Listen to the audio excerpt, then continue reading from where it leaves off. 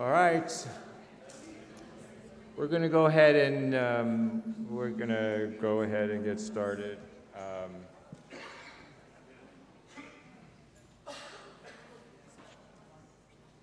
Well, first, let me introduce myself. I'm Jeff Goldhagen. I'm a pediatrician from Jacksonville, Florida, and have the privilege of being the president of ISSOP over the last year, following Nick Spencer, who had this position for 15 years or so. So we can't thank you enough, and want to welcome you to Beirut on behalf of the American University of Beirut and on behalf of the International Society for Social Pediatrics. This has been a labor of love for sure over the last 2 years. The journey has been one that has taken us around the world, and in collaboration with multiple people that you'll hear speaking over the next several days. We have, I think, an amazing group of presenters, organizations, expertise that I don't know that I've ever seen at one place at one time like we'll have here.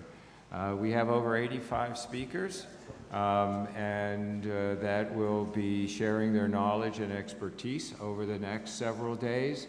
And that's 85 speakers. We have about 200 people registered, which means we have about 115 other people with tremendous experience and expertise that our expectation is very much that you will share that, in particular in our breakout sessions. As we'll talk about in a few minutes, we're much stronger together than we are as individuals, and our voices are much, much stronger together than alone.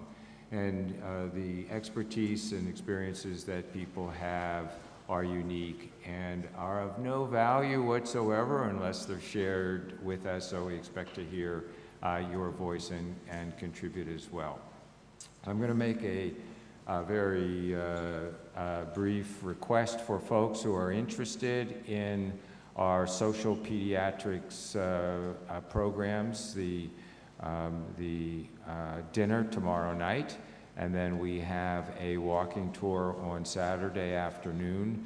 And so folks that are interested in participating with us, our social programs, our dinners are generally listed by Condé Nast and by most newspapers as events of the season. So you wouldn't want to miss the event of the season and not have your picture taken at our social program, which will, I'm sure, be blasted across the internet and social media. So you don't want to miss that. So please feel free to participate with us in that, in those social events.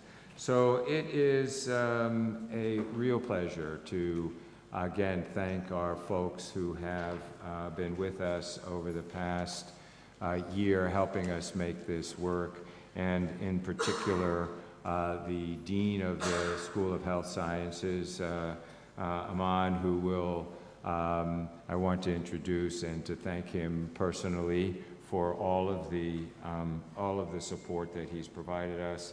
I'm not going to really spend much time talking about the bios. You have in your program, you have all of the bios of all of the speakers. But just needless to say that I've spent a lot of time in schools of public health and schools of health sciences, worked around particularly the US and other places around the world.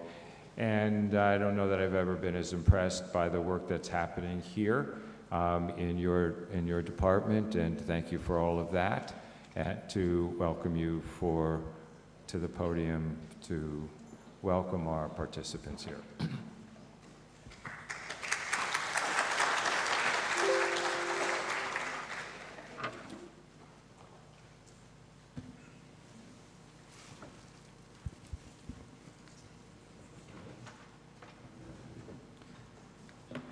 Thank you, Jeff, and thank you all for being here.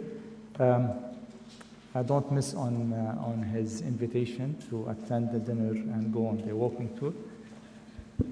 Is it fine? Okay. Are you okay? Is it better now? Okay. So please don't miss on these opportunities. If you have time, you should do it and do more. So our representative of His Royal Highness, thanks for being with us, and Excellencies, distinguished colleagues and friends. It gives me great pleasure to welcome you all to Beirut and to the American University of Beirut. I will, if you allow me, I'm going to break away from the tradition of the usual welcome remarks and actually use a presentation to deliver my remarks and actually make my point. It is currently estimated that 1 in 4 people on the planet, more than 1.5 billion, live in fragile and conflict-affected states or in countries with very high levels of criminal violence. In fact, there are more armed conflicts in the world than at almost any point since World War II. The majority of these armed conflicts are civil conflicts and civil conflicts with foreign interventions. And these come at a very high price. There are almost 71 million displaced persons in the world. Of these, more than 13 million persons were displaced in 2018 alone. Unfortunately, in our region, the Arab region, almost half of our 22 countries are in some state of war, conflict, or political instability. Furthermore, our region hosts 50% of all displaced and refugee populations in the whole world. Refugees are also taking risks, crossing land and sea for better opportunities in Europe and the global north, for a chance of a better life and a future for their children. And on their way, they're facing occasionally, and maybe more than that, walls of deterrence and discrimination, be it physical, legal, or cultural. These wars and civil conflicts are protracted, and they are impacting short and long-term development in afflicted countries, and further widening the poverty gap in our world. Not surprisingly, women or children are the main victims of these endless conflicts. And I'm going to talk a little bit about Lebanon as an example. Lebanon hosts more than 1 million Syrian refugees. Half of them are children. 60% of the children are out of school. Young girls are marrying at an early age. And most of the children, or 30%, are actually in the labor force. The words and numbers are not enough to tell us the full stories. Maybe photos would help. So as we look at these photos from Gaza, Syria, Iraq, or Myanmar, what should be of concern to us is what lies behind numbers, namely the life, well-being, and dreams of every child. What should concern us are these invisible traumas and wounds of which children suffer in silence. It is these deep wounds and traumas that will heal slowly or never heal unless we intervene.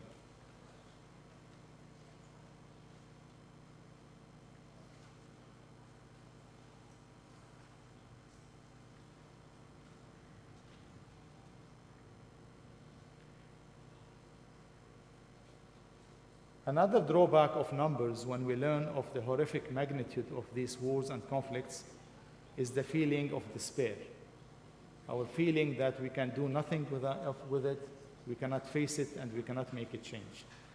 The risk of withdrawal and retracting from doing anything, of becoming silence, and this is something that we cannot afford. And this is exactly what this conference is all about. It's going beyond the numbers to understand the deep meaning of wounds and address the root causes of these wars and conflicts. This is our role and that of a society such as the International Society for Social Pediatrics and Child Health. At this point, I would like to pay a tribute to a friend of the Faculty of Health Sciences at AUB, to David Sanders, who left us too soon. David was an activist social pediatrician who believed in health as a human right and called for a global struggle against inequality, poverty, exploitation, violence, and injustice, and called for a fair and equitable global political and a global economic order. Reflecting on our region again, the Arab world is a young region, and its population is growing fast, but mainly in its poorer countries. Its people are born and growing in a region that is struck by wide disparities between and within its countries, with a lot of water shortage, food insecurity, failed governance, and a higher expenditure on military than health. It is these causes and causes of causes that we need to address to stop and prevent wars and give people a better chance in life. At our Faculty of Health Sciences, we have committed to a vision, I would say a daring vision. A vision of being a leading academic voice and driver for peace, equity, justice, and better health in the Arab region and beyond. This is a vision that challenges us every day and reminds us of our priorities. We try as much as we can to instill the spirit and these values in our students.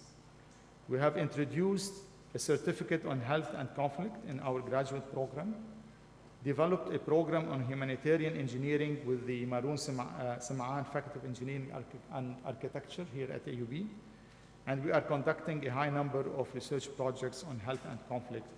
We're also leading the Lancet AUB Commission on Syria, and as part of our work on this commission, we have organized a side event at the UN General Assembly, and we've also now calling for the establishment of a global alliance on health in wars and armed conflict. But this is not enough, as none of us can do it alone. So this conference represents an opportunity for researchers, associations, and institutions to network and collaborate on and for a common agenda. I want to thank the ISSOP for their commitment to the theme of this conference, and thank our partners in organizing it.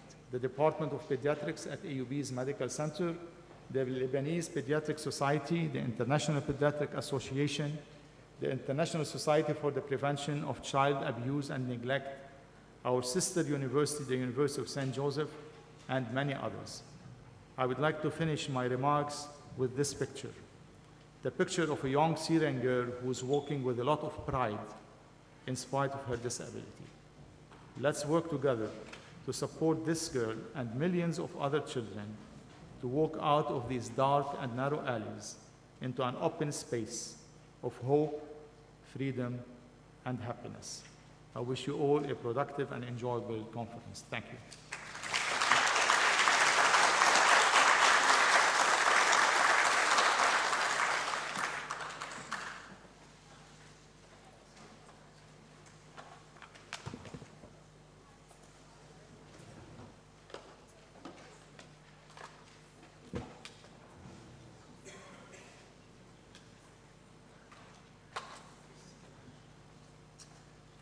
Thank you, Iman. That, I think your presentation reflects the tremendous work that's happening here in the leadership that you're providing, and we hope, or we intend to really continue that work together with you in the future through ISSOP and our collaborators. So let me now also introduce Miguel Aboud.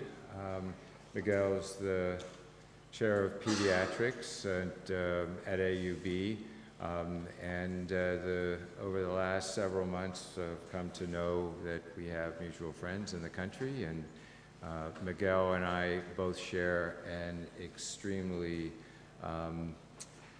important event in our lives that we both evacuated for Hurricane Dorian. And Miguel was in South Carolina, I was in Florida, and we should have met somewhere like in Georgia and for the evacuation. Miguel's been quite a partner in this journey as well. Miguel. Thank you. Thank you, Jeff, and welcome to Beirut and to the American University of Beirut. And I would like to extend this welcome on behalf of the Department of Pediatrics and Adolescent Medicine. I don't have a formal presentation for you, but we as pediatricians, and especially involved in the training of young pediatricians, deal with the end product of what we saw. You know, pictures, statistics, data do not come close to the reality on the ground that we have. And in the department, we have several initiatives that have been designed to help refugee children and also our Lebanese children who have suffered significantly because of ongoing instability and conflict in the country. We are facing an unprecedented economic crisis that puts a huge burden on our healthcare and delivery system. We have a very fragmented healthcare and delivery system that makes it difficult to channel resources to the appropriate population. And the burden falls on private enterprise and non-governmental organizations to pick up the slack, as we would say. And this is exactly what we have done. We have established in the department and with the support of the leadership at AUBMC, Dean Sayer and his team, several funds that support needy children. I would like to name a few and discuss these with you later, maybe in a plenary session. You know, we have, in one of the sessions, we have the Children's Cancer Institute has humanitarian funds for the treatment of children with cancer who are refugees in Lebanon. And Dr. Raya Saab has ably led that, and she will discuss those with you later. We have a fund that is very close to my heart. It helps Syrian refugee children have outpatient care at the American University of Beirut, which is really expensive. So we get a large number of children through our outpatient clinics, and they are all funded for their care. This applies particularly to those children with chronic blood disorders like sickle cell, thalassemia, Fanconi's anemia, that are particularly difficult to manage. So in a loose network with other organizations and with the funding from our Syrian fund, we have been able to take care of a large number of children.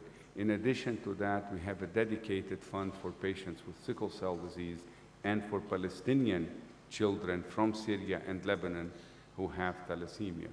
We also, you're going to hear from Dr. Khalid Younis, we have a fund that's dedicated to helping children, neonates who require intensive care, and another fund that helps children with congenital heart disease with a subset specifically set to help Syrian children, and we have done a large number of surgeries for congenital heart disease for these children.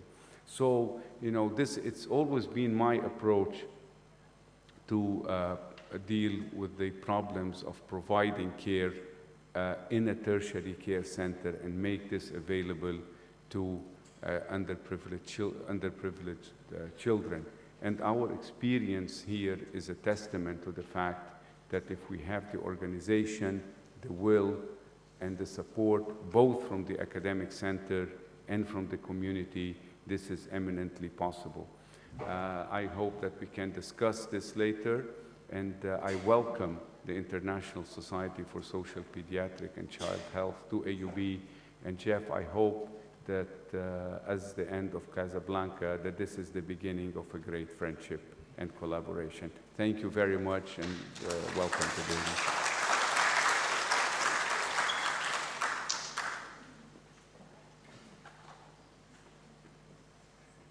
Well, again, I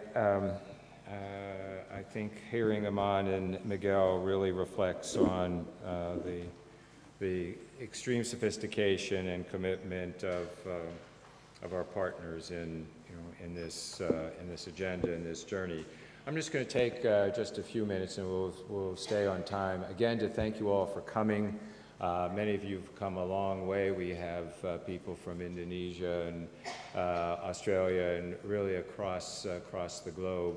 And in particular, I do want to thank the global organizations that have come here to be with us. ISSOP is the International Society of Social Pediatrics. We've been working over the last 40 years. Initially started as ISSOP, but 10 years or so ago became far more of an international organization. We think that we may be amongst the only, or perhaps the only, pediatric organization in the world that is working globally to address these type of issues, these profound existential issues impacting children in childhood, using a child rights-based approach with a focus on equity and social justice and child rights. One of the examples of that is that we will not put on a conference without having expertise in child rights with us, and today, over the next couple of days, we have Ziva Vagri and close friend Jerison Lansdowne.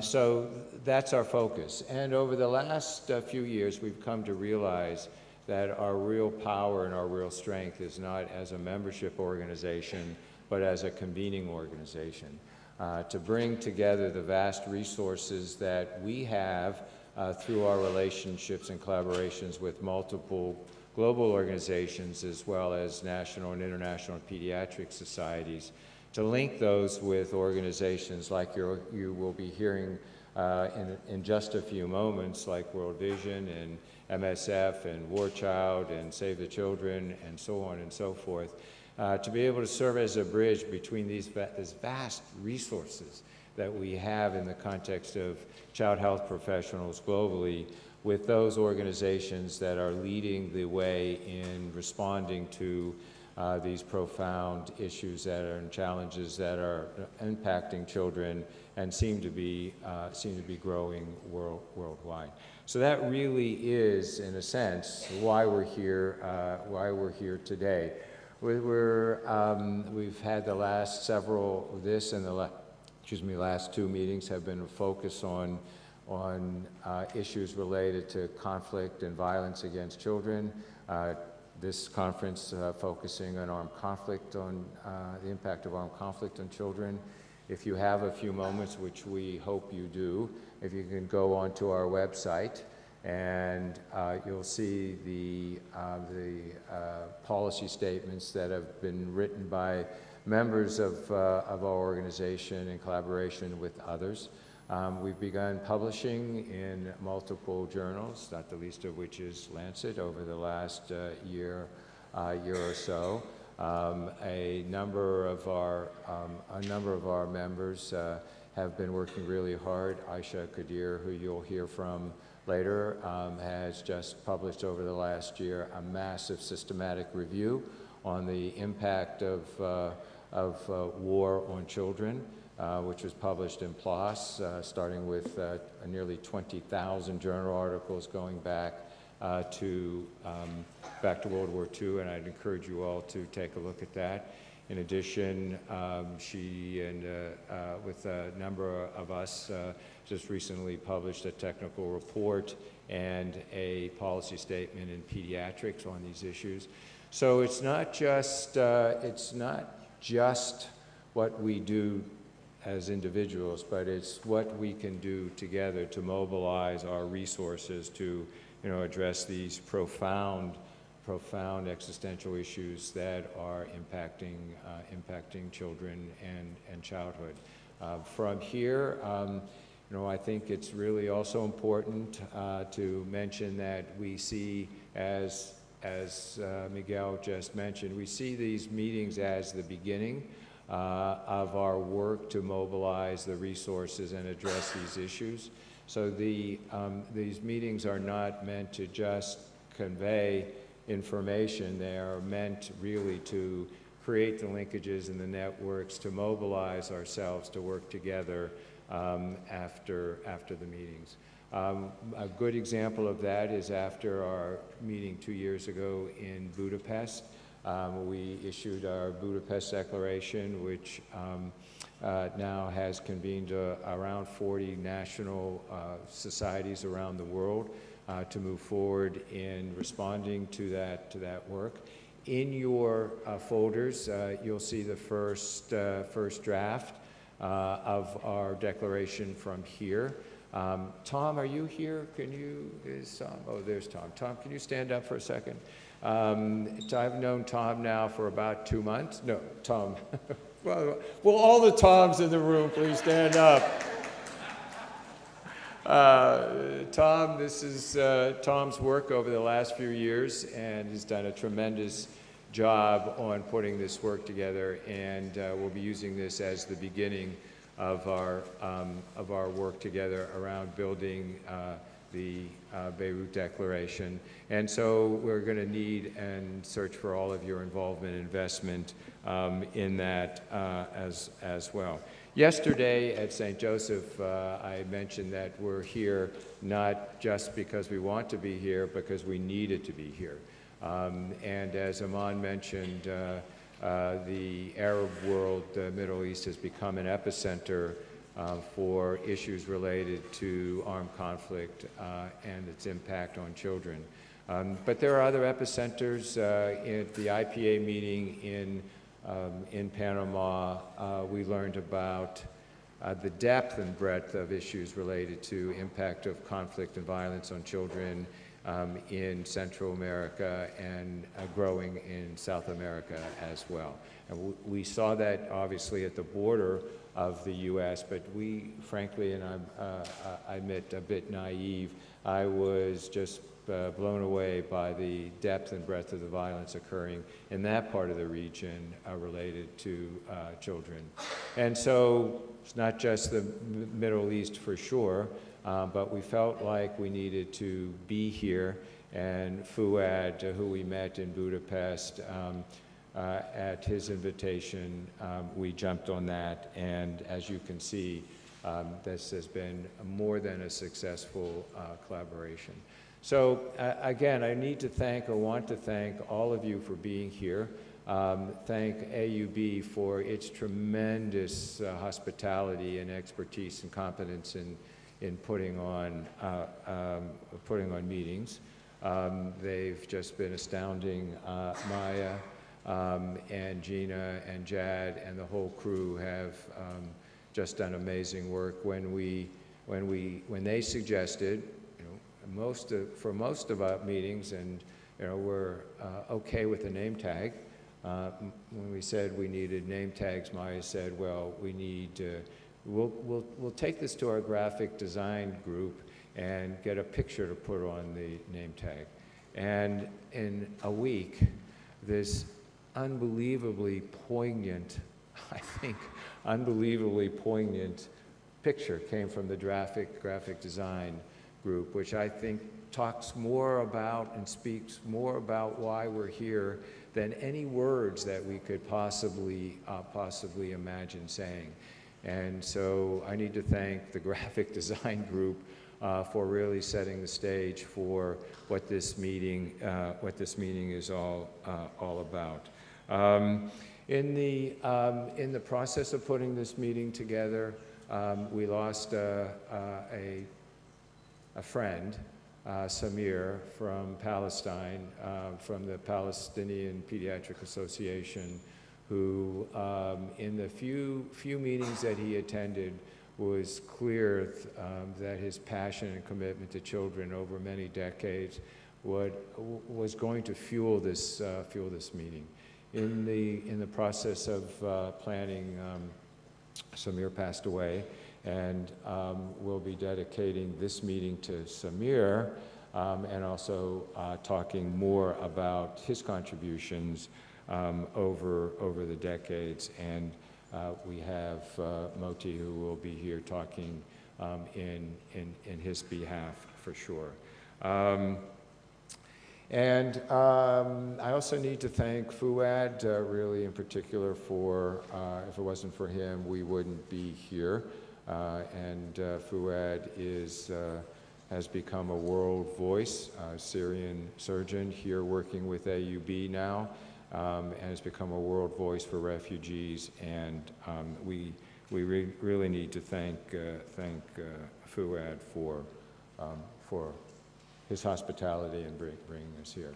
I'm going to make an apology, and so it's probably not appropriate to apologize at the beginning of a meeting, but my capacity to spell many of the names on the programs, you'll see that there may be some errors. Maya picked up on many of them, and very diplomatically sent me a long list of names that I misspelled. And so if we have misspelled any of your names, I apologize profusely. And unfortunately, the program's printed, and there's not much we can do about that. Before we get started, before we move forward, I'd like to ask Iman, and is Iman still here? Did he take off? And Miguel, are you still here? Oh, if you could come up, and Fuad, if you could come up as well, please. Fuad, would you come up as well? You know, it's, I don't think it's a secret for anybody who's tried to buy gifts for men, that it's very difficult, especially old men. It's really very difficult to figure out. Women, you know, you can buy some jewelry, they're really, yeah. Well, you're not getting it, so so lighten up. This is not necessarily a gift from ISSOP, although through me to ISSOP. This is a personal gift, in particular because you represent an academic institutions. I have brought you gator caps from the University of Florida. And these are more than just caps. This is true. Although the sun used to never set on, you know, the British nations, it now never sets in the Gator Nation. So wherever you go in the world, right, you put this cap on, and in a matter of moments, you will be, you will make new friends and colleagues for sure. And so, in your worst, you know, if you run out of money somewhere, get stranded somewhere, put this hat on, and you will find a home. So I want to I welcome you to the Gator Nation. Wear it proud. Just don't wear it here. Don't wear it in the south of the United States because, you know, there's a lot of competition there. So just be careful where you wear it, but wear it proud. And want to thank you. Thank you for sure. All right, so that we're not too far off. I have an excuse on top of everything. My watch broke, so I don't have a watch. So we're about 7 minutes over. I'm going to turn this over to Tony Waterston. Tony, who's going to introduce our next speaker. Tony has been, again, a close friend and colleague over the years and has been a major force in ISSOP, and through his work individually and through the Royal College of Pediatrics and Child Health, has played a major role in Palestine and the Middle East in his work as well. So, Tony? This talk here has to be with you. Maybe they're all doing it. Thank you very much, Jeff and colleagues. When we were framing this conference and starting off, clearly we had to start with prevention. But the prevention of war and conflict is one of the most difficult topics and complex in the world. And we haven't done very well so far either. But I made the suggestion of His Royal Highness Prince Hassan for this opening address, because I have been fortunate to have met him on several occasions, and through the vagaries of the British establishment, which I don't really claim very much connection with, I have a family connection with Prince Hassan. I heard him, I invited him to speak actually in Jordan, in Amman, about, it must be 7 or 8 years ago, at a meeting of the Royal College. And he gave the address there, and it was astounding because of his grasp of the strategic issues in this whole area. So just to help you to understand a little bit about His Royal Highness, he's the brother of King Hussein, who was famous really throughout the world for many, many years for his advocacy for peace in the Middle East and for his leadership. And Prince Hassan was the crown prince for many years, and he's the uncle of King Abdullah, who is now the King of Jordan. He's also a great thinker. He's a pluralist and a staunch campaigner for the rights of all to live in peace and dignity. He established the Arab Thought Forum, the Royal Institute of Interfaith Studies, the High Council for Science and Technology, and a number of other equivalent organizations. His international commitments have included co-chairing the Independent Commission on International Humanitarian Issues, and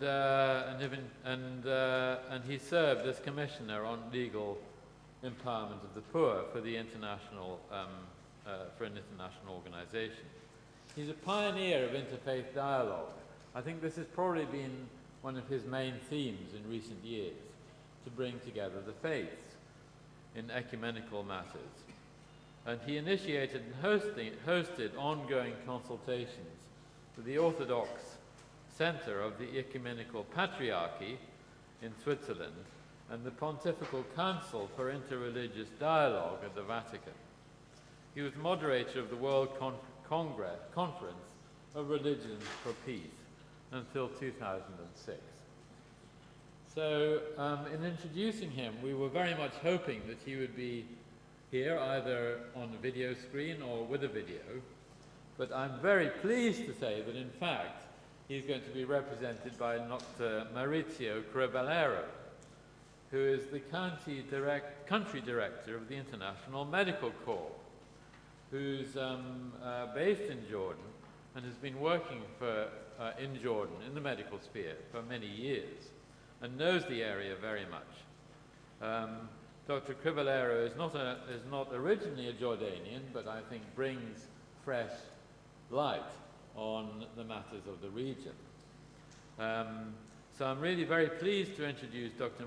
Maurizio Cribellero, who's going to deliver Prince Hassan's speech on the determinants of armed conflict. Can war and its impact on children be prevented? Dr. Maurizio.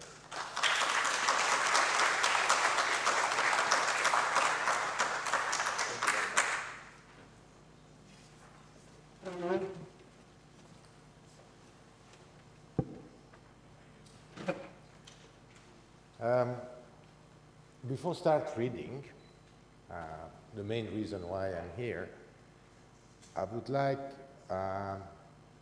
to share with you the amazing astonishment in seeing your commitment on the children's and on their health. Going to our hospitals and health centers in the Zaatari and Azraq camps, what is shocking is that 2/3 of the population of these camps are old kids.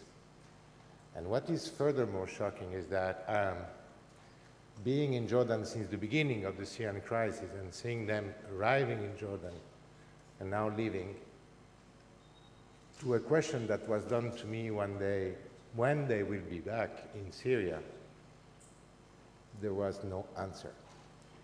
And these kids will live and grow in a very sad environment, that is a camp environment, with all the limitation to their well-being and their growth that it implies. Aside that, in addition to the words that you have spent about Prince Hassan, and being a very seasoned humanitarian operator, so maybe sometimes relatively cynic, I would like to share with you this person is simply fantastic. He's one of these very few leaders that have a vision today in the world. His concept of social security versus military and internal police security, it's pretty amazing. His commitment to the well-being, the growth of the children and the youth, to the concept that it's way better to take care of a nation from the social and economic perspective than spending fortune in defending the borders, is absolutely inspiring. So let me now share with you what he wants to tell you.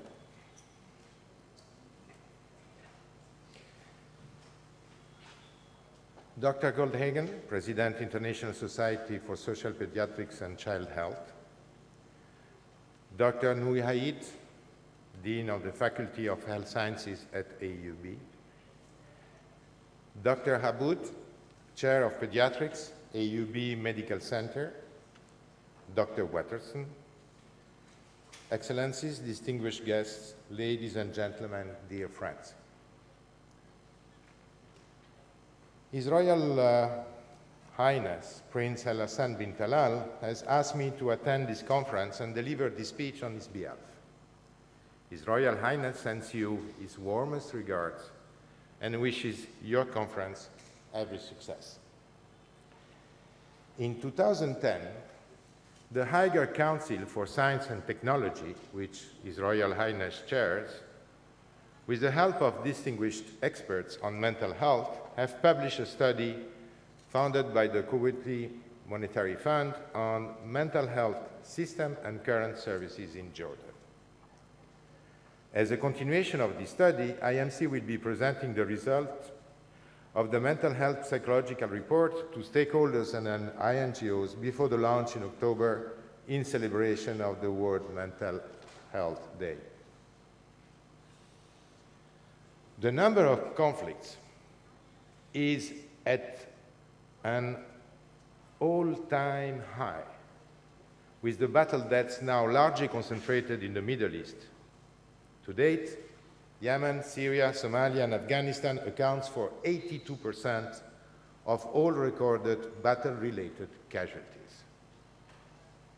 If we seek to prevent conflict from escalating into armed warfare, or failing that, which happen often, to at least achieve an end to fighting as soon as possible, and if we want to maximize the opportunity for avoiding a return to war after apparent settlement, we must first be sure that we properly understand armed conflict and their causes. The research on causes of armed conflict so far has not produced a consistent theory satisfactory to most scholars working in this field. To date, recognized determinants of conflict are varied. However, it's very likely that there is one consensus, that conflict cannot be reduced to a single cause or a single explanation. Within the recent past, the nature of the conflict has changed, with wars increasingly fought in the urban context leading to a higher number of civilian deaths and life-changing injuries, with a rising number of attacks on schools and hospitals, with the continued denial of humanitarian aid or its use as a weapon of war, with the continued flouting of international rules and basic standards of conduct that exist to protect civilians in conflict. Children are disproportionately suffering the consequences of these brutal trends. During the last 10 years, around 10 million children are estimated to have been killed as a result of a war. Presently, more than 1 in 10 children worldwide are affected by armed conflict. And since the end of the Cold War, the number of children living in conflict zones has doubled. To date, 13 million people in Syria require humanitarian assistance, of which half are recorded as children. In Syria, years of conflict have led to the killing of thousands of children, including by the use of indiscriminate, disproportionate, or unlawful weapons by all sides. The ICRC and the Human Rights Council Commission of Inquiry on Syria have concluded that many children have also been tortured in detention, often in front of their parents. Many other children and adolescents have been recruited as fighters or suffered the repeated infliction of physical and emotional trauma. War affects children in all the ways it affects adults, but also in different ways. First, children are dependent on the care, empathy, and attention of adults who love them. In times of war, their attachments are frequently disrupted due to the loss of parents, extreme preoccupation of parents in protecting and finding subsistence for the family, and emotional unavailability of depressed or distracted parents. Further to this, a certain proportion of war-affected children will lose all adult protection, the families and unaccompanied children, as they are known in refugee situations. Second, impacts in childhood may adversely affect the life trajectory of children far more than adults. Consider children who lose the opportunity for education during war. In Syria, for instance, 1.7 million children are out of school. The figure is from UNICEF. Consider children that are forced to move into refugee or displaced person camps, where they wait for years in miserable circumstances for normal life to resume, if it ever does. Consider a child disabled in war. They may, in addition to loss of a limb, sight, or cognitive capacity, lose the opportunity of schooling and of a social life. Ultimately, long after the war has ended, these lives will never attain the potential they had before the impact of war. Overall, children account for the majority of civilian casualties. Mostly, they do not die from the weapons themselves, but from preventable diseases that aren't prevented or treated because the health system and infrastructures have been destroyed. In Syria, in 2017, there were 175 recorded attacks on education and health facilities and personnel, 361 child-related injuries, and 910 children killed. War is so devastating that, if at all possible, it should be avoided. But if reasoning and negotiation fail to yield peace between nations and countries and war results, the loss to children must be minimized. While this speech emphasizes the scale and severity of the threats facing children in conflict today, Recent history has shown that when there is a political will, action, and funding, the protection of children is possible.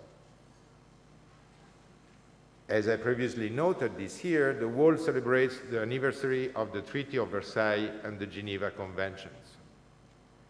Commemorating these events represent an important opportunity to recommit to upholding the rights and dignity of the people. To this end, a new principle of humanity should be placed at the center of national and international policy making. The internationally recognized responsibility to protect should be augmented by the responsibility to respect, which would oblige governments to pursue social justice beyond the scope of the immediate conflict. Protecting the world's children from the worst effect of conflict is a goal we can achieve.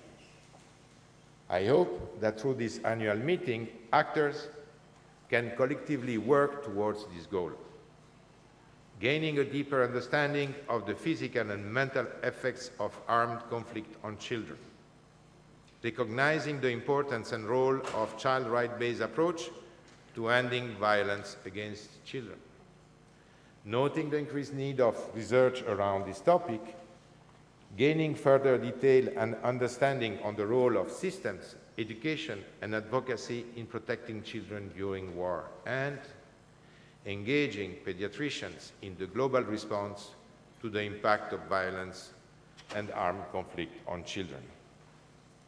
I wish you a faithful meeting and hope for a world of reduced conflict and adequate protection of children during times of war. Thank you.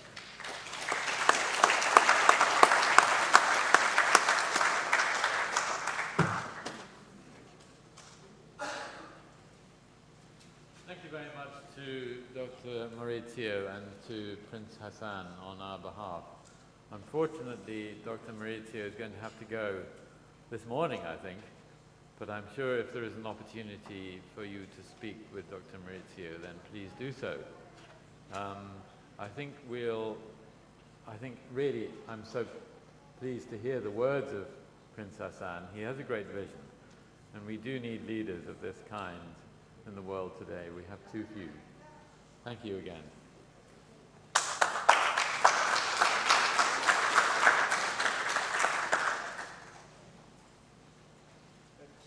Ask Jean as Jean's walking down, I just wanted to just put the question which we want to keep in the forefront of our minds, and that is what is the role and function of pediatricians, child health professionals in addressing war, stopping war, preventing war? How do we function in that capacity? For those of you who may know, remember the IPPNW, the International Physician for the Prevention of Nuclear War, and won the Nobel Prize for their work on that. And if not pediatricians who bear witness more than any group to the impact of war, if we're not involved, then who is? Jean, I'm going to introduce Jean. Jean's been a wonderful partner and colleague in our scientific committee as we've built this program, and has had years and years of experience working with colleagues in the Middle East, and we've learned much from you during this journey.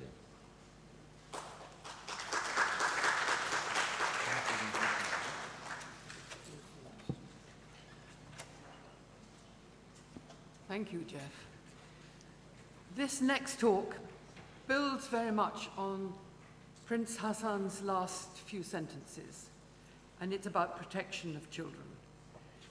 I share Jeff's wish that as pediatricians and other healthcare workers, we could prevent war, but that's a bit of an ambition. I think we are absolutely beholden to do everything we possibly can to protect children, and I'm delighted that Bill Forbes is going to talk on that topic. He is the lead for child protection and participation for World Vision, and World Vision's work worldwide is an integral part of the collaboration to try and build up principles and guidelines like the ones we heard about yesterday in SPA to help us all collaborate and make things just a tiny bit better. So Bill, thank you very much.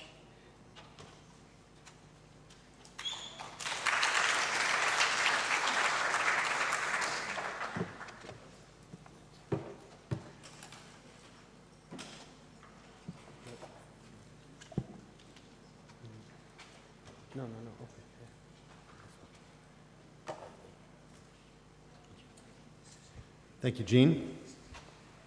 Thank you, everyone. Okay, let's go back. Sorry. Okay. Thank you, Jean. Thank you, everyone.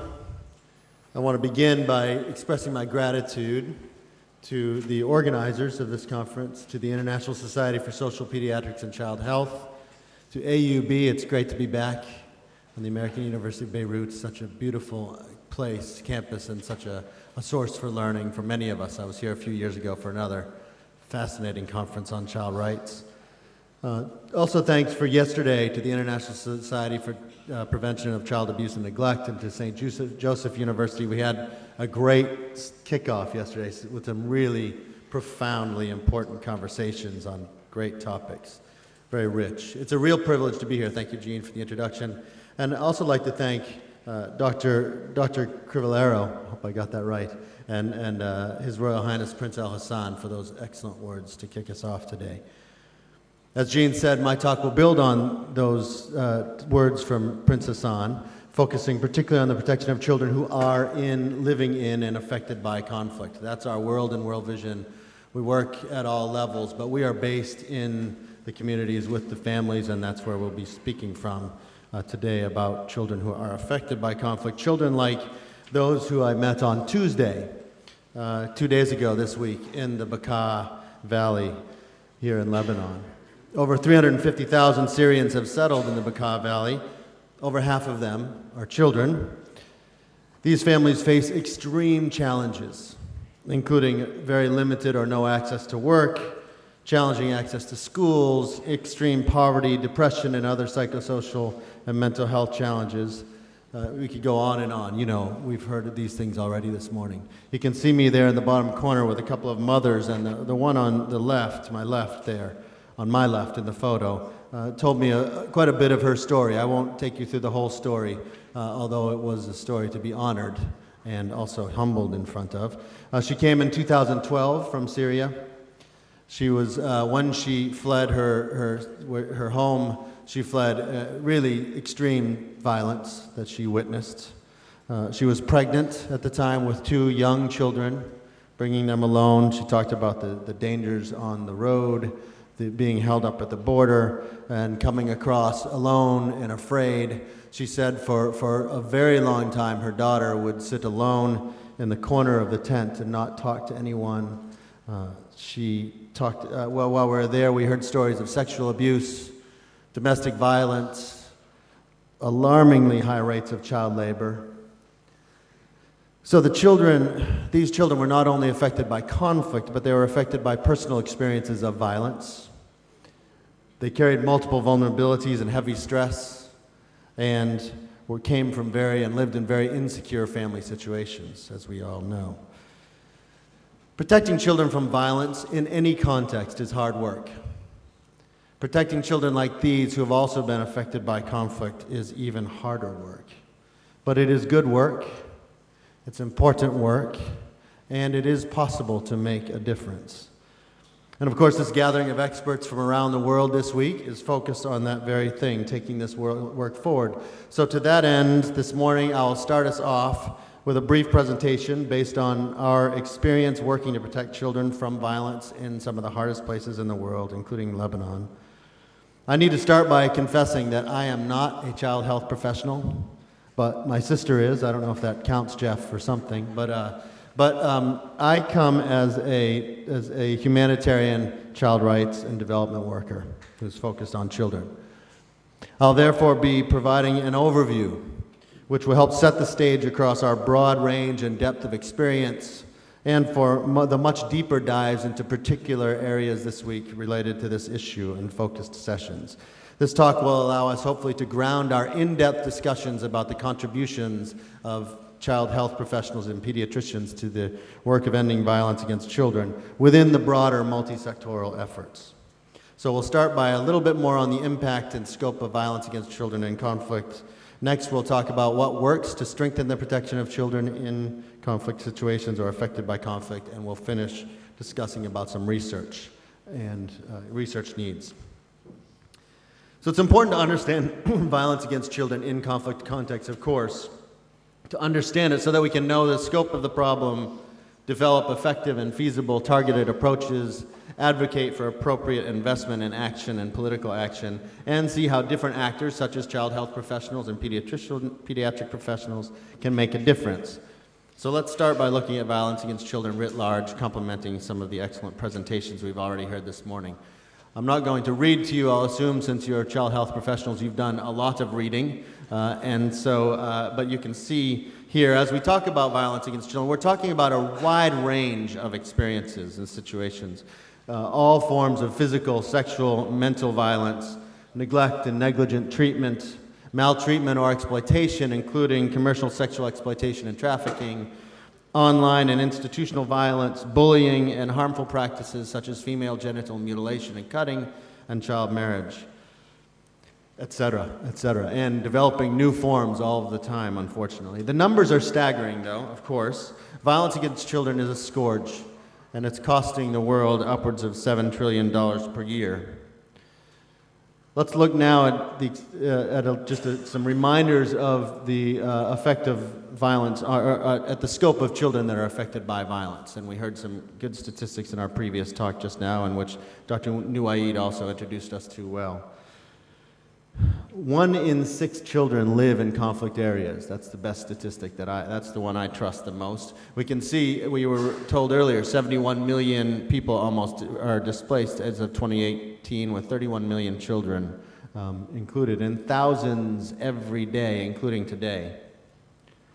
But when you get to the intersectionality of personal experiences and risks of violence with conflict, that's when things get even more challenging. The most serious harm that we see increasing in conflict situations are referred to as the grave violations affecting children. These grave violations, these 6 grave violations, have a United Nations monitoring and reporting mechanism, and the United Secretary General calls out parties and states who perpetrate these violations on an official list. But in addition to these grave violations, we also see, what we see is an increase in all forms of violence in conflict situations, including abuse, exploitation, neglect, child marriage, child labor, trafficking, and of course the reason the prevalence of violence against children increases is because of the increase in threats and harms and the decrease in resilience and protective factors and social systems which would normally protect them. So not only is the scope of violence against children affected by armed conflict overwhelming, the impact on children is devastating. And of course, you know this as child health professionals as well as anyone, or better than others. Violence against children affects their health, obstructs their education, and diminishes their chance for a life free from poverty and discrimination. Let's look at some of the impact or consequences. Some of you have seen this graphic before from the World Health Organization, which outlines some of the short and long-term consequences on individual children who experience violence. Increased injuries, increased mental health problems, maternal health problems, increased communicable and non-communicable diseases and behaviors, including alcohol abuse, HIV, cancer, and suicide. And of course, the adverse childhood experiences. Studies also show the importance, that demonstrate the lasting impact of violence against children. In conflict, though, we see additional layers of risk and harm. We see increased direct impacts like death, increased risk of death, and physical and psychosocial trauma. We see family separation, of course, and exploitation and displacement, leading to the breakdown of the systems and social networks that previously served to mitigate risks for girls and boys. We also see increased rates of child labor and child marriage. When we think of child marriage, we've seen a dramatic shift, for example, in the Syrian population. In Jordan, in the first 3 years after the conflict, we saw child marriage even rapidly, more than triple the rates of child marriage from under 12% to over 32%. And of course, once a girl is married, we know that the health and long-term risks and consequences just multiply, with high rates of sexual and gender-based violence, extreme risk associated with pregnancy and childbirth, which is the #1 killer of girls aged 15 to 19 in the world, and of course loss of educational opportunities, mental distress, and the rest.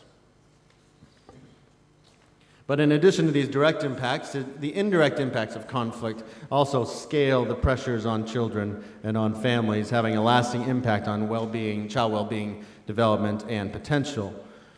So we're beginning to get a picture this morning in the series of presentations of violence against children in conflict contexts. But to truly understand it, we need to learn from children themselves. This resonates with what Prince Hassan talked about, combining our responsibility to protect with our responsibility to respect. We need to respect children and their voices and listen to them. We should not assume that we know their perspectives and experiences. This is why World Vision and other organizations invest in structured process of listening to children's voices in order to understand their situation. So, for example, in 2018, we surveyed over 1,200 Syrian children in Lebanon, Syria, and Jordan, and this process gave us insights into the lives of children that surveying adults or observational research never would have given us. As you can see here, the majority of children talked about the lack of access to health care, their experiences in child labor, not attending school, living in unsafe housing. But what most impacted me as I read through this data, and as I reviewed other interviews, and it resonated with my experience of speaking to children in situations like this myself, were the less tangible impacts. Impacts such as how sad children are when they have no friends and they face discrimination by their peers in the host community. How powerless children feel when they cannot help their family and they see their family in such dire situations and pressures. How difficult it is to process grief and change and fear and anger when so much tumult and chaos is happening around them. And how, even in the context of conflict and these terrible stories, sometimes the bullying of a 12-year-old can be the most immediate pressure that they are feeling and thing that is on their most immediate concern. Well, the good news is that we can make a difference. I urge us to never boil this work down to simple solutions. As some of us have heard in the pre-conference yesterday, and as the families I met with on Tuesday told me, this is a hard struggle, requiring courage and humility and wisdom. But nevertheless, we are seeing measurable impact on the protection of children in the hardest places in the world. Our work to strengthen the protection of children is focused on strengthening the protective environment around children, while addressing the root causes of violence through a multi-sectoral approach. Working with parents, teachers, community leaders, government, faith leaders, and children themselves can strengthen the factors that protect children affected by armed conflict. So we'll speak a little bit about that, about what we have seen can have an impact. In a humanitarian conflict response situation, our first protection priority is the establishment of some basic child protection services, often by the humanitarian aid community in collaboration with the host government. This includes comprehensive case management, family tracing and reunification for separated children, gender-based violence, and mental health and psychosocial support, providing that first critical level of protection for children in conflict. But in addition to these humanitarian child protection services, we also begin in humanitarian response early on to analyze and strengthen child protection systems, which create the protective environment around kids. Even in conflict situations, many children are protected from many threats. So our first question is to ask, who and what are protecting these children? The actors and factors that are protecting children in any given context including in conflict contexts, constitute the child protection system. And they are, even though they are broken and inadequate, they are our starting point. For example, when we spoke with children and families in Eastern Democratic Republic of Congo in districts that had been riddled and riven by war for decades, as well as in that moment just this past year, really struggling with Ebola, who protects those children? They talked about families, of course, as the first line of protection. They talked about parents' attitudes toward children, the different types of attitudes being the primary and most important factor in whether children were protected from conflict, or from violence, or whether they could recover if they experienced violence. It was the parental attitude towards children, they said, that made the biggest difference. Also, they talked about the influence of faith leaders in those communities in preventing violence. They talked about traditional interfamily conflict resolution mechanisms. They talked about peers and friends and health clinics. You'll be glad to know that health clinics made the list. Now, in that Eastern Congo, the system is not adequate enough. It's faulty and broken and not protecting children as it should. But there were actors and factors that provided a starting point. From there, then, we go on to look at strengthening the protective environment in the system through addressing the root causes of vulnerability. You can see we implement using the 3 principles on the circle in the outer ring: building capacity of local partners, strengthening collaboration between formal government actors and informal actors. In conflict, often the informal actors play an even higher role because in many cases the government cannot, or in some cases will not, provide the services that they normally would, and addressing root causes for violence, including addressing things like economic drivers and access to education, etc. We also work in particularly focusing on these 5 actors: girls and boys as agents of their own protection, strengthening families as the first line of protection, partnering with communities, catalyzing faith communities for the unique contribution they can make in preventing and responding to violence, and influencing governments. And we work across these 4 domains here on the right: empowering children with life skills and resilience, transforming attitudes and behaviors towards social norms which are positive and protective, strengthening services and support mechanisms, and of course health services play a critical role in that, and improving laws and accountability, including laws about violence against children, but other laws like and policies like right to work and international humanitarian law and even traditional and customary law. The balance of who does what in any child protection system varies from context to context. It's not a blueprint. But what is critical is that in any context, various actors work and connect together, performing necessary functions so that children live in a protective environment where everyone is looking out for their well-being and ready to intervene to protect them from harm. Indeed, those of us with our own children understand this is what is needed to keep them safe. And that's our approach. For the past 18 months, we've been undertaking a focused action learning process with our teams in the Eastern Congo and in Jordan with the Syrian refugees to look at, does this approach work? It emerges out of more stable contexts, but does it work in fragile conflict-affected contexts? And we found that even in the most resource-poor conflict-affected contexts, a system can be strengthened. A system which is sustainable beyond international aid, building their capacity in ways that can be adaptable to the ever-changing context in fragile contexts. We also found that the importance of context analysis to ensure that we identify root causes and target the interventions appropriately. Collaboration, as I mentioned before, between formal and informal actors, which takes time but is vital to building ownership, capacity, and resilience. And finally, the importance of building in adaptation and adaptive capabilities as we invest in the child protection system. This importance of adaptation became very clear in the Kenya riots back in 2008. Some of you remember the riots in Kenya after the election in 2008, and where immediately after the election, dispute around the results resulted in very rapid onset, massive riots throughout different parts of the country where over 1,000 people were killed and 500,000 displaced over a period of a very few short weeks. The international community had to, in many cases, leave the most highly affected areas, but we had been investing in the child protection system, the child protection committees in the slums and in the villages, and teachers and others to for many years, or for a few years, to strengthen their own attention to and efforts to protect children. Well, the international community had to pull back as the conflict escalated and the riots escalated. And those actors, those Child Protection Committee members and teachers and others, were, of course, dispersed along with their neighbors.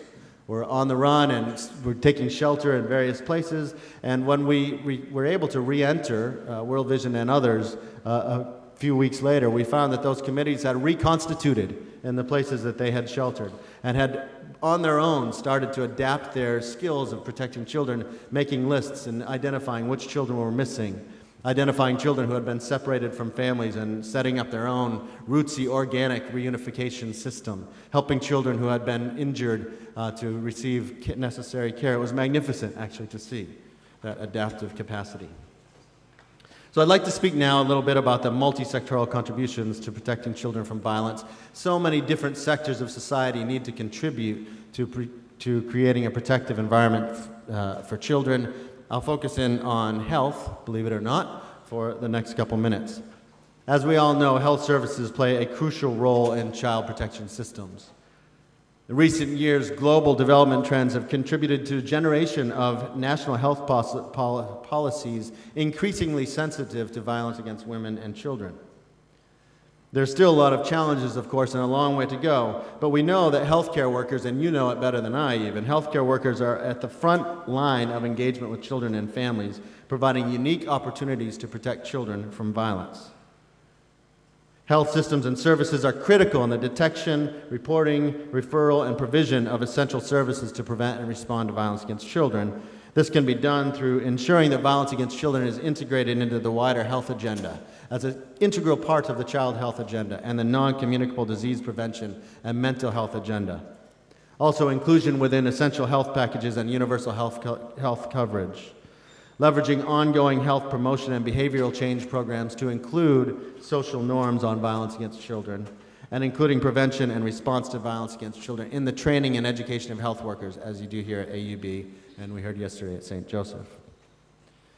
I'd like to speak a little bit about community health workers, which is, community health workers are something we in World Vision depend on and work with greatly around the world because we are working in extremely remote and difficult areas. Community health workers, many of you probably know, are individuals who have been trained to deliver basic health services, but they do not hold a professional health qualification. The World Health Organization estimated in 2011 that there were 1.3 million community health workers.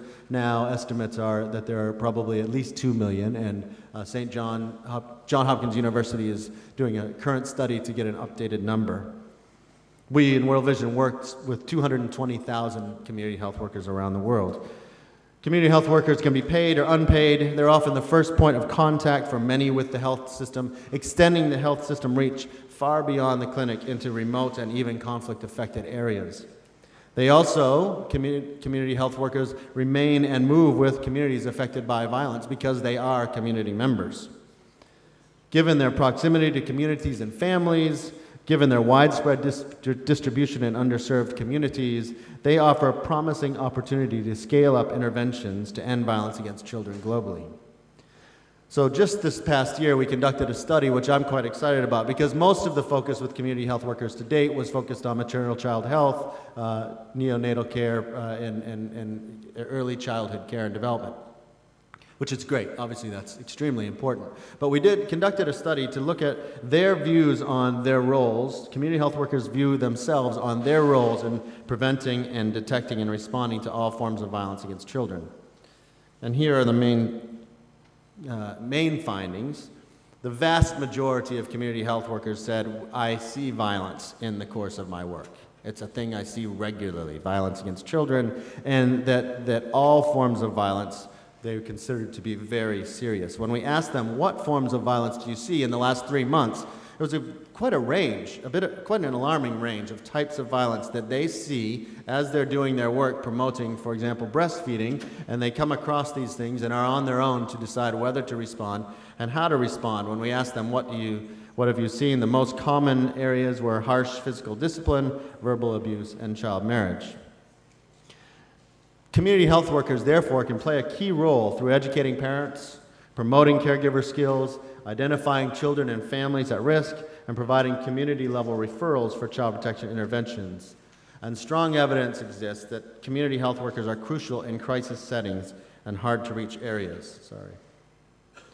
You can see the conclusions of the study here. It demonstrated that community health workers indeed do frequently encounter violence against children in households and throughout the course of their work.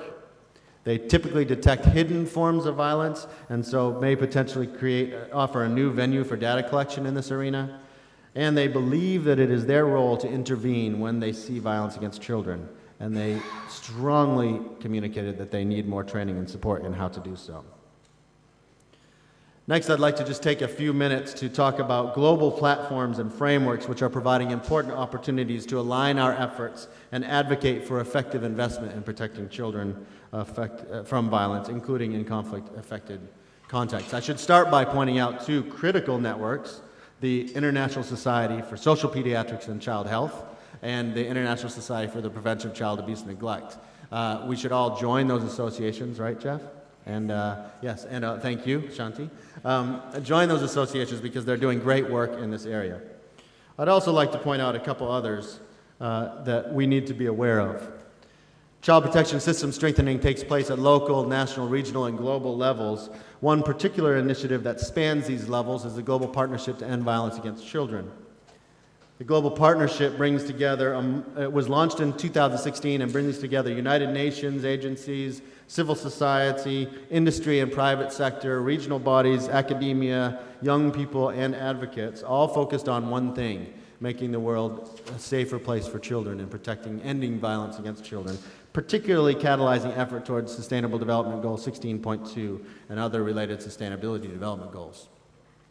As part of the Global Partnership to End Violence Against Children, 26 countries have volunteered as pathfinders, developing costed national plans of action to end violence against children. These national plans of action and efforts to implement them need to be critical points of advocacy for all of us, including the health system within those national plans of action. There are a number of global frameworks that we also need to be aware of, which outline holistic interventions and services and can make a real difference in the lives of children. Some of which are particularly relevant to our discussions this week and came up even yesterday, which I would recommend as foundational to our understanding, advocacy, and action, include the World Health Organization and others here on the left. Other agencies developed INSPIRE, which are 7 strategies for ending violence against children, which are 7 strategies that have shown success in reducing violence against children through strong comparison studies, including randomized control trials and other strong evidence-based studies. The 7 strategies are the implementation and enforcement of laws, norms and values, safe environments for children, parent and caregiver support, income and economic strengthening, response and support services, and education and life skills. The World Health Organization also has a global action plan with quite a name. Hold on, I have to read this name of the World Health Organization Global Action Plan to strengthen the role of the health system within a national multi-sectoral response to address interpersonal violence, in particular against women and girls and against children. This global action plan focuses on strengthening the health response across 4 pillars: strengthening health system leadership and governance, strengthening health service delivery and health workers' capacity to respond to violence against children, strengthening programming to prevent interpersonal violence, including home visiting, parenting support programs, life skills development among adolescents, awareness raising in clinics, and improving information and evidence through nationally representative surveys, for example, like violence against children surveys and the multiple indicator cluster surveys. Below that, you see the Nurturing Care Framework. Many of you are familiar with the Nurturing Care Framework. It's a framework for early childhood development that has a strong protection component. And then the World Health Organization has also recently released, I think both in the last year or so, a number of guidance documents, such as the guidelines for the health sector response to child maltreatment and guidelines for responding to children and adolescents who have been sexually abused. Finally, in the lower right, that's a reference to the minimum standards for child protection and humanitarian action, which give critical guidance for working to protect children affected by conflict, and health is woven throughout that, but there's also a specific set of standards around the contribution of health to protecting children in humanitarian action. Frameworks like these are all working to build safer, healthier societies for children by looking at the big picture and recognizing the needs of every layer of the child health and child protection systems, and they provide excellent platforms for engagement of governments and international bodies. Finally, just a little about research and evidence gaps. As I know that the international ISSOP has often, this has been one of the areas of focus, and AUB, of course, as well. We have much more evidence around the prevention and response to violence against children in conflict contexts than we did a few years ago, but important gaps still remain. First, gaps in population data systems, and in particular, ones that are measuring prevalence amongst refugees. But even in all countries, the indicator frameworks that exist are not well used. Prevalence is often measured only through expensive surveys, which are funded through international assistance, and there's a real lack of institutionalized government data systems. And as I said, though, even when they exist, they often exclude refugee populations. But there's also some areas where we really need additional research, and a recent study of, I think it was 45 experts identified a few. For example, one, taking interventions to scale. We have interventions like in Inspire, which have been tested and have demonstrated impact, but taking them to scale and what are the best methods for doing that continues to be a real challenge. Also, research around systems approach, particularly in conflict-affected contexts. What are the best entry points? What are the effectiveness of in conflict contexts? And how do the different components in a multi-sectoral response interact with each other? Also, the effectiveness of certain interventions, I think, really does need further study in conflict contexts, particularly as they relate to violence against children, is what I'm focused on. For example, cash-based social safety nets play a role, but we're not clear on specifically some of the ways that they do contribute to violence against children, and that can be leveraged for the most impact. Family strengthening interventions, psychosocial programming. And then finally, studies on prevalence amongst conflict-affected populations. Continued study is needed on child labor, child marriage, and effective interventions to address them. Child marriage, as I mentioned earlier, has rapidly increased, for example, in this region. When we were speaking to Syrians in Iraq recently, they were talking about how the average age of marriage had reduced from 20 to 22 in Syria and was now down to 15 to 17. And of course, we all assumed that the main driver was an economic driver to secure a sort of economically stable position or relatively stable position for the girls. And boys in some cases. But, and that's true, that is a driving factor, but as we talked to the families, they had pointed to a number of other issues as well, just informally in conversations. The loss of social control that they were used to in Syria, the impact of social media, different perceptions, changing perceptions on the purpose for marriage and what marriage is about. So we don't really have a clear, evidence-based, robust understanding of the complex drivers of child marriage among these populations. We actually have quite a few assumptions that we're operating on. So one of the things I've been particularly excited and interested about is conversations with ISSOP recently around the potential for some research on the drivers of child marriage in these types of populations and the implications for programming and protection of girls and prevention of these situations. Combating violence against children in conflict contexts is hard work, as I've said. It's very hard work, but it is possible. And when we make a difference, we impact an entire lifetime and everyone that child will interact with for the rest of their life, and we really impact an entire generation.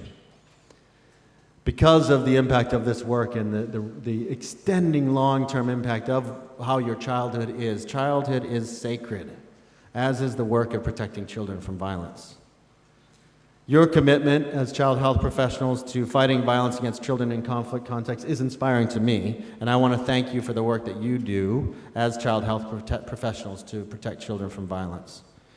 As we've said, the health sector has essential contributions to this effort. Fighting violence against children is one of the most critical areas for building peaceful and thriving societies. So I just want to finish by returning back to the Bekaa Valley, where I was 2 days ago. I was so inspired and touched to hear the impact of heroic efforts. These are heroic efforts to protect the children and help the families of the Bekaa. Through a range of projects and community-based initiatives, more children are in school, children are safer, and families are making it, even as the situation continues to be incredibly challenging. These initiatives include that I was able to see in the Bekaa Valley, in these informal tented settlements, a thriving preschool, psychosocial support for children and for parents, cash distributions, and advocacy for enrollment support into public schools, engagement of employers who are employing child labor with advocacy, training and engagement of municipal authorities, police, teachers, establishment of child protection committees, positive parenting skills training, life skills programs for children, all in these informal tented settlements. There are still incredible challenges and insecurities in the lives of these Syrian refugees. And certainly they are still experiencing many violations of their rights and significant daily stresses and worries. But as the woman in the orange head covering there told me, I can never give up hope. So it is with all our work to protect children affected by violence in conflict contexts. There is so much that still remains to be done, but plenty of reason to take heart as we increase our efforts and join this mother in never giving up hope. Thank you.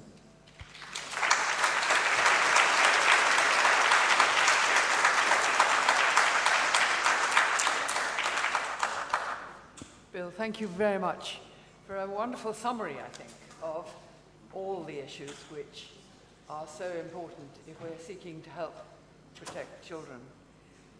There were many ideas, but one in particular, I think, which struck me was the participation of children and listening to them, and some of your experience, for instance, in Bakar, of the resilience which is emerging and can emerge. I think we will hear much more today, actually, about the participation of children, and I think that is a very valuable theme. So thank you very much. Jeff, have we time for questions? It is really coffee time.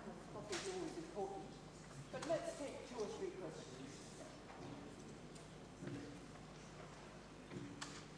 Up there. Bill, please, yes. Well, thank you very much. I always admire your vision because you have, in general, in the work of World Vision, there is something very interesting. Take the voices of the direct who are really affected by poverty or being refugees by war or whatever. But however, bringing the voices of children in the slide you presented, I'm sorry, but I think there has to be, because it's the main question, how a child, a refugee child, see himself or herself being protected? What is the idea that the children themselves have about protection? Because I really see that there are 2 groups there, the children themselves and also the community workers. And I'm very much surprised that I go to very interesting meetings and still don't see a panel of the children in front of me there, or the refugee people, of the community worker. We are always the so-called specialists talking about them. But how wonderful when there is the opportunity to really listening to them. That's a way as well to facing the violence. Otherwise, in a sense, if we don't bring their voices and we don't bring them there, I mean, we should be having a lot of deep personal reflections about our own work.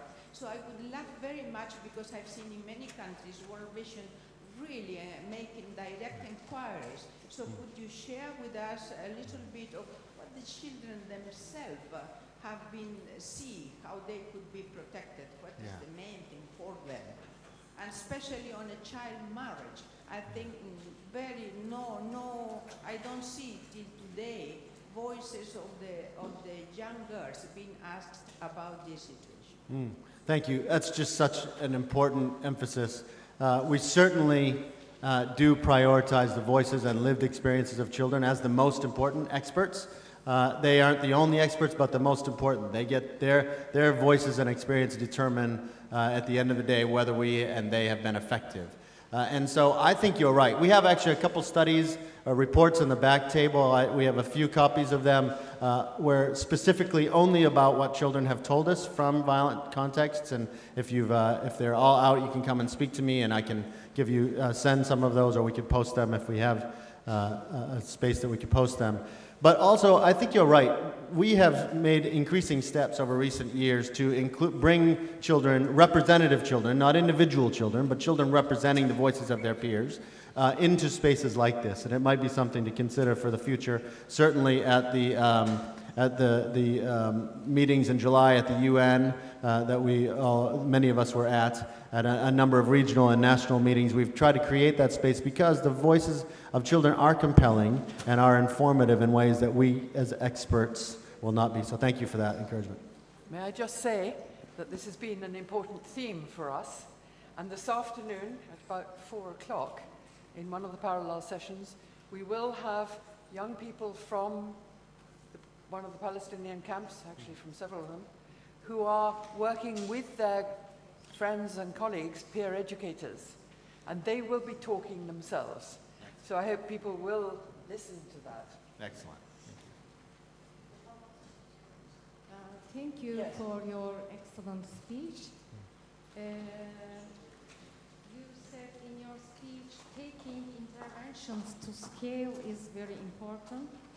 I would like to know about the challenge of countering community rejection.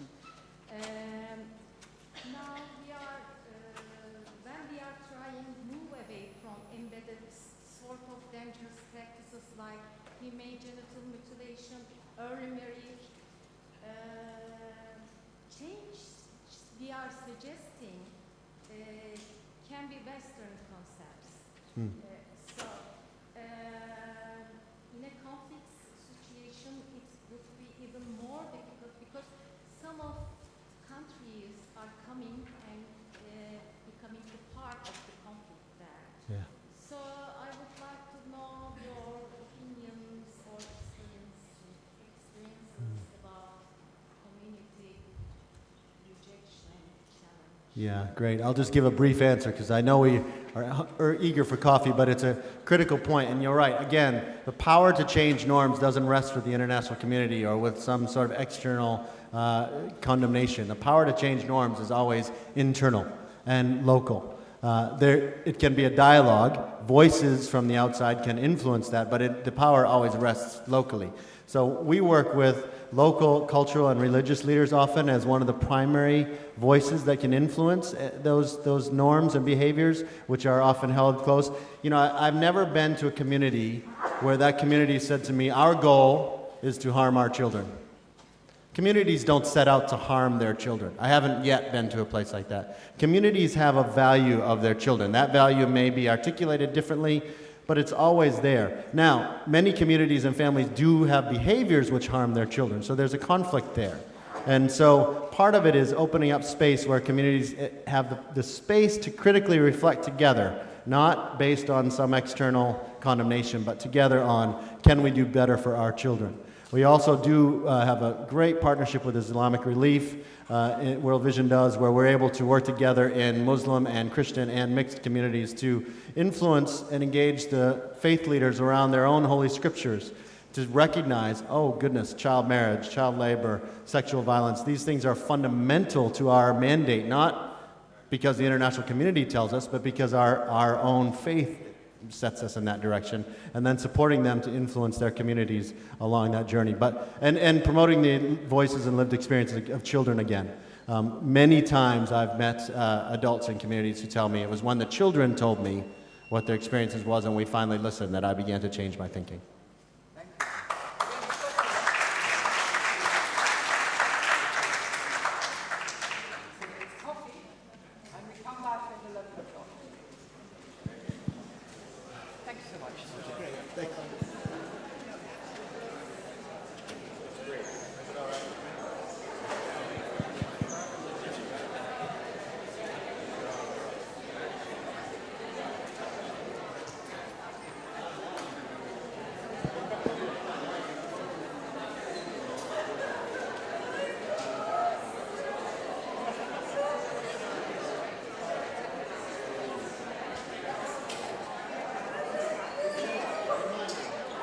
Where's the IT guy?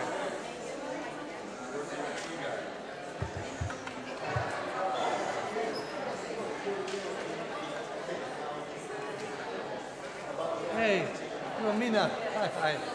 How are you? Yeah. Thank you for sending your picture. You'll see yourself on the screen. Very large technical. I very much love your work. Yeah, so the IT guy is coming, I hope. Yeah, I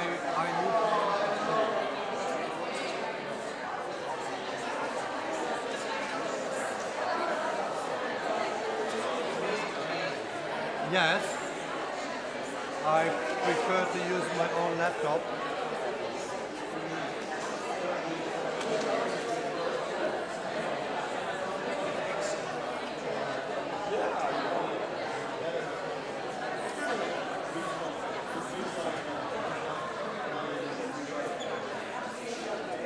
Yeah, sorry. You can use. Can you get the stick inside? The stick? No, I have my stick, but you guy told me to use my own computer.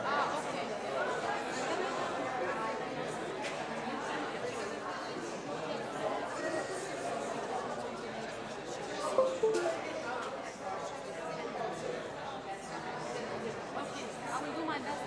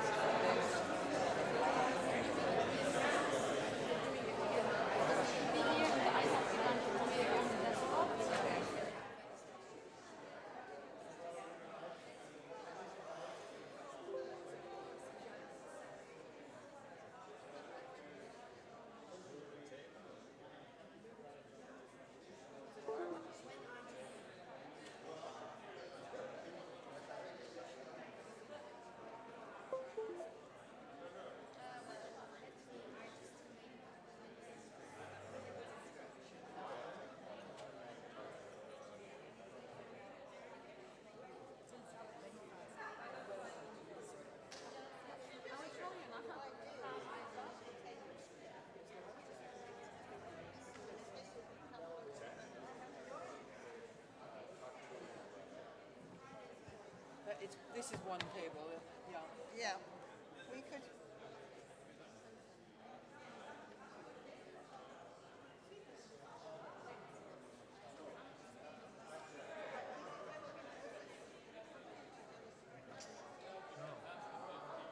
No, I don't think so. No, but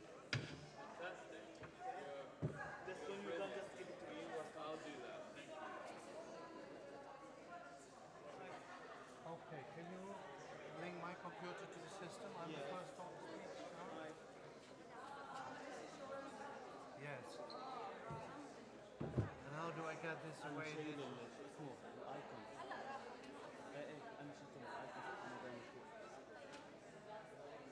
You are the first speaker after the break, right? Yes.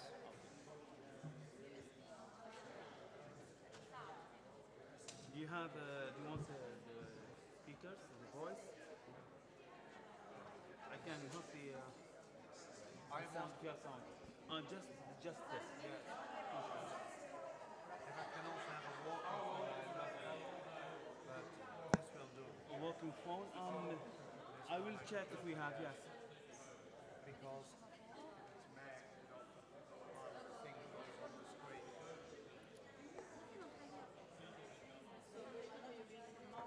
نعمل extend. نعمل keyboard. نعمل لها extend نخلي لها صورتها فوق هاي نرجع نغيرها بس نخلص.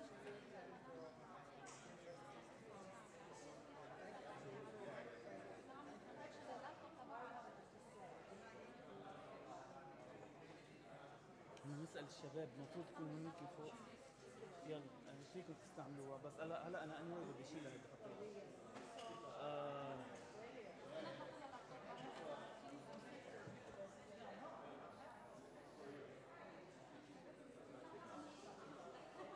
لحظة عم بشوفوها هيدي فوق.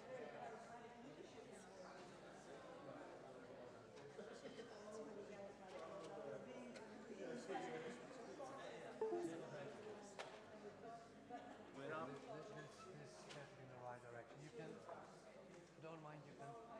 It is extended. The mouse is on the big screen. Yeah, but I don't see my thing. Let me. The mouse is here. What do you want? Okay. I want to. You can just leave it on. Yes, you will have this here and that Yeah, over the there. same there, but Yeah, different output. no, it's a different output, same Yes. output. No, different output. Look, you can see the slide here. If you have a notes down there, and you have the, this is the main slide that will appear up there, and this is the second slide. Oh, that I you know, have. I know, I know, I know, Yeah. I know that. Okay. Just let me show whether everything is getting on the screen because that's sometimes an issue. Okay, that's fine. Which map? You can just change, yes. Please, just leave it on because I won't talk about that side. I just go. You just start from here, right? Yeah, I go straight to the second slide. Okay, I will leave it on. Yeah, leave it on. Yes.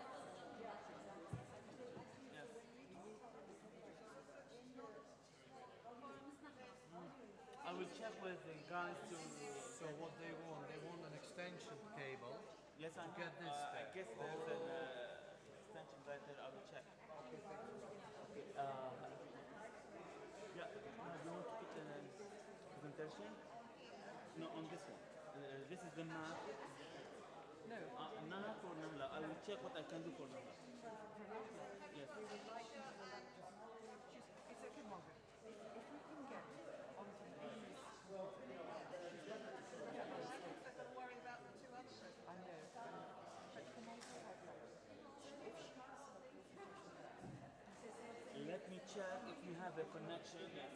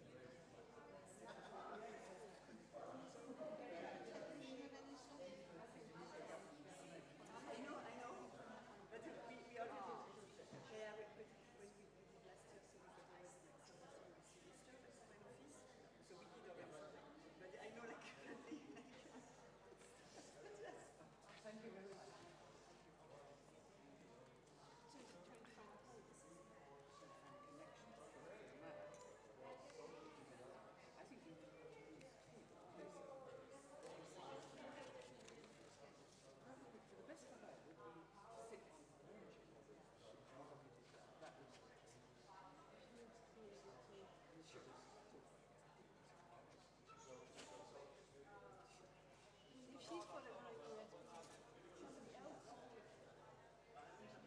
she wants to be able to see it.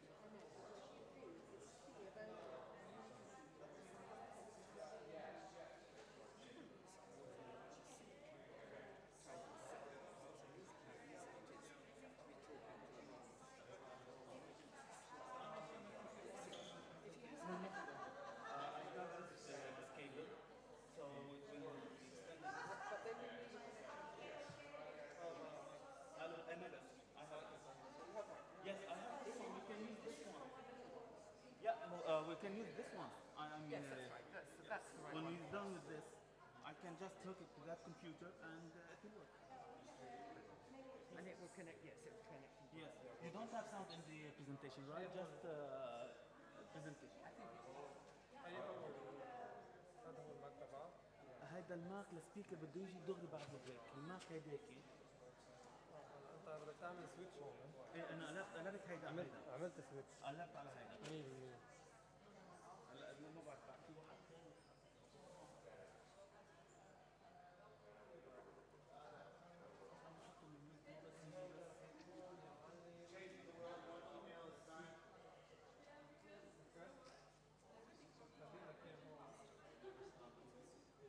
من حنضبه جوا.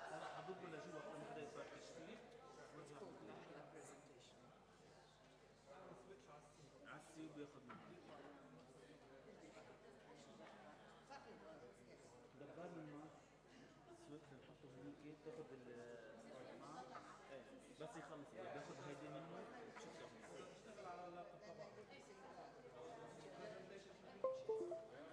ايوه.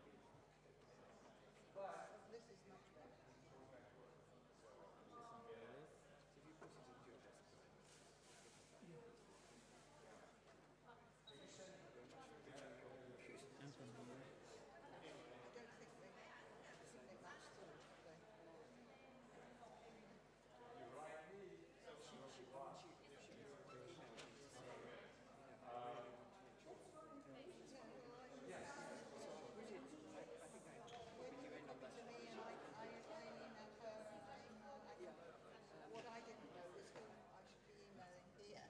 Well, انا عملت لها ستيك خليه لا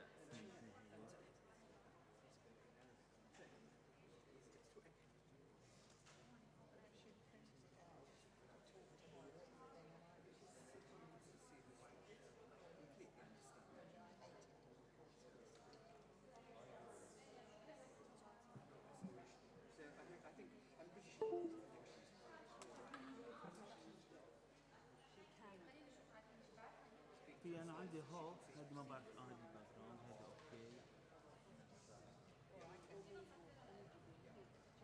هلا هذا ما شايف هذا شايف هذا.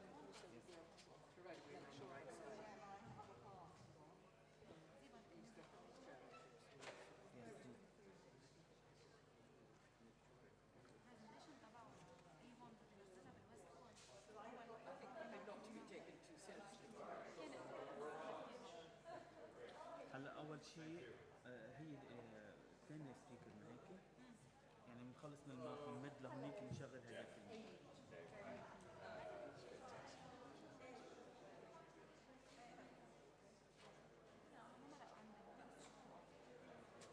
لا تربح على خط الميل دوت اي بي دوت بي دوت ال بي. تحت عندي هون على اليو اس بي كده جمعتهم على هذا. هلا Yes, well, so after that,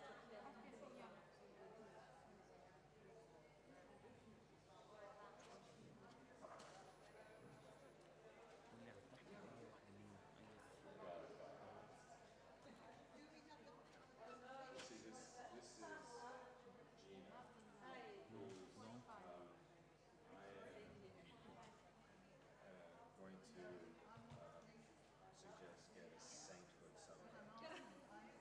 Your side? Margaret, it's right after the introduction of you and Jeff. What if she wants to? We have presentation. Which one? What's that? I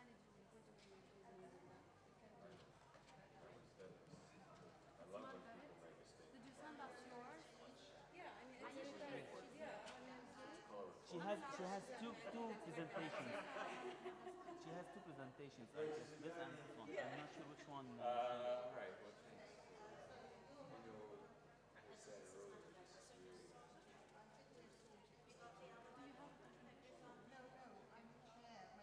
And Raya is here. Raya is here also. We are ready.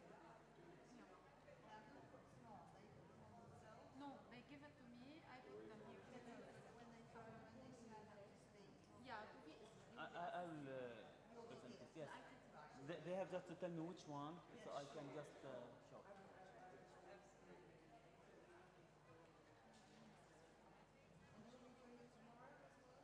No, tomorrow there's another team in the West Hall.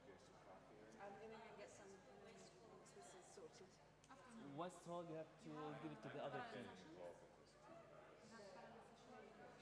What's your name? You realise that tomorrow we've got some Okay, for the oral presentation, abstract. What's your name? Sweet. Karen, okay, yes. No, this is the next day. So you're most probably here.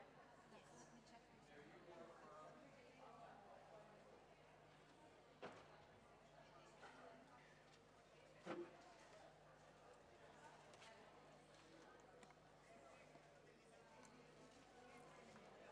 Yes, I have a cable, and I just send it at the She has, yeah. Yes, I have a cable. I will just.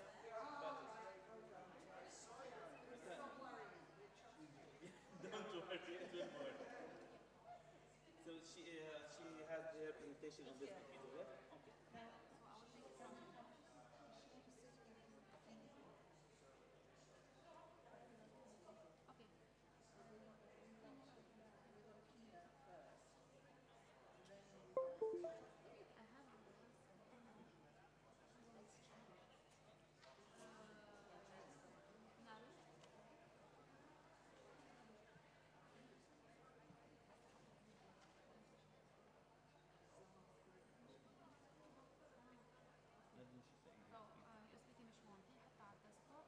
لا تعملي لها كوبي حطيها على الفولدر اللي انا حاطينه.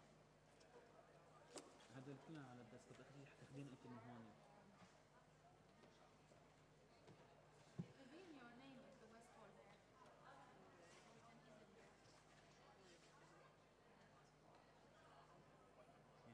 Okay, so Aisha is going to speak first.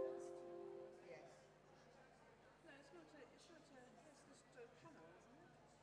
No, we've got this first, you see. I see. The West Hall, you have to enter the medical gate, enter the college, or you have the map on the book. It's a bit far from here. It's a bit far, but you can, it's a walking distance, you know. Yes.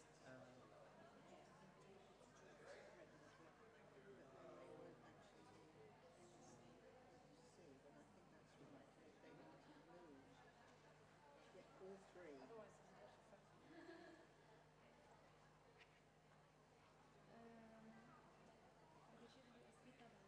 We need to get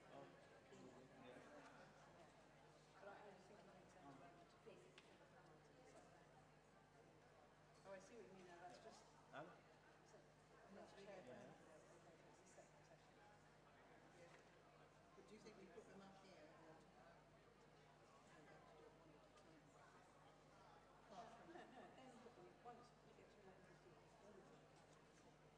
No, only put them once. You get to 11:15. Right. Yeah, except when they won't be able to see each other. Yes. No, that just means we've got to get. I think it just means that after this, all of them. Yes. يلا هلا رجعنا نسمع.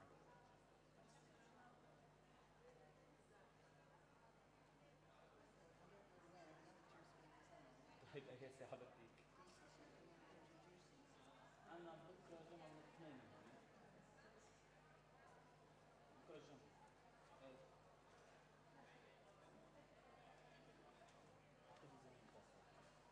على 10.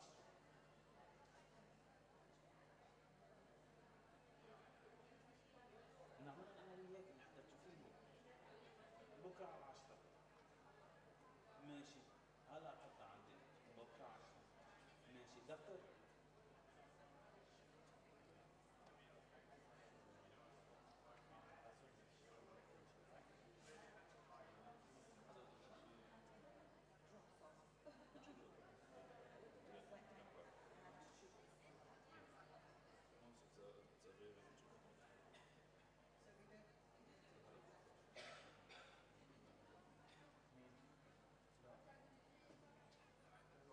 كانوا بدهم يوصلوا هيدا بالبرلمان الشريط يسحبوا بعميق.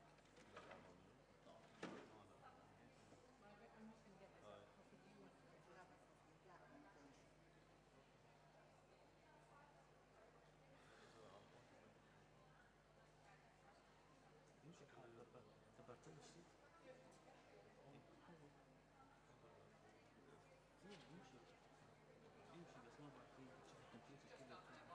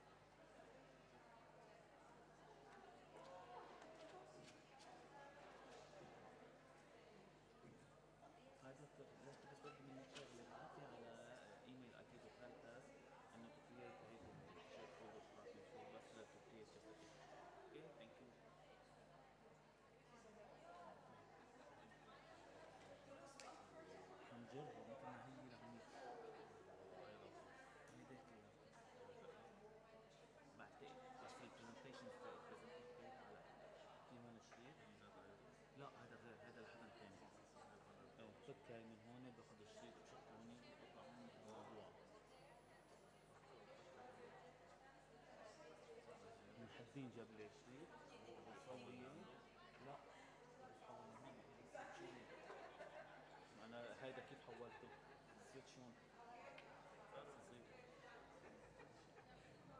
مش صغير هسه هيدا ما بدي هيدا اصلي هاي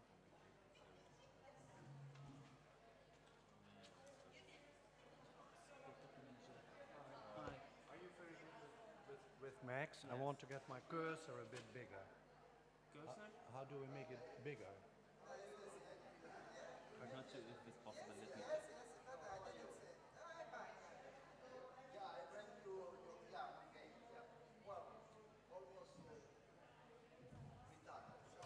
Yes.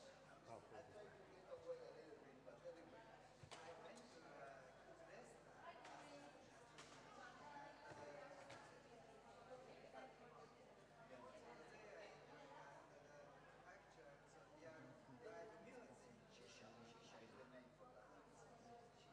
control the speed yes just the speed Yeah, it should be possible. I once done it, but I was just on purpose. I guess we can More maybe mouse?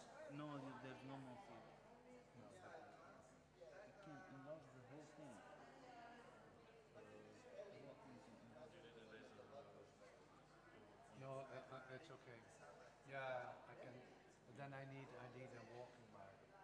walking mic we have mic there portable mic Okay, yeah, that's a good idea. Just leave it. Just leave it as it is. It's okay.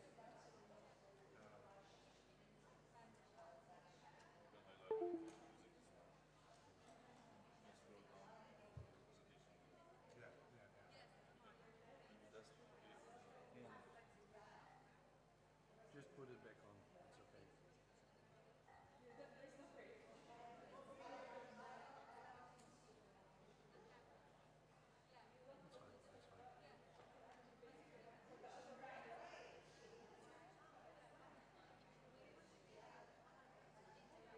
fine.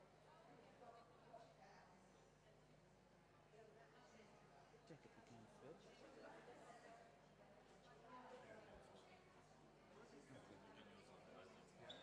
Yeah, yeah. I'll put the walking mic here as well. yeah So, and it works both at the same time, huh? I can work both.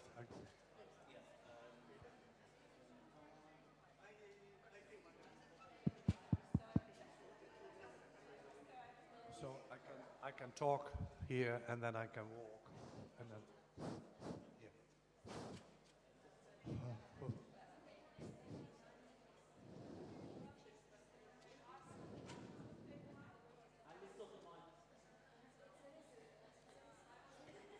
Sometimes it's good to walk around because otherwise it's so boring. But I can leave it here, huh? That's no problem. Yeah. test yes it's working Okay. We'll put it here as a reserve and then sometimes I'll walk around. Yeah. Barbara. Yes. That's why I asked the walking. One, two, sound check. But he doesn't like. They don't. Try that one. Is this better? Is this better? Well, she says that people don't hear the talk. No, this one is. Oh, that's not good. Okay, Yeah. okay. So I'll try to talk here, and I'll put it here. Yeah. Is this okay? Yeah. Excuse me. The ones on top, can you hear me well? Okay. Yeah, it's the acoustics here that's hard. Yeah.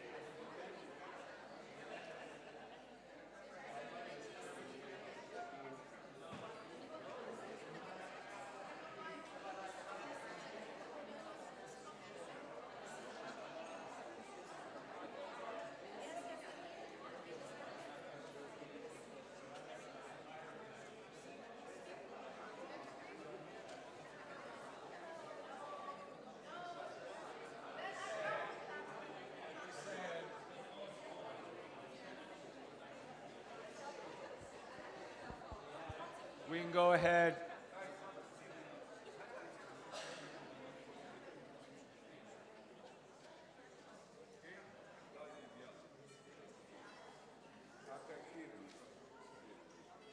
We can go ahead and get started.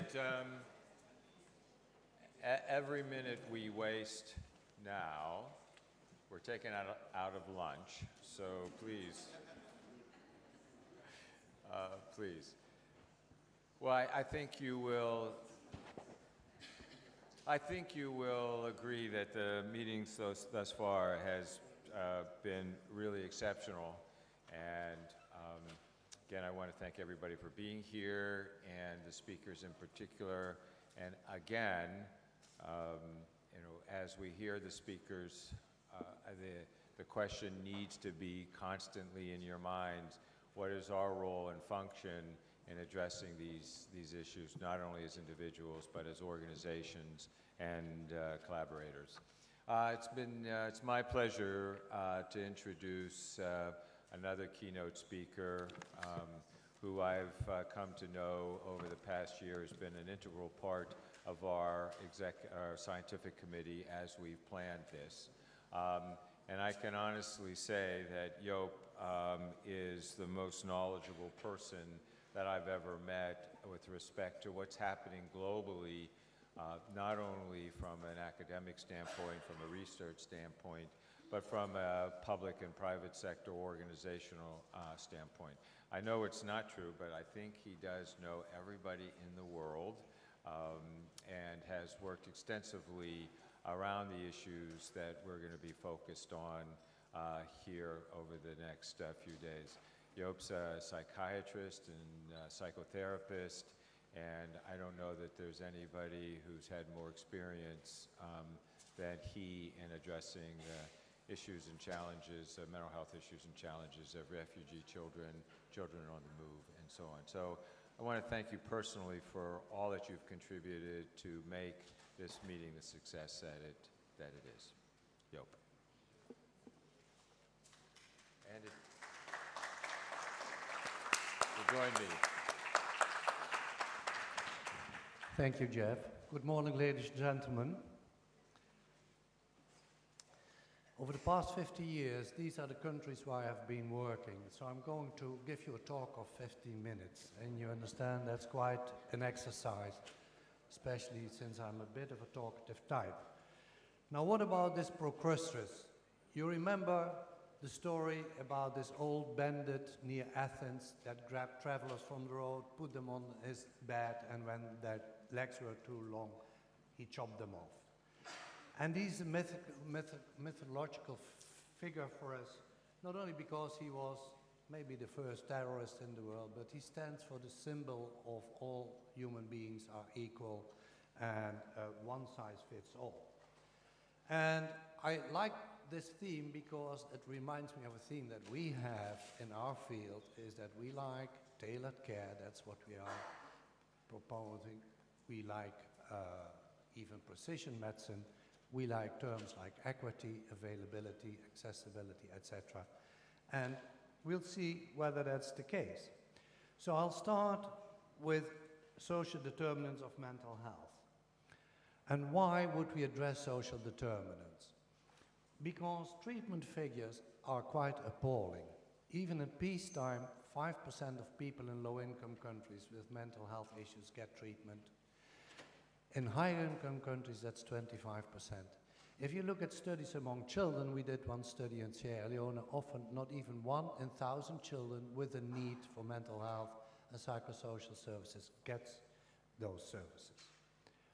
Second, as you all know, mental health is strongly influenced by social conditions. If you look at the prevalence of postnatal common mental disorder of 20%, the determinants like low socioeconomic status, unintended pregnancy, lack of partner support, intimate partner violence, they increase in armed conflict, and so there is a reason to address them.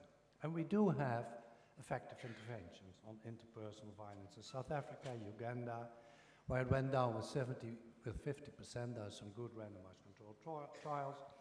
Poverty alleviation trial by unconditional cash transfer in Kenya.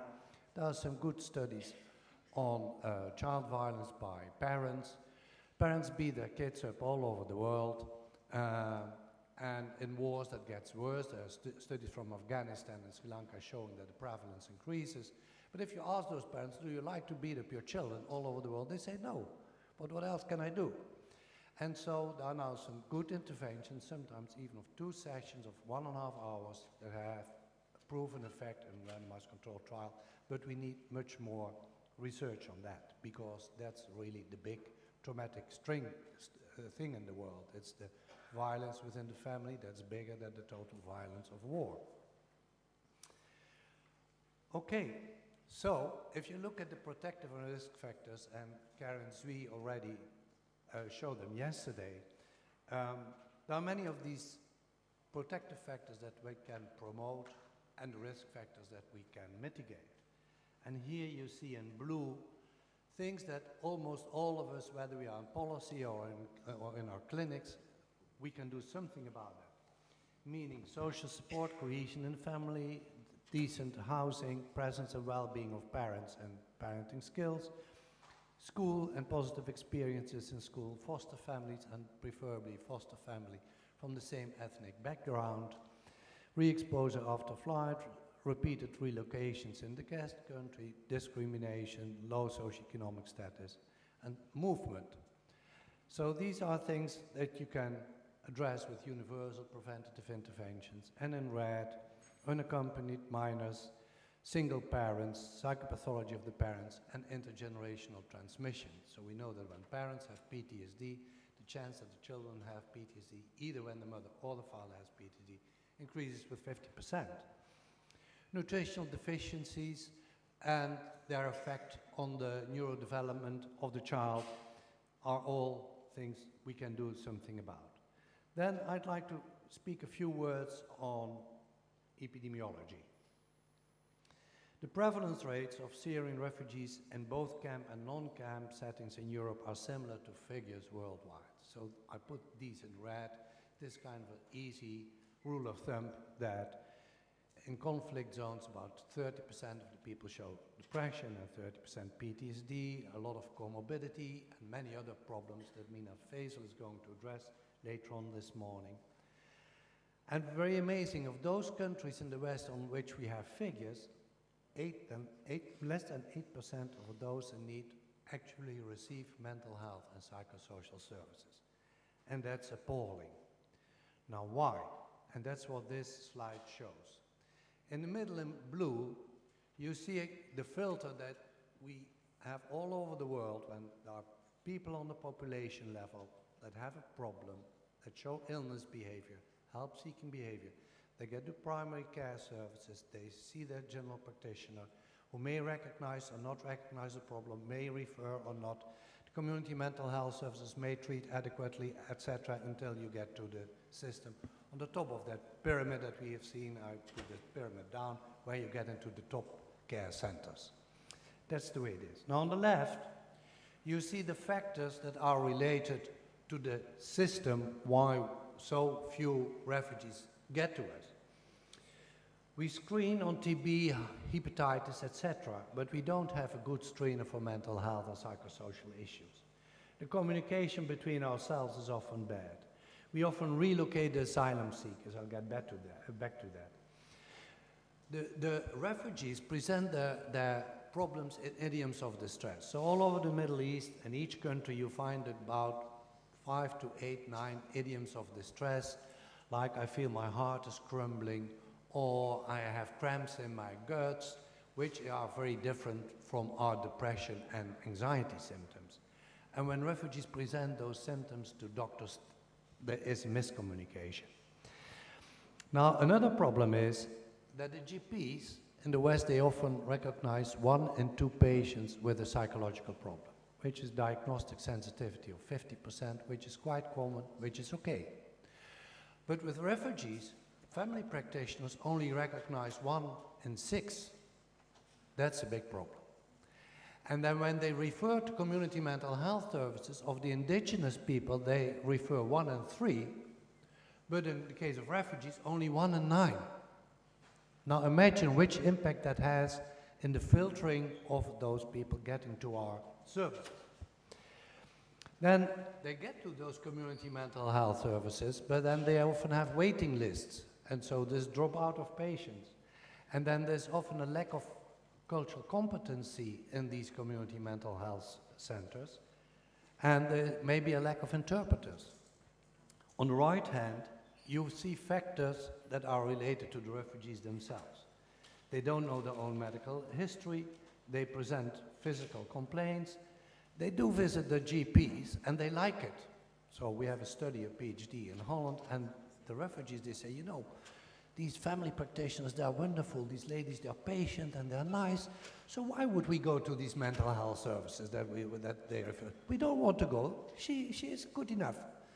And you know, mental health services, of course, all over the Middle East, they are stigmatized. Why? Because most mental health in this part of the world, in low and middle income countries in general, is asylum-based, are the old-fashioned kind of snake pits, and you don't want to be associated with that. So people don't understand yet what we talk about when we discuss mental health and psychosocial issues, which of course is an issue of psychoeducation. And again, here is this misfit between the refugee presenting her complaints and the doctor or the psychologist talking in terms of DSM or ICD diagnosis. I'll leave it to this. Mina Faisal, in a few minutes, she's going to talk about the epidemiology and the comorbidity. And we have Rabbi El-Shamai, who will present a health systems perspective from Lebanon, where he is coordinating the mental health group and the fabulous work they're doing. So let me move to the plight of the refugee arriving in a new country. The three risk factors that are most related to psychopathology are family problems, asylum procedures, and lack of work. Now, the asylum procedures are a very, very big stressor. If you have a disaster anywhere in the world, Katrina, September 11, Haiti earthquake, Sichuan earthquake, you see all the prevalence rates go up very steep. But then let's say in about 6 months, all the rates of depression and anxiety and PTSD, they go down. Mostly the substance abuse stays a bit at the same level. But when you look at asylum seekers waiting for their status, after 2 years, the rates go up with 50%. So we did a study in the Netherlands among Iraqi asylum seekers. We did a similar study in California, and we found the same results. Then we like to transfer our refugees, we dislocate them, and among refugee children, when you dislocate them more than once a year, that doubles the rate of psychopathology.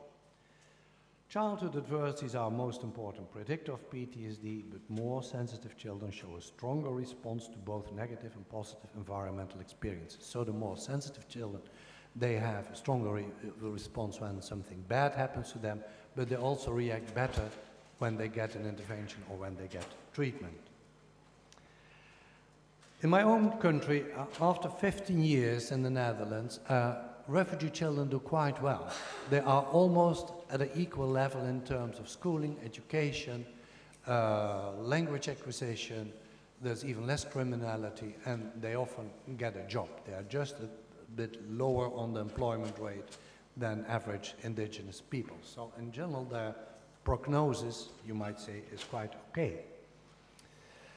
Now let me get to the evidence-based treatments, which we all like.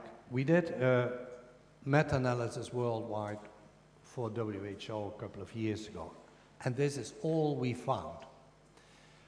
For acute traumatic stress, we advise trauma-focused CBT in adults. No benzos, no antidepressants for adults and children. For sleep problems, relaxation exercises, no benzos. This is again very important, no benzodiazepines. Enuresis, no punitive responses, simple interventions, hyperventilation, which you very often see in low-income countries, even without the context of panic attacks. No paper bag should be offered to children. PTSD, CBT, EMDR. We might add narrative exposure therapy these days, stress management for adults and youth. Again, no tricyclics or serotonin reuptake inhibitors for adults or children. And for bereavement, we don't have any structured psychological intervention, no benzos. So if you are in this field, then you see that there's an enormous lack of evidence-based interventions for children and youth around the world. Okay, but luckily there is the program Strength, which is a big Horizon 21 grant, and that group, and I'm part of that group, is developing 2 good scalable interventions, both for adults, which is called Problem Management Plus, and for children called EASE. And it's very simple. It's problem-solving counseling, including behavioral changes for stress management, behavioral activation, strengthening social support. It's only 5 sessions, both individual and in groups, and for adults and for children.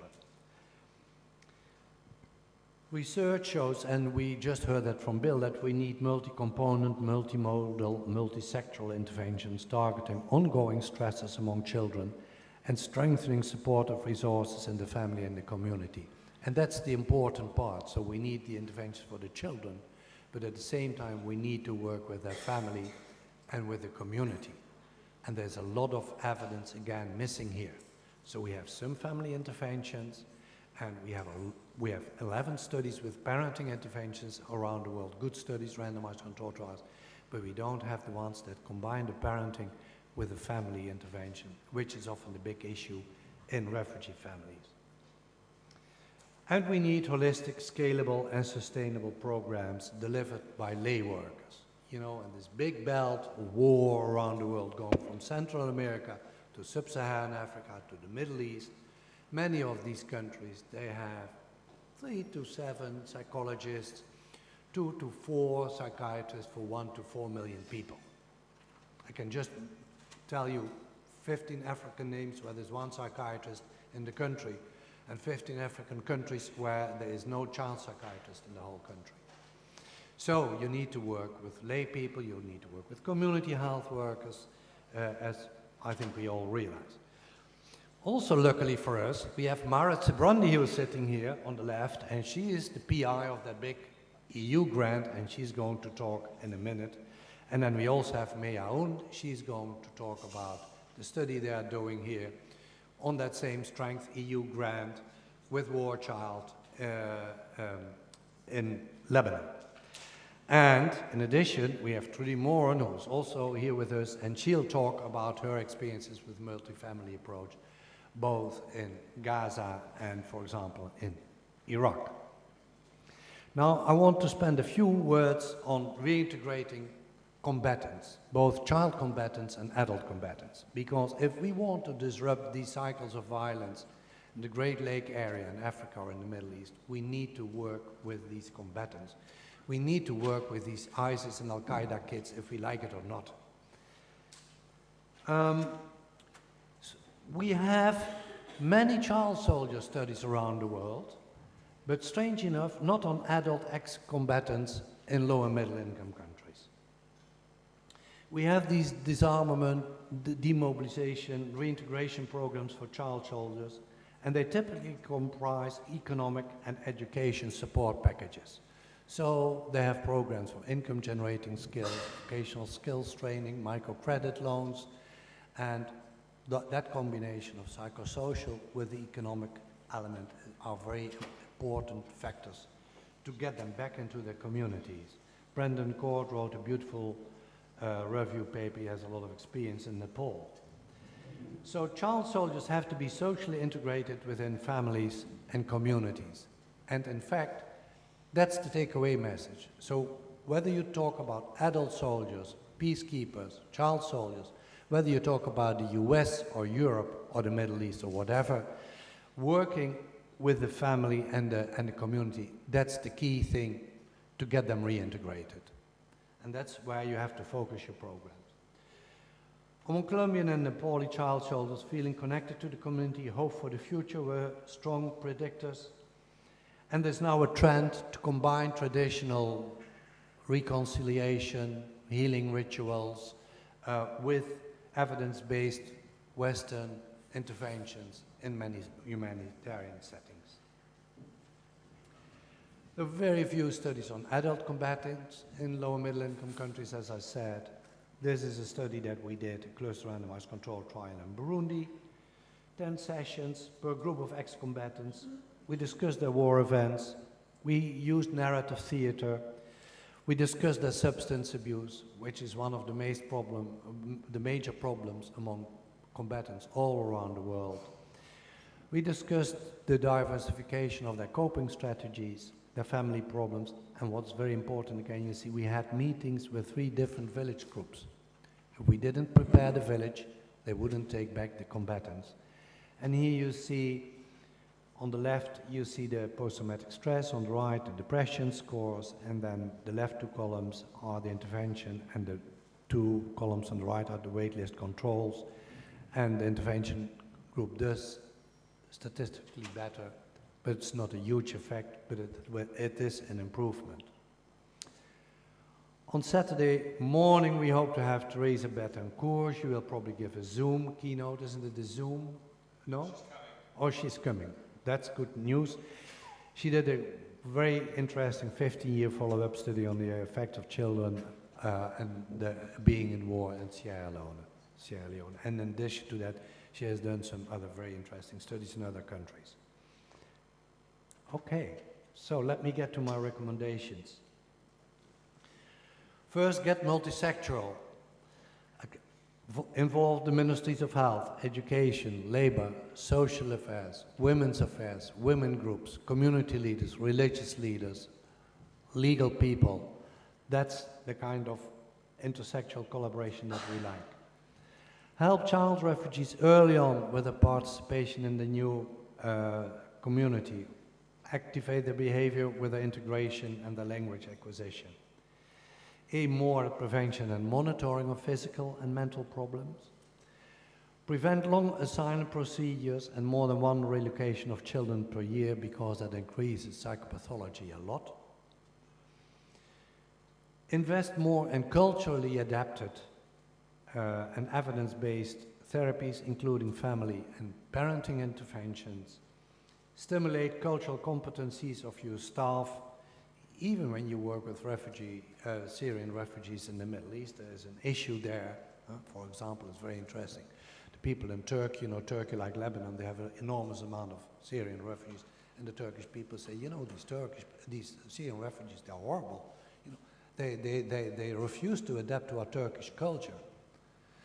And it's very interesting because the people in Europe say, these Turkish immigrants, they are horrible because they're now 40 years in Europe and they refuse to adapt to their German and Dutch and Belgian culture. Stimulate the disarmament, demobilization and reintegration of former combatants as one step in breaking the cycle of violence. Summary, we have these classical 7 A's in public health, that. The accessibility, the availability, the acceptability of our service, the affordability, and the adequacy in service design, implementation, and evaluation. And I think in general, around the world, we do very, very, very, very meager with refugees. So most of these A's, they'll get a minus. Now, to get back to Procrustes, on these old amphora, you see the hero Theseus. And Theseus, as we call him, he took that axe of Procrustes and he killed him with his own axe. And that was one of his heroic acts. And one of the reasons that Theseus was so angry is that Procrustes, he was also a cheat because he had 2 beds. If the one bed didn't fit for his purpose to chop off these legs, he would use the other bed. So like Procrustes, I want to say, I think we have 2 kinds of standards for our service delivery. We have high standards for our own people in many places in the world, and then the refugees are often in a very deprived situation when it comes to service provision. So we achieved a lot, but I think we can do much better. And that was my talk. Thank you for your attention.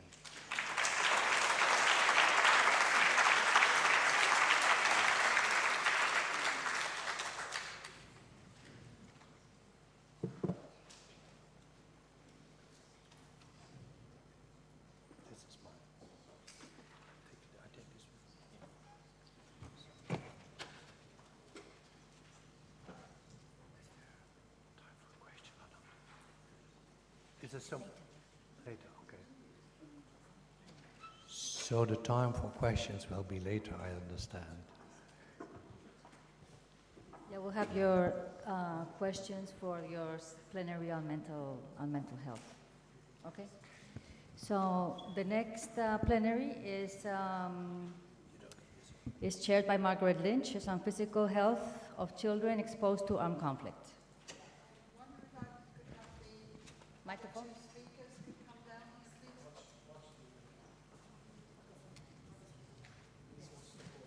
Okay, so the speakers.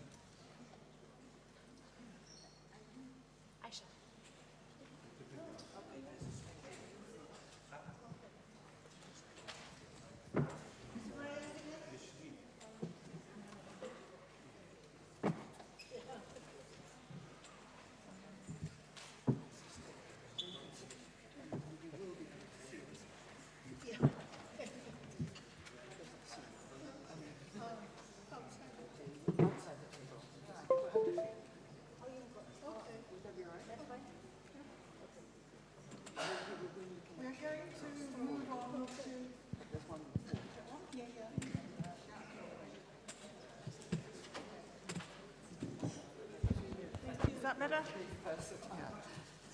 We're going to move on now to begin to look in some more detail at some of the effects of armed conflict on children. And we've got 3 presentations focusing on the physical effects. We're going to start with a fairly overview of some of the effects and follow that up with looking at the fate of children with disabilities, and also, finally, a more specialist approach with treating children with cancer who are refugees. So I suggest we get straight on, and Aisha, who's a pediatrician and public health researcher who's worked in a number of different countries in Africa, the Middle East, and the UK, and Scandinavia. And her research has focused on understanding the effects of forced migration and conflict on children and their families, and finding ways in which to mitigate the toxic effects. So thank you.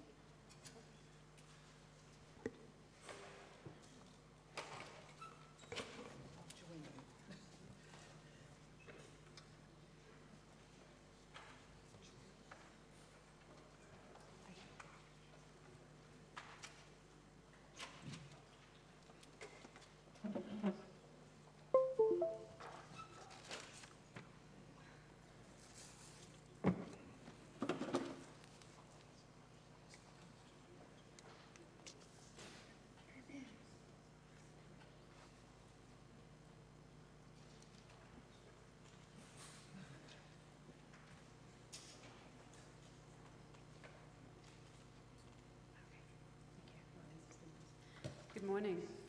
I'd like to thank the conference organizers for inviting me to talk about this. I think based on what we learned this morning and also yesterday, actually this morning and yesterday already gave a pretty nice review of what I'm meant to talk about now. So I have the opportunity to focus on specific things I think we actually maybe should do, but I will still try to give you an overview. And I would like to say Thank you to my good colleague Anders Jern from Sweden, who isn't here with us today, but who played a big role in making it possible for me to come here. So, you will have seen this yesterday from Shanti's talk. This comes from it's a figure that we created to try and help people understand that violence is not, there aren't separate kinds of violence that are completely unrelated. It's actually all very related, and it's even more complex than this figure. But the reason I put this up now is I want, when we think about armed conflict as a form of violence against children, societal or collective level of violence against children, there are contextual factors that are really important for how that actually affects any given child or community. And then there are factors that then spill over into domestic life and follow children throughout their lives. So we need to sort of respect the complexity without being frightened by it. I'm going to give a talk on the direct and indirect effects of armed conflict. This is these are very strict categories, and it's sort of a classic way in which we try to narrow our scope, put things into categories, describe them, and then feel like we understand what's happening. But I think if there's anything I want you to understand when I finish this talk is that, yes, we have some data, but actually what we know is very limited, and it's very affected by context, and we need to improve our understanding, and there are different ways which we can do that. So as I start this talk, I would encourage everyone to think about, I'm going to be talking about what's done to children, and I want you to try and keep in mind that children are active participants in their communities, and their families and their communities are participants in the larger society. So these are not sort of passive victims, but they're actually people who are engaging with and understanding what's happening to them as well. And we need to think about them in that context when we want to figure out how better to understand the effects of conflict and how to mitigate them and to prevent conflict. So you've seen this a number of times already yesterday and today. I think the main thing to glean from this, this chart here is that, yes, conflict has been increasing for a period. It's actually not it's not, what we have in 2018 is actually not the largest number of conflicts we've ever had in the world. It's actually decreasing a little bit, but the nature of conflict is changing quite a lot. And we have, laws in place like the Geneva Conventions, which are meant to protect children and protect health workers. But in spite of this, schools are targets of warfare. Children are attacked on their way to and from school. Schools are used as recruiting grounds, and healthcare facilities are directly attacked in a number of conflicts around the globe.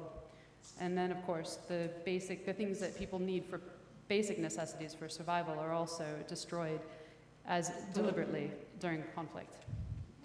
And displacement is a major issue related to this. One of the key things to think about in this graph is that, I'll use the cursor instead. You see that international participation in internal conflicts is increasing. So what's happening is there are conflicts within countries, and there are other countries that are coming in and participating in these conflicts. And that has knock-on effects around the world that we also need to try and recognize and understand. So going into an overview of the direct and indirect effects, they're broad-ranging. What I'm going to talk about here are really is an overview and in no way exhaustive. But in terms of injuries, in peaceful settings, the kinds of injuries children sustain from their activities that they do, playing, going to school, passengers in cars and whatnot, are different than in conflict settings. And in conflict settings in particular, you have sorry, I should take a step back and define what I mean by direct and indirect. Direct effects refer to the kinds of injuries, illnesses, health effects that happen directly from combat activities. So what I will review in this section is what happens specifically as a direct result of combat activities. So penetrating trauma is far more common in conflict settings. And the kinds of trauma that children sustain or suffer are from things like shellings, bombings, so explosions, collapsing buildings, gunshots, and motor vehicle crashes. And so blast injuries from explosions are quite common, and they usually involve multiple sites and different kinds of injuries. They're much more complex, more difficult to treat, and carry a higher mortality. And a lot of the studies we have on the kinds of injuries, and specifically injuries from trauma, are from military studies.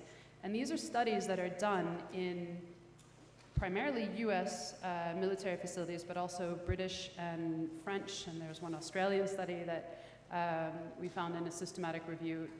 These are studies where the criteria are not clear for how these kids were admitted, but they describe the children that they've seen.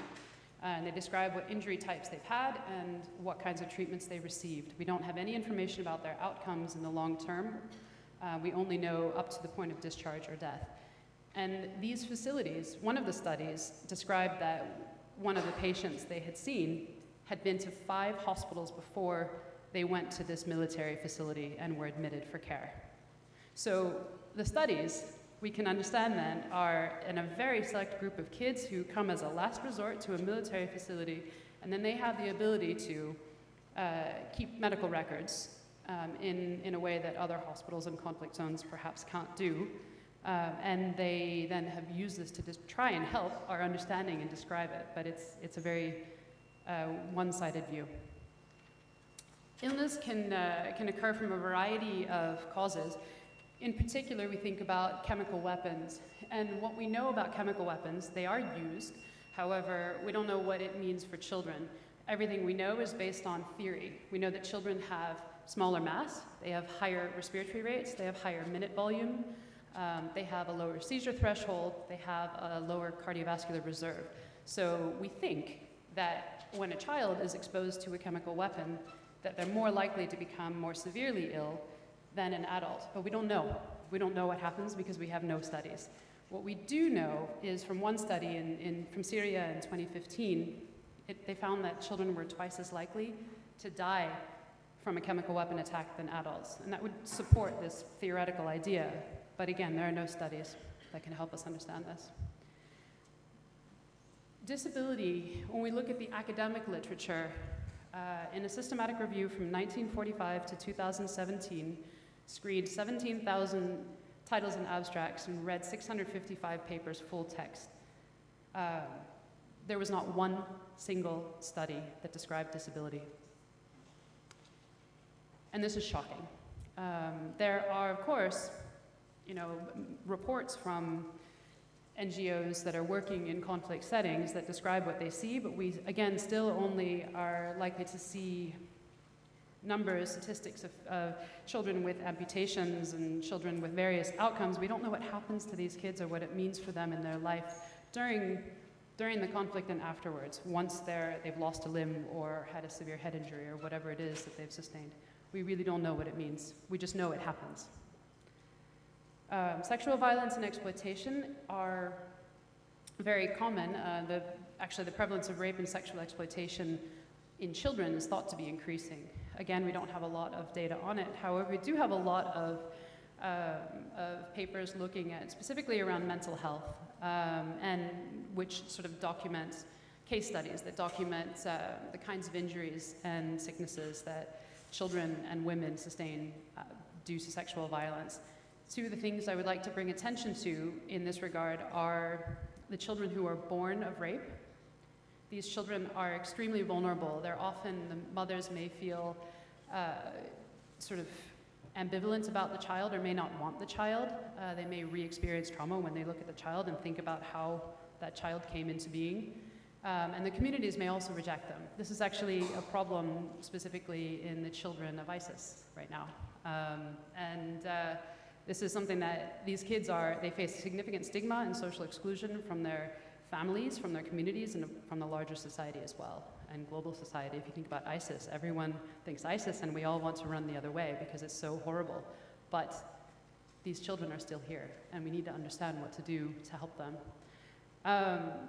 Another thing to think about is for children, girls and boys who are raped during conflict are far less likely to seek medical attention. So they're at higher risk of having complications from the sexual assault. Children are tortured and they are executed. And even in the news media, but also in the academic literature, this is documented. Again, it's in the form of case reports. So what this means for the children, we don't really know. The obvious thing is there's psychological trauma, both from severe things like torture and witnessing execution, but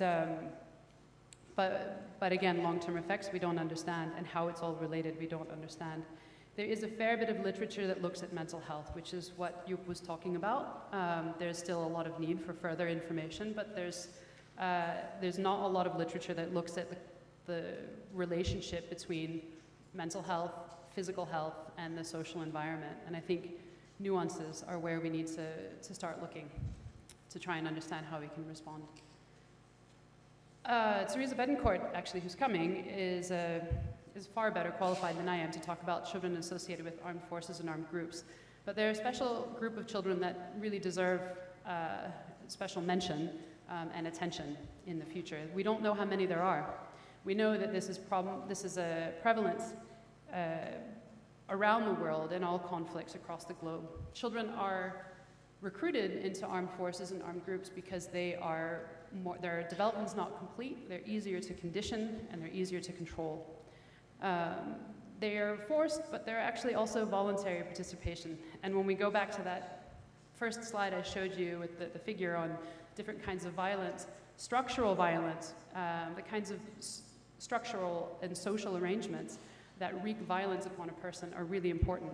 We have to ask ourselves, what is it that makes a child choose to join an armed group? What is it in their life that's happening to them that the better option is to join an armed group? Because that is a really important question to consider if we want to understand how to respond to this issue and to help these kids who then are later on leaving the association. They have a variety of different roles, and these roles put them and the time with the group puts them at risk in different ways. We had a few papers that we found looking specifically at somatic complaints in children associated with armed groups in the Democratic Republic of Congo. And one was a case report of 3 kids, and they found between them more than 400 different somatic complaints and findings in 3 children. So it's a pervasive, really, really profound effect that this time with them has, and it's something that we need to respect and understand more about. They face significant barriers in access to health care, as well as obstacles to reintegrating into their societies when they return. Again, about limited knowledge, the studies we have are from Sierra Leone and the Democratic Republic of Congo for somatic sort of health effects. They're a little bit more in terms of mental health, but not a lot, whereas this is a global phenomenon. So again, our understanding is like telescopic with one eye in a certain area in a short period of time. So now I'll talk a little bit about indirect effects, and these are when I refer to this, what I mean is the effects of what happens because of a conflict occurs, but not directly due to it. So a conflicts do what we would otherwise call downstream effects, where they can destroy infrastructure, health infrastructure, and therefore limit access to care. That is an example. I will go through these indirect downstream and longer term effects, what we know and what we don't know about it. The obvious thing is that access to basic needs are limited, and there's a fair bit of literature in development, sort of international development and public health, about the effects of, in the absence or regardless of whether or not there's conflict, what happens when there's food insecurity or a lack of food or lack of, potable water or lack of sanitation. So we know these have knock-on effects on children's health and also their long-term outcomes for their life and livelihood, their opportunities. In terms of education is pretty well documented now that children in conflict settings are out of school. There's a much higher percentage of them that are out of school. And actually, when studies that actually ask children what they want, in conflict settings. So you have a refugee child or a child in a conflict zone, and you say, what is it that will make your life better? And they'll say, I want to go to school. So it's pretty extraordinary when we think about that, and we obviously want to prevent penetrating head injury, or we want to help, mitigate PTSD or treat PTSD, but the kids want to go to school. So we need to think about that and what that means. There's a study from Colombia that suggests that the ultimate educational attainment in children affected by conflict is lower than in areas of the same country that didn't have conflict. So kids who are out of school because of conflict are less likely to achieve, or they have a lower educational attainment than what they would have otherwise had. Malnutrition is very well documented to be associated with conflict and forced displacement due to that. However, a number of other illnesses are also associated, things that are actually often found in places where there's very, very low income countries or resource limited settings. What actually happens in any place is extremely context dependent. So what happens in Syria, what happens in Iraq compared to Afghanistan, compared to the Democratic Republic of Congo, compared to Colombia, is very different. And it depends on the health situation in the society before the conflict, the kinds of access to care people had, and then what happens during the conflict. What kind of conflict is it? Is it an acute, Persian Gulf War, 2-week episode with a long period of sanctions, or is it a protracted conflict like in the Democratic Republic of Congo, or in, you can say Afghanistan, but Afghanistan has been in conflict after conflict after conflict. There's for now 4 decades, there's been basically different kinds of conflicts occurring between different parties.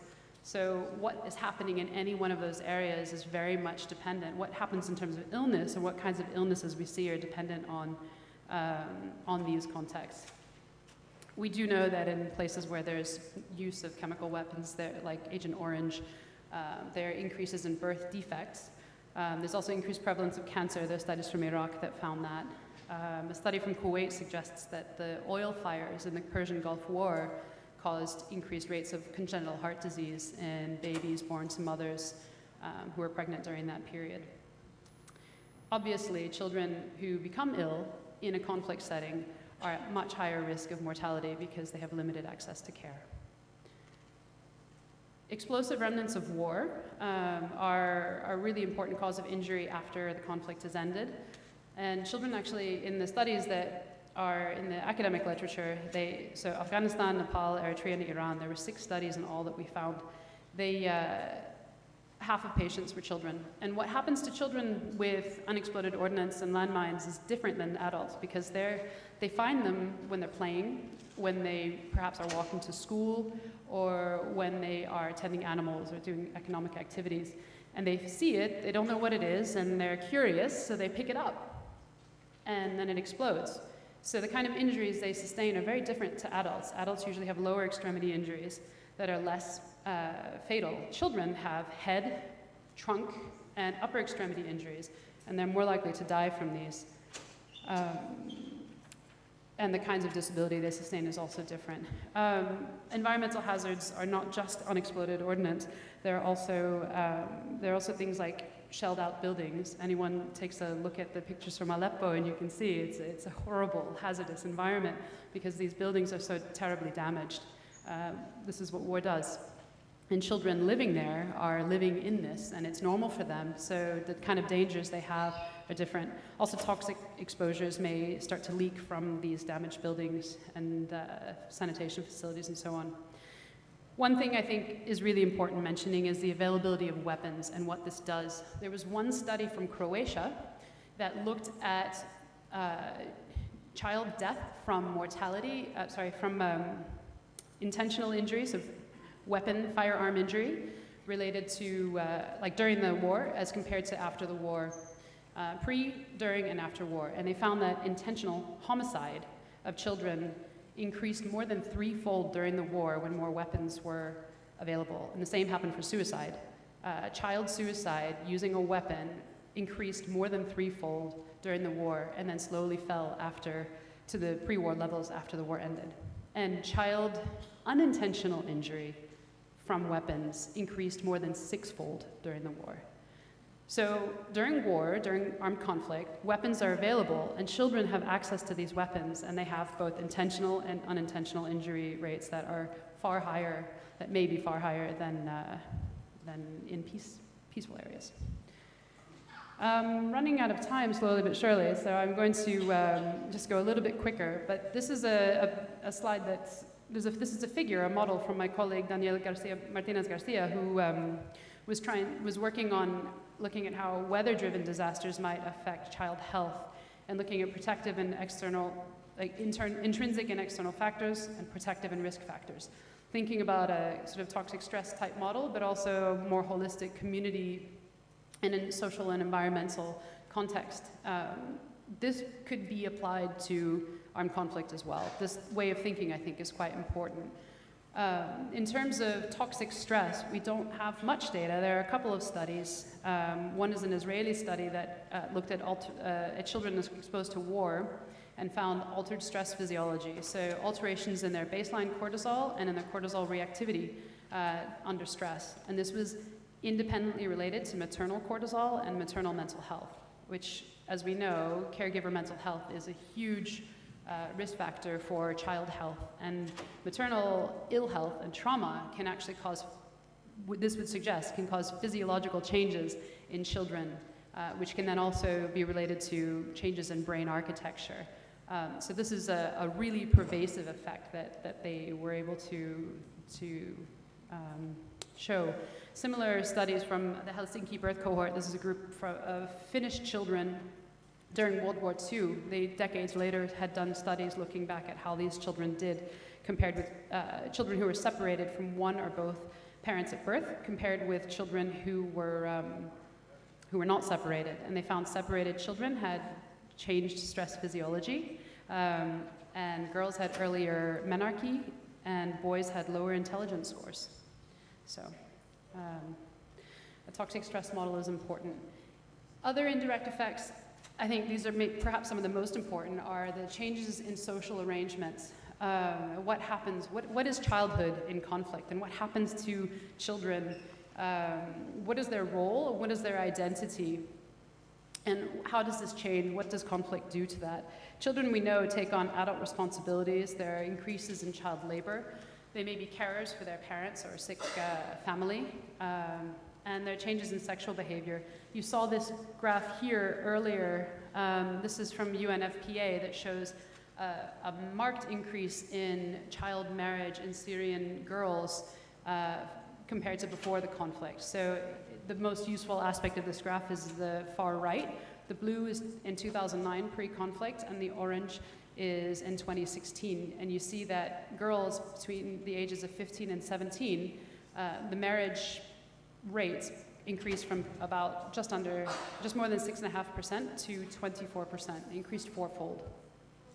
And the changes, as far as we know, is conflict. I'm sure there are other factors related to it, but that's the main running theme for that.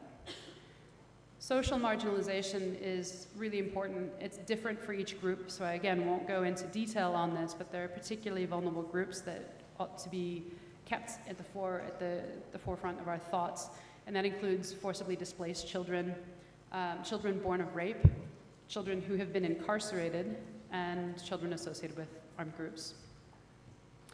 So going back again to this model about violence and thinking about how violence, different kinds of violence intersect, maltreatment is a major issue. Child maltreatment has actually, there are studies that show caregivers who have suffered from stress or have a mental health disorder that's related to their own exposure to armed conflict. These children, they report higher rates of physical abuse of their own children. They tell it themselves. They know they have a problem, and they know they're using excessive force or abusive disciplinary behaviors. And studies have reported this quite clearly. The children also, when you ask them, they report the same. So there is an overlap between exposure to violence in a collective sense and what happens in the home. This is quite important, I think, because this is even for children who have themselves not directly experienced conflict. They may be born after the conflict has ended, yet they are still at risk of violence in the home because of the experiences that their caregiver has had during conflict. There are different studies that would suggest various mediating factors, points of further study and intervention. And children of US military personnel are also well known, I'll finish soon, to have higher rates of violence in their home, physical abuse and neglect, as well as experiencing violence in school. And these kids are more likely to carry a weapon. So again, this is violence, kinds of violence linking to each other. So the previous talk this morning gave a figure for mortality. This is a really divisive issue, I think. We really want to be able to say how many children die from conflict. And we also want to say how many children live in places affected by conflict, but we don't actually have good data for this. And the figures, just only 2 years ago, a very preeminent public health figure cited a UNICEF statistic of 1 billion children living in areas affected by armed conflict.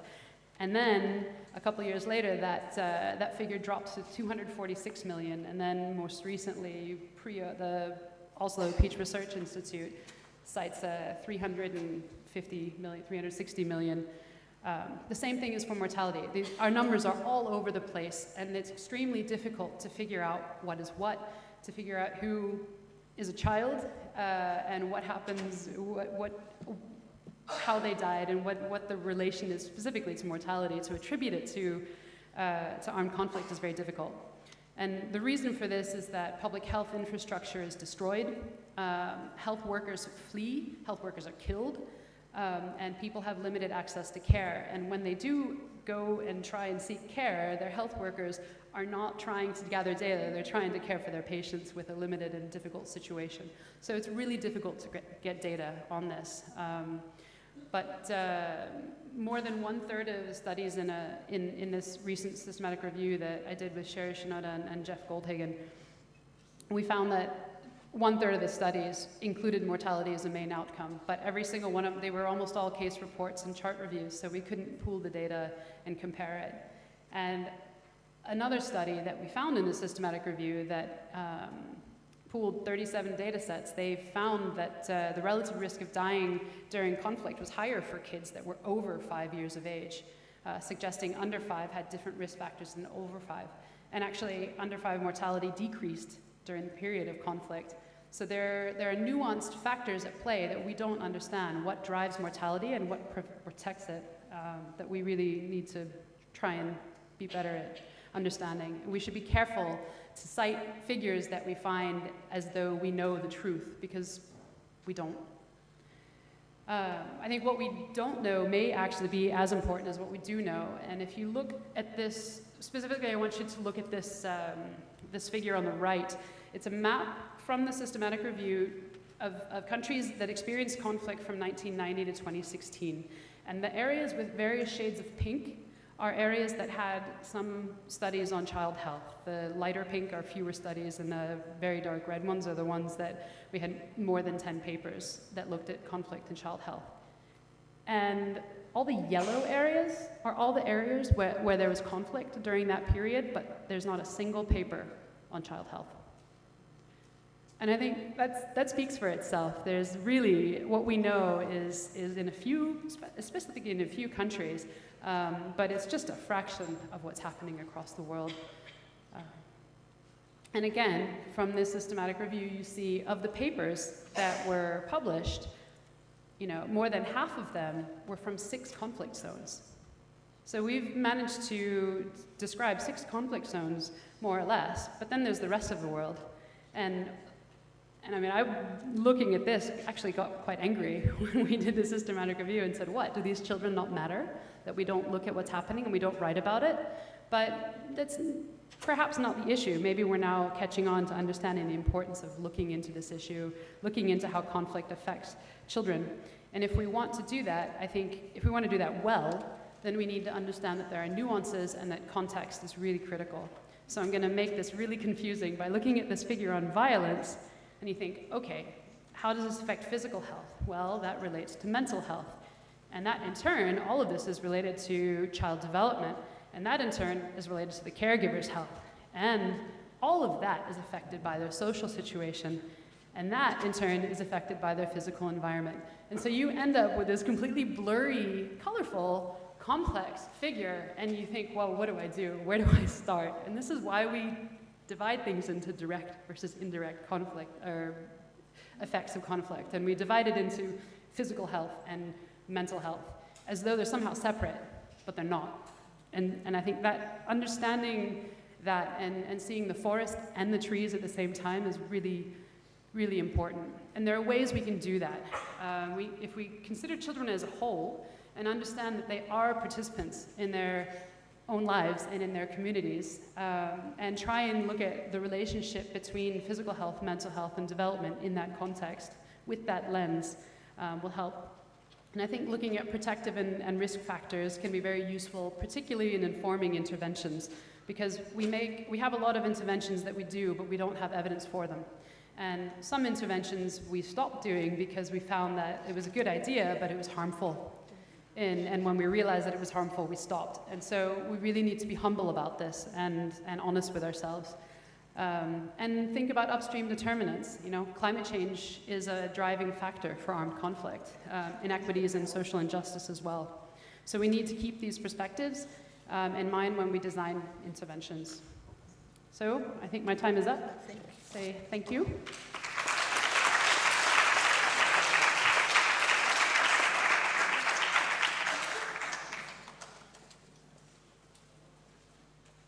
Thank you very much. That was fascinating. I hope, Jeff, that the PowerPoint will be made available, will they? Because there was a lot of information in there that one might want to revisit. I've already got them, but I think everybody would benefit from them. We're now going to move on and look at children with disability who are refugees. And our speaker, Naila Kandal, is a pediatric occupational therapist by origin and is the director of a very impressive habilitation preschool in one of the Palestinian camps within Beirut. I have had the privilege of visiting there, and it really is a model of provision. And they have 75 children at any one time, ranging between the ages of 1 and 12. So I won't hold up any longer. We'll go straight to that presentation.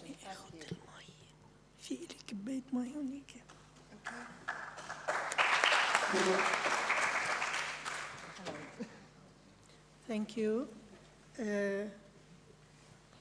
I just would like to repeat my name. My name is Nahla Ghandour. Yeah, I know it is difficult, but I'll come to your speech therapy. You will, you shall. Okay, as the story goes, that once upon a time there was a district, and the district has many alleys and many houses. In the middle, there was a square where children played.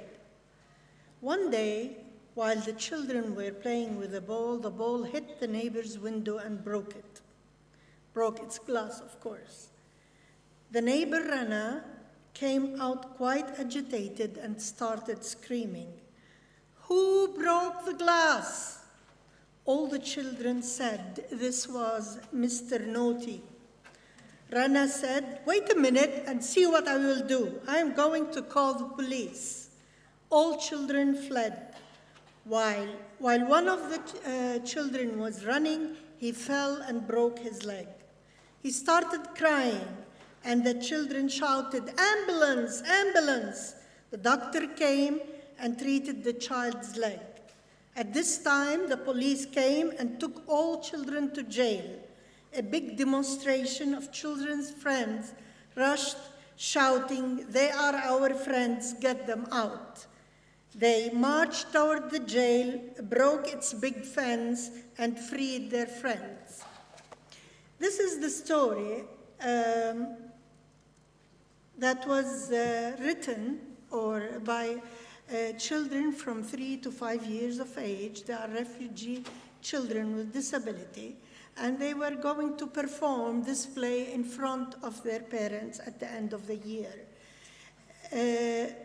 I wanted to start with this short story in order to give you a picture, somewhat not very clear, but a general picture of how is the daily life of these children.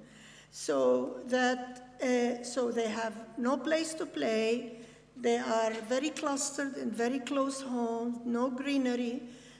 So this is mainly, and of course they are always confronted by violence, armed or non-armed, which is manifested here by temper of people and the police and everything. So I would like to stress that the conflict, the children who live in armed conflict, not only their physical and mental health is affected, their imagination, how they see the future, how they build their stories. This is what really affects these children, regardless of if they have a disability or not. I don't know how to, if it is working, so anyway. So in my lecture, yes, okay. I am going to talk about Ghassan Kanafani Cultural Foundation, and then about the habilitation preschool for children with disability. The Ghassan Kanafani Cultural Foundation is a Lebanese legal NGO that works with Palestinian refugees in Lebanon. It was established in 1974 after 2 years of the assassination, the anniversary of the assassination of a very, very important Palestinian author and activist. Kanafani Foundation works in 6 refugee camps, and they work in early childhood education.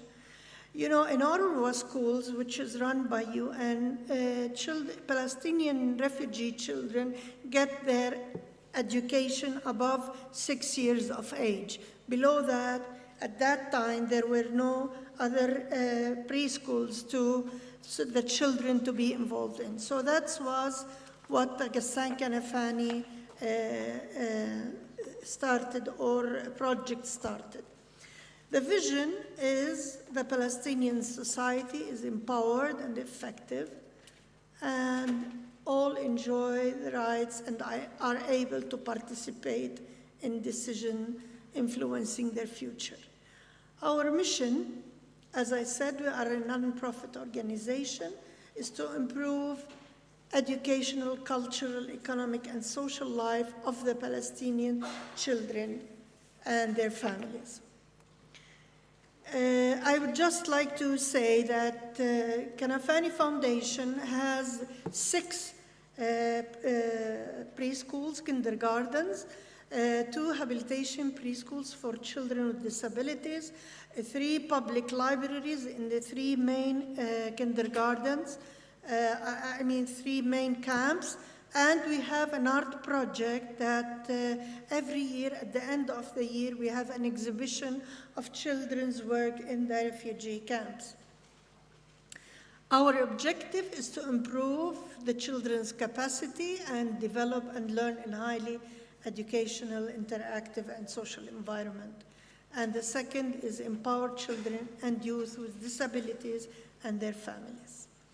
Our targeted group are Palestinian refugee children and Lebanese, in addition to other nationalities, because we consider the child a child with no nationality. So everybody is welcomed if they seek our services. And then we work with youth in art and other creative writing, photography, and other things. and children with disabilities and their families from the age of 1 month to around 25 years of age. And of course, we work with the families of the children and the youth. The Rehabilitation Preschool. In 1983, we were working in, after the massacres of Sabra and Shatila camps. We worked with the foreign NGOs, with the survivors of the massacres in physical and occupational therapy. And during our work, we noticed that children with disability had no place to go, nobody is intervening with them. So we started a 2-day project to work with children with multiple disability, mainly cerebral palsy. And the main intervention was occupational therapy. After the war escalated and there was very big armed conflicts, everybody fled the country, and we had to find an outlet for our project. That's how we presented it to Hassan Kanafani Cultural Foundation, and in 1986, the disability program in JKCF. Our philosophy of intervention is the belief in the human being and his or her abilities, the belief in change. We believe that we can change, the belief in group work, the rights of the children with disability, and the belief in the right of the child with disability to remain with their families and not be institutionalized. Throughout the years, we were working in one of the Palestinian camps in Beirut. Throughout the years, we could see some community needs that we tried as much as we can to answer, but of course without going outside the disability field and outside the children. So the needs were that these children need continuous and not sporadic, continuous intervention for them and their families. And we have to start intervention as early as possible, and we have to work towards integrating these children not only in schools and education, but in the society, in leisure, in sports, in activities. And then, of course, one of our main things is that our services has to be very, very, very low cost, because we are dealing with refugees who really struggle on a daily basis with economic problems. So, our professional intervention, we have a multidisciplinary team that works in the Rehabilitation Preschool. Of course, the preschool has developed throughout the years. It started with 2 rooms, and then it developed throughout the years, not only in physical, in logistics, but also in professionally and technically. So we developed throughout the years assessment tools in order so that we can measure qualitatively and quantitatively the progress of these children and where are the points that we should work on. And some of the assessment tools we bought and are standardized either worldwide or in the Arabic countries, and some are really specific to us. And all of them are, of course, numerical and et cetera, et cetera. We have physical therapy, of course, with the objective of enhancing gross motor activities, balance of the child, and movement. We have occupational therapy, where we work on fine motor development, autonomy, and functionality. We have a speech therapy, working on communication and language development and feeding skills. We use sensory integration intervention to really work on with children who have sensory integration disorders, which lead to hypo or hypersensitivity, ADHD, learning difficulties, etc., etc. And to work on bilateral coordination and sequencing. We have psychotherapy. Of course, we work.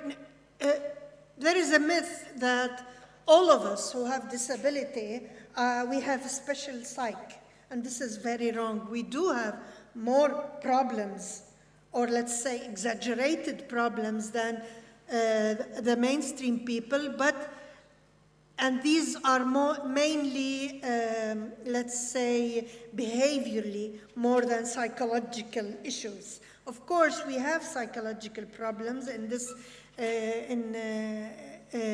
with our children, but they are only, let's say, maladaptive behaviors. We have drama therapy, where we encourage the expression of children's expression, imagination, and fantasy. We believe, you know, children with physical or multiple disabilities, a lot of them cannot communicate. They have a lot of difficulty moving their bodies, expressing what they know. So opening channels, different channels for them to reach out to others and express their feelings, their worries, their joys, and their fantasy is very important. And that's why we started with a pilot project in 2006 in drama therapy of working with children with multiple disabilities. We have dance movement therapy, which we started recently, 3-4 years ago. And also we work with on body awareness, expression, musicality, body rhythm, coordination, etc., etc. Okay, we have special education. Of course, this is to develop cognitive concepts development, and we encourage the child to discover material by themselves. We, of course, we follow that learning through play in all different disciplines. We have a very intensive family program because we consider the family and the child as one unit. So if we work with the child without working with the family, we feel it's of no use, because the child is with us only 4 hours per day and the rest is with the family. So that's why we put a lot of effort in family intervention. I'm going just to give small vignettes about what we do. This is awareness and education. Of course, this is clear from the, so we have awareness lectures, we do workshops, information, lectures about the disability of the child. We have training, we train children on how to take care of their, we train parents how to take care of the children at home. We don't want them to be therapists. We don't want to increase the time they allocate to care for this child. What we want is that when they are delivering this care, how they deliver it, how they can help in their children's development through a daily living activities they do. We have family counseling and family psychotherapy. This is counseling, as also the title, the family or parents come and meet with our family doctor to discuss about coping issues and what the problems are. At the beginning of the year, we have general health questionnaire where we detect signs of depression, anxiety, or stress. And after that, we delineate whom we should intervene with on psychological level with the parents. We have a monthly meeting for a support group of parents where they meet and they discuss their problems.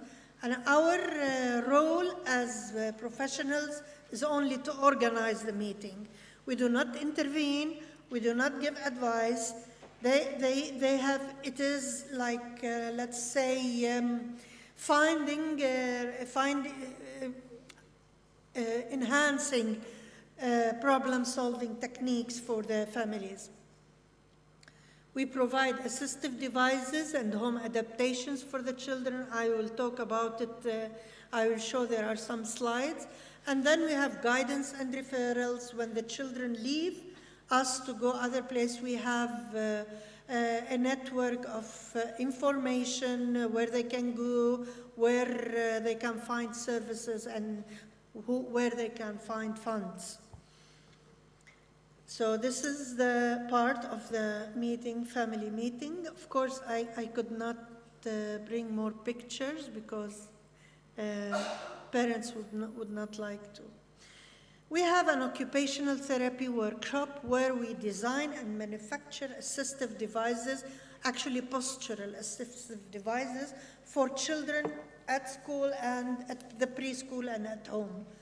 Why we started this? In 1993, when really our work started to materialize, we felt that every device we had to use with the children costs a lot of money, which we didn't have. Each child that we cannot train them at home and then go to their home environment without they can't function there. So we thought about if we can use the local material, and we test the children and make custom tailored assistive devices for them. And this includes chairs and tables. We do adaptations to wheelchairs. Most of the wheelchairs that we used to receive were for grown-ups, no pediatric wheelchairs. So we had to adapt them also, although they became heavy to roll, but we had to.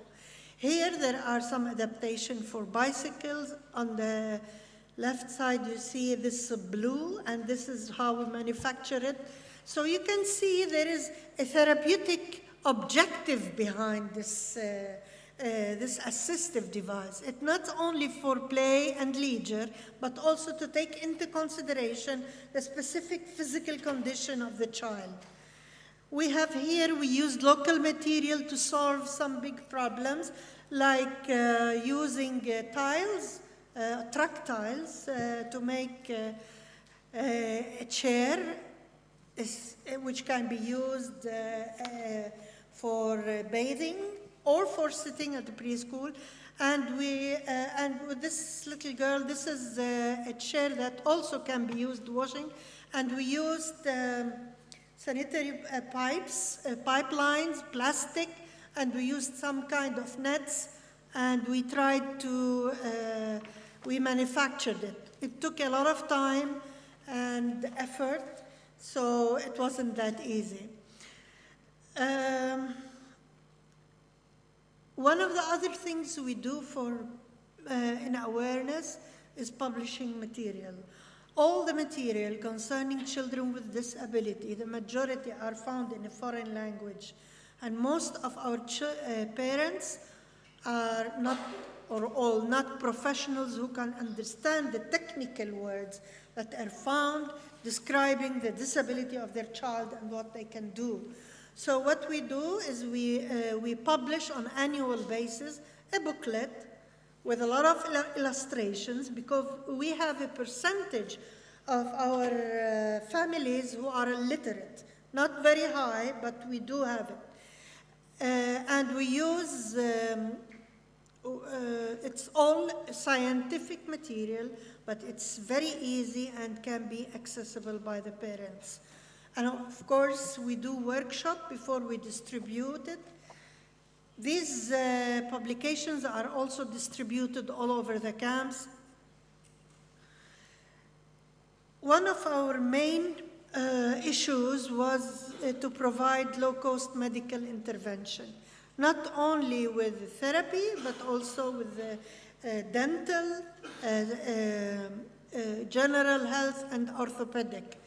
And on this, so we have a contract with the Lebanese university They have a special kids clinic where they treat dental care and do surgical interventions. Some local NGOs helps in magnetic and scanning, etc., etc. So I would like here to really thank Medical Aid for Palestinians for supporting this very important section of our work, because also sometimes we have a lot of children who come with no diagnosis, and this will help us to really know what to work with the child. What the challenges? At the end of my lecture, I would like to give what challenges we still do face.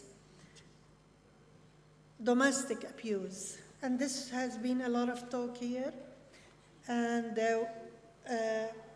unfortunately, still in our community, we have a high rate of all types of abuse used to discipline children. And I want to stress that the family here is under constant stress, economical, social, and with their children, of how to manage on a daily basis. The electricity, the water, the food, the education, the health.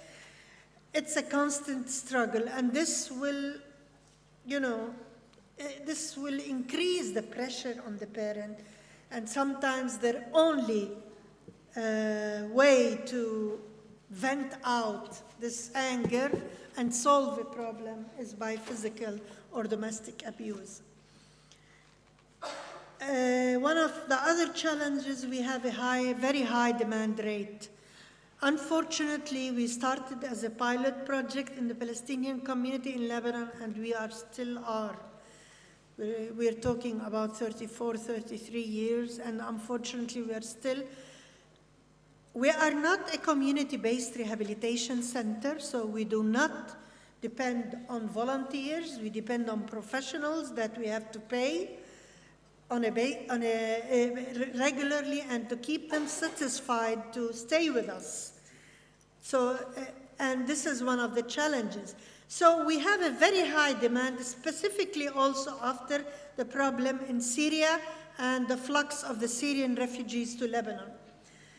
So, first of all, Lebanese organizations working with the disability field, they start intervening with the children at 6 years of age. And why is that? It's that because the government pays only when the child is 6 years and above.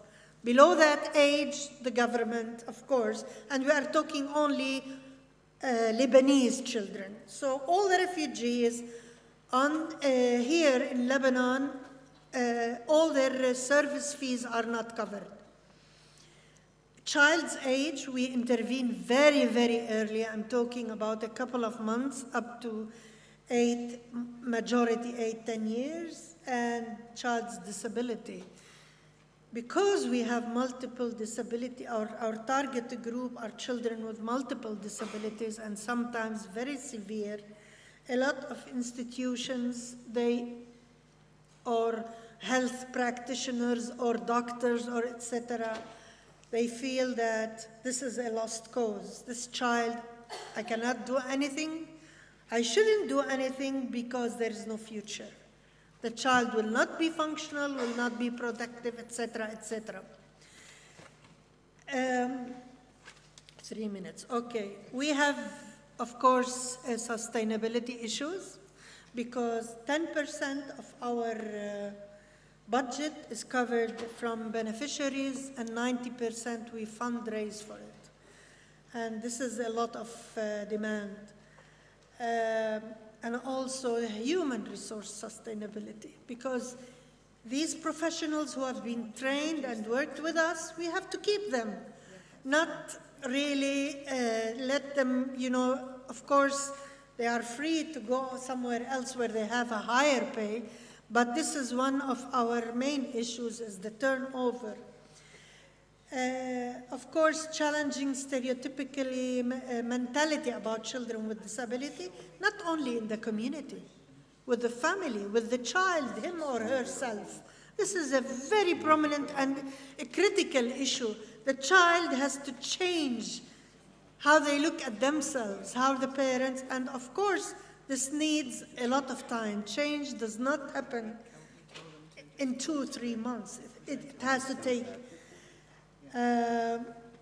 We have families, parents who are on the border of having psychiatric problems, and we don't know where to refer them to, because these kinds of services cost a lot.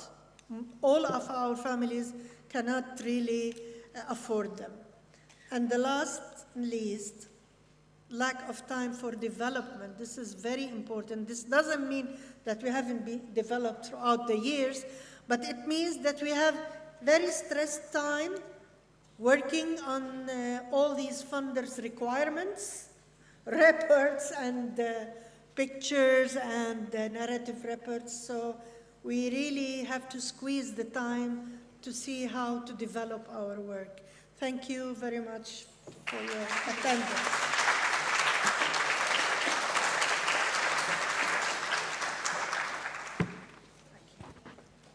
Before I introduce the next speaker, just one housekeeping item. We're running late, so we will have no time for questions for the speakers in this session, but I'm going to ask them to stay around, so if any of the audience has a question, you can address it to them directly.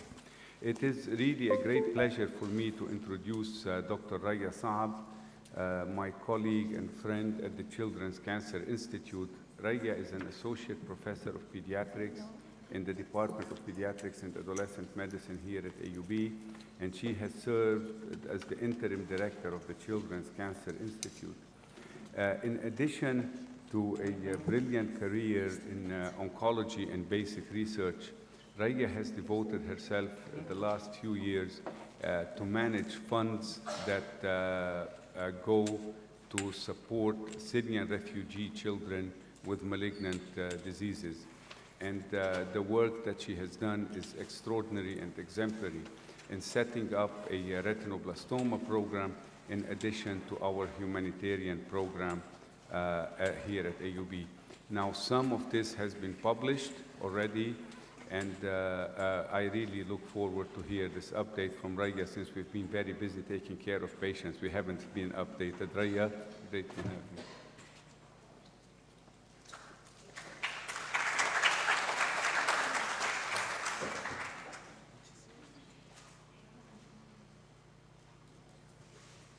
Thank you very much, Miguel, for the introduction. Thank you to the organizers for inviting me to share our experience.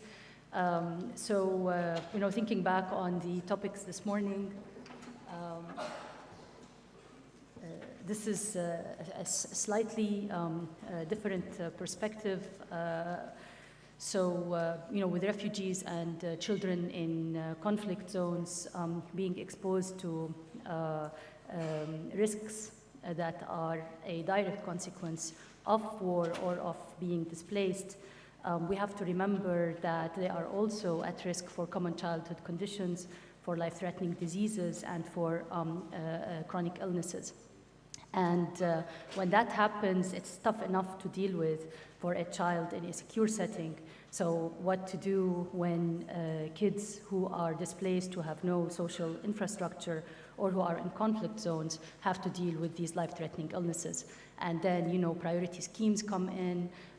The family has many different things to worry about, and dealing with a life-threatening illness then has no place in that priority area. So in Lebanon, we had to deal with children, refugees, who are presenting with cancer, which is, sometimes difficult to treat. It costs a lot, and the country was not prepared to deal with that. So over the next 15 minutes or so, I'm going to just share with you how we have responded to this crisis, and just to put it sort of in a model platform and see how we can learn from this in applying to other situations and other chronic or life-threatening illnesses as well. So just a little bit of a background on cancer care in general. Childhood cancer is highly curable in most cases. However, it needs complex, multidisciplinary, and specialized treatments. It has to be given in a tertiary care setting, and that's especially true for pediatric patients where the treatment is very intensive. For refugees and for displaced populations, most of the international community efforts like the UN or specific NGOs typically focuses on general public health concerns, things that cost a little money and in return have sort of widespread implications. Like vaccination, sanitation, housing, infectious disease, malnutrition, and other needs. There's much less focus on non-communicable diseases, especially when those are quite expensive to manage and relatively uncommon, such as childhood cancer. However, we have to keep in mind that there's a high cure rate for childhood cancer, so the gain of years for that specific child is actually worth focusing on. And at the end of the day, it is a child who would otherwise be treated for a curable condition if they were in a secure setting. Now, our hospital our Children's Cancer Institute was established at the American University of Beirut Medical Center in 2002 as a separate children's cancer center. And it was formed as a collaboration between the American University of Beirut Medical Center, St. Jude Children's Research Hospital in Tennessee, and the Children's Cancer Center Foundation, which is the fundraising arm that takes care of all the costs associated with treating kids with cancer, and the ISSOP, which is the fundraising arm for St. Jude. And our institute provides standard of care therapies for all children with cancer. No family pays out-of-pocket expenses, so anything that the third-party payer does not pay for, our foundation covers the cost. We have multidisciplinary care, specific inpatient and outpatient units, which costs are fully covered. All ancillary medical services are covered, short-term accommodation services, and we have child life services. So all of these were established way before the refugee crisis occurred, but the care was primarily catered at Lebanese children and a few non-Lebanese children who sought care at our center. If you look here at this graph, this shows you how many pediatric patients in black, how many pediatric patients with cancer we treated at the center across the year. And the white columns are the registered number of cancer cases in Lebanon per year. So you could see that in general we treat around 30% of Lebanese patients. And this is up until 2010. And then came the refugee crisis. So we know that Lebanon hosts the highest number of refugees per capita and currently ranks third in terms of total number of refugees per country. We have more than 1 million refugees, whereas the Lebanese population is estimated around 4.5 million. So as mentioned this morning, it's estimated that 1 in 6 people is a refugee. 1 in 6, that's a huge number. And knowing that not all refugees are registered with the UN or with the local authorities. The majority of the refugees in Lebanon are Syrians. However, we also have what we sort of refer to as medical refugees, and these are also increasing. We are getting a lot more children who travel from Syria to Lebanon specifically to seek medical care because of the lack of medical infrastructure in Lebanon. So although they don't live in Lebanon, there's nowhere else for them to go. Palestinians, again, since the 1948 war and subsequent events, it's estimated at around 600,000 individuals with limited healthcare coverage, especially for chronic diseases. And this healthcare coverage is given only at specific hospitals that are covered by the UNHCR. We also have a lot of Iraqis who are coming to Lebanon to seek medical care, also because there's minimal medical infrastructure, there's lack of access to specialized care that is needed for cure in cancer therapy. So we have a lot of these patients who come to Lebanon, they travel for medical access, and they have nowhere else to go.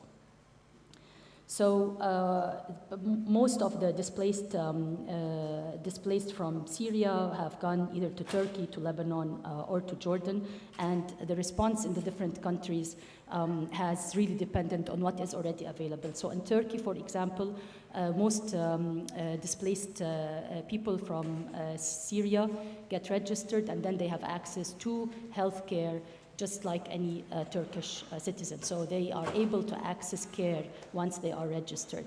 In Jordan, they started off the same, but then their healthcare resources became strained. So now there's less and less healthcare resources for the Syrian population.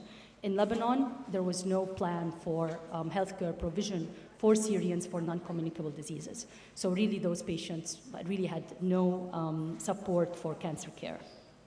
And again, as I mentioned, we're also getting a lot of patients from Iraq who have minimal means for treatment and are seeking health care. So we responded to this by developing a humanitarian program for childhood cancer that is earmarked specifically for displaced children. We've had 4 successive initiatives since 2010 that we've sort of learned from each initiative to restructure the next one in order to serve the largest number of patients with the most relevant curative therapy. And through those initiatives, we have learned to prioritize resources and to establish specific eligibility criteria for each fund mechanism that were necessary. This meant that there were some patients who would have to be turned away, but at the end of the day, we try to be as fair as possible by following guidelines that would give us the chance to help the largest number of patients possible. So patients who are eligible for treatment if they were newly diagnosed, which is the same eligibility criteria that we have for Lebanese patients, not previously treated, because that would make the type of treatment much more murky and difficult to standardize. So we would only cover first-line treatment, so patients who had relapses or recurrences or progressive disease later on, where the chances of cure were much lower, would not be eligible. And we excluded certain very high-cost interventions that we anticipated would very quickly deplete the fund, like bone marrow transplantation, for example. And for those patients, we tried to keep records on enrollment, follow-up, and had very close record keeping so that we can learn from them and see how we can fine-tune to treat the largest number of patients with impactful outcomes. So over a period of around 7 years, we were able to, we were approached by 743 non-Lebanese patients. We were able to take around 25% of them for full treatment, another proportion as partial therapy. Those patients either received radiation, surgery, and were referred somewhere else for chemotherapy if they needed it. And for more than half, we were only able to, help initially a little bit with the diagnosis, give an opinion, and those people either weren't eligible because they didn't satisfy one of the eligibility criteria, or were just over the quota that we had for the funds that were available. If you compare this to the Lebanese patients who were treated at around the same time, you can see that the numbers are a little bit reversed, where the majority of patients were accepted for full treatment and only about a quarter did not fulfill the eligibility criteria for treatment at our center. However, you can also see we did not decrease the number of Lebanese patients that we saw, because that's our primary mission in treating children who are living in Lebanon with cancer. So in order, you can see that the numbers that we took increased by around 30%. That meant that we had to invest in increasing in staffing in the hospital, medical, nursing, and administrative, and to expand the space both on our inpatient and outpatient units, which we did successively over the years to be able to deal with this rapid influx of patients. And just keep in mind that the number of patients, if you think about it, in Lebanon, childhood cancer incidence almost doubled over this period of time, because the number of Syrian children living in Lebanon are almost equivalent to the number of Lebanese children currently. So these are the numbers, just to see them sort of in context across the different nationalities: Lebanese, Syrian, Palestinian, Iraqi, and other. The white are patients who are accepted for full treatment, partial treatment in black, and only an opinion in gray. And patients with partial enrollment were referred to other hospitals, and we had to form networks with other NGOs so that they could cover chemotherapy for those patients at other hospitals when that was indicated. You can see across the years, the number of Lebanese patients that we see per year has remained relatively stable. The number of Syrian kids that we see increased, and then we have limited it to a sort of a specific number around between 45 and 60 patients per year because of the capacity. We cannot take more than that number. And then the violet are Palestinians, which is quite stable, and you can see that you are seeing a substantial number of Iraqi patients per year as well. And since 2015, we have tried to maintain a constant number of Syrian children that we would be able to accept, and that was by, as I mentioned, tweaking the eligibility criteria so that we don't spend too much on treatments that are going to give a little bit of incremental success and to be able to give access to the largest number of patients possible. And to do that also, we have maintained funding, which I'll get to in a minute, but it goes to, a little over $1 million per year earmarked for Syrian and displaced children. When we looked at the tumor types in children, displaced children versus the Lebanese children, you can see that the tumor types are quite similar, as we would expect. The only difference is in retinoblastoma and bone tumors, where we have a little bit higher percentage than in Lebanese children, and that's because those programs had specific funding, because they're treated using very expensive modalities that are absolutely needed, like limb salvage surgeries for brain tumors and examination of the eye and laser treatment under anesthesia that are essential for survival. So we had to earmark specific funds, separate funds for those programs, and those ended up attracting more patients from Iraq and Syria who do not have those available in their country, so those are included here. I just put this diagram out here of the number of refugees that are registered in the different areas of Lebanon. Just to show you that our hospital is located in Beirut, and this is also where the majority of hospitals that treat cancer are. You can see in the Bikar there are no hospitals that treat cancer, none in the south, 3 in the north, and actually there's one hospital in the south that just recently started treating cancer patients, pediatric cancer patients. So we think that we are not getting all the patients referred. So the numbers that I showed you, we believe are an underestimate of the number of cancer cases that are in Lebanon, and there are probably a lot more children who probably either don't know that the funds exist or are never referred, or the parents decide not to seek medical care. The results of treatment were very good. There was a concern that patients who are displaced might not be able to follow through with treatment appointments.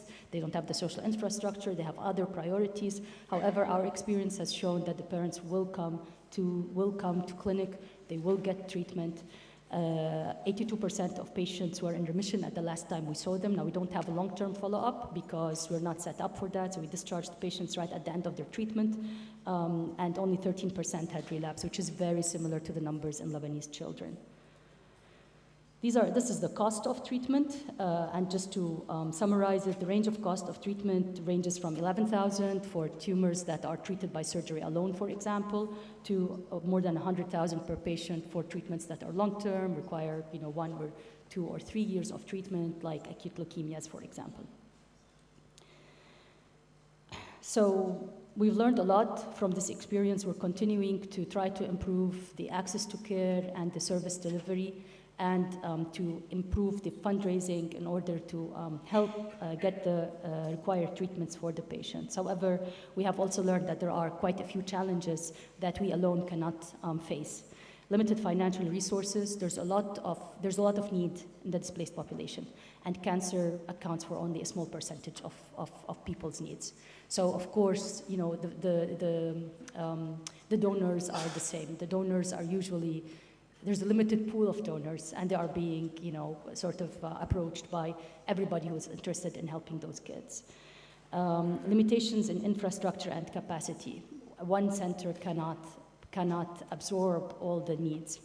We need to network with other centers, with other hospitals, and this is the most recent initiative. We're trying to partner with other hospitals in Lebanon so that patients, displaced patients who can be treated at other hospitals, those are the ones who would only get the specialized treatment at our center and then go elsewhere to get low-intensity chemotherapy, whereas then we can free our capacity to absorb the more complex cases. Insufficient national and international support. I think that goes without saying. Lower priority for relief and humanitarian agency. It's very understandable, but again, we cannot forget about those children and their families, especially that cure rates are high. And then barriers to seeking medical care or continuing medical care. As I mentioned, we think that we are probably seeing less than half of children who are expected to be diagnosed with cancer per year. And this is probably due to competing basic and social needs with the families in the camps, lack of support system. And we do see that with our patients. We have a social worker, so we help with accommodation, we help with transportation, but you have families who really don't have the means to even come, to have the transportation to be able to come to the city to be diagnosed. Complex family dynamics in displaced settings. I'm sure there'll be more discussion about that. We've tried to work a little bit with resource stratification, trying to do the best we can with the resources we have, which has forced us, for some patients with advanced stage disease where the cure rate is low, to primarily give support for palliative treatment rather than intensive chemotherapy, for example, that's unlikely to result in cure. We have limited support for progressive and recurrent disease. However, if somebody has a recurrent disease that still has a very good chance for cure, we have been able to procure some funds and get them treated on other resources or at other hospitals. There are some high-cost procedures for patient subgroups, but taking them into a case-by-case basis, some of them are worth it. For example, limb salvage surgeries for children with bone tumors, and for the kids with retinoblastoma, with the laser treatment under anesthesia. For those patients, we have set specific funds for them outside of the general funds, but there are other interventions that are needed that multiple NGOs need to work together to be able to afford. We've been working with the international community as well on developing resource stratified guidelines in general for low-middle income countries and low-income countries and this could be applied to the refugee settings as well, to be able to make sure that every child has access to some level of care. However, this opens a really difficult ethical dilemma in countries that was mentioned in the plenary talk regarding, having sort of two beds. And I think this is something that should not be implemented unless there's absolutely no other way. Rebuilding infrastructure in the native countries. So we're hoping that the war in Syria will end soon, and we are working with hospitals in Damascus to try to improve the infrastructure there so that patients can go back and get treatment in Syria, or so that patients who are diagnosed in Syria can get treatment there rather than keep traveling outside, as the case is in Iraq currently. So we have currently 2 graduates who just joined and are leading a pediatric cancer hospital in Syria, and we have 1 other trainee currently in pediatric oncology. We have several programs that we are working with them across the border, and I hope that this will help in the transition after the war during the rebuilding phase. Again, this just underlines the need for collaborative, synergistic efforts amongst stakeholders across all borders and areas of focus. We are also currently working with a network of pediatric oncology professionals and allied healthcare specialists. We call it Pediatric Oncology East and Mediterranean Group. This covers countries from Morocco to India, and both Iraq and Syria are included, and this sort of forms a platform for collaborative work and collaborative educational as well as implementation activities towards childhood cancer care. Finally, just want to bring up again this idea that really we should be considering healthcare as a human right. There's a lot of talk about that, but we are ways away from ensuring that the most vulnerable populations have access to to healthcare, not even in the standard form, but even in its most basic form. Thank you.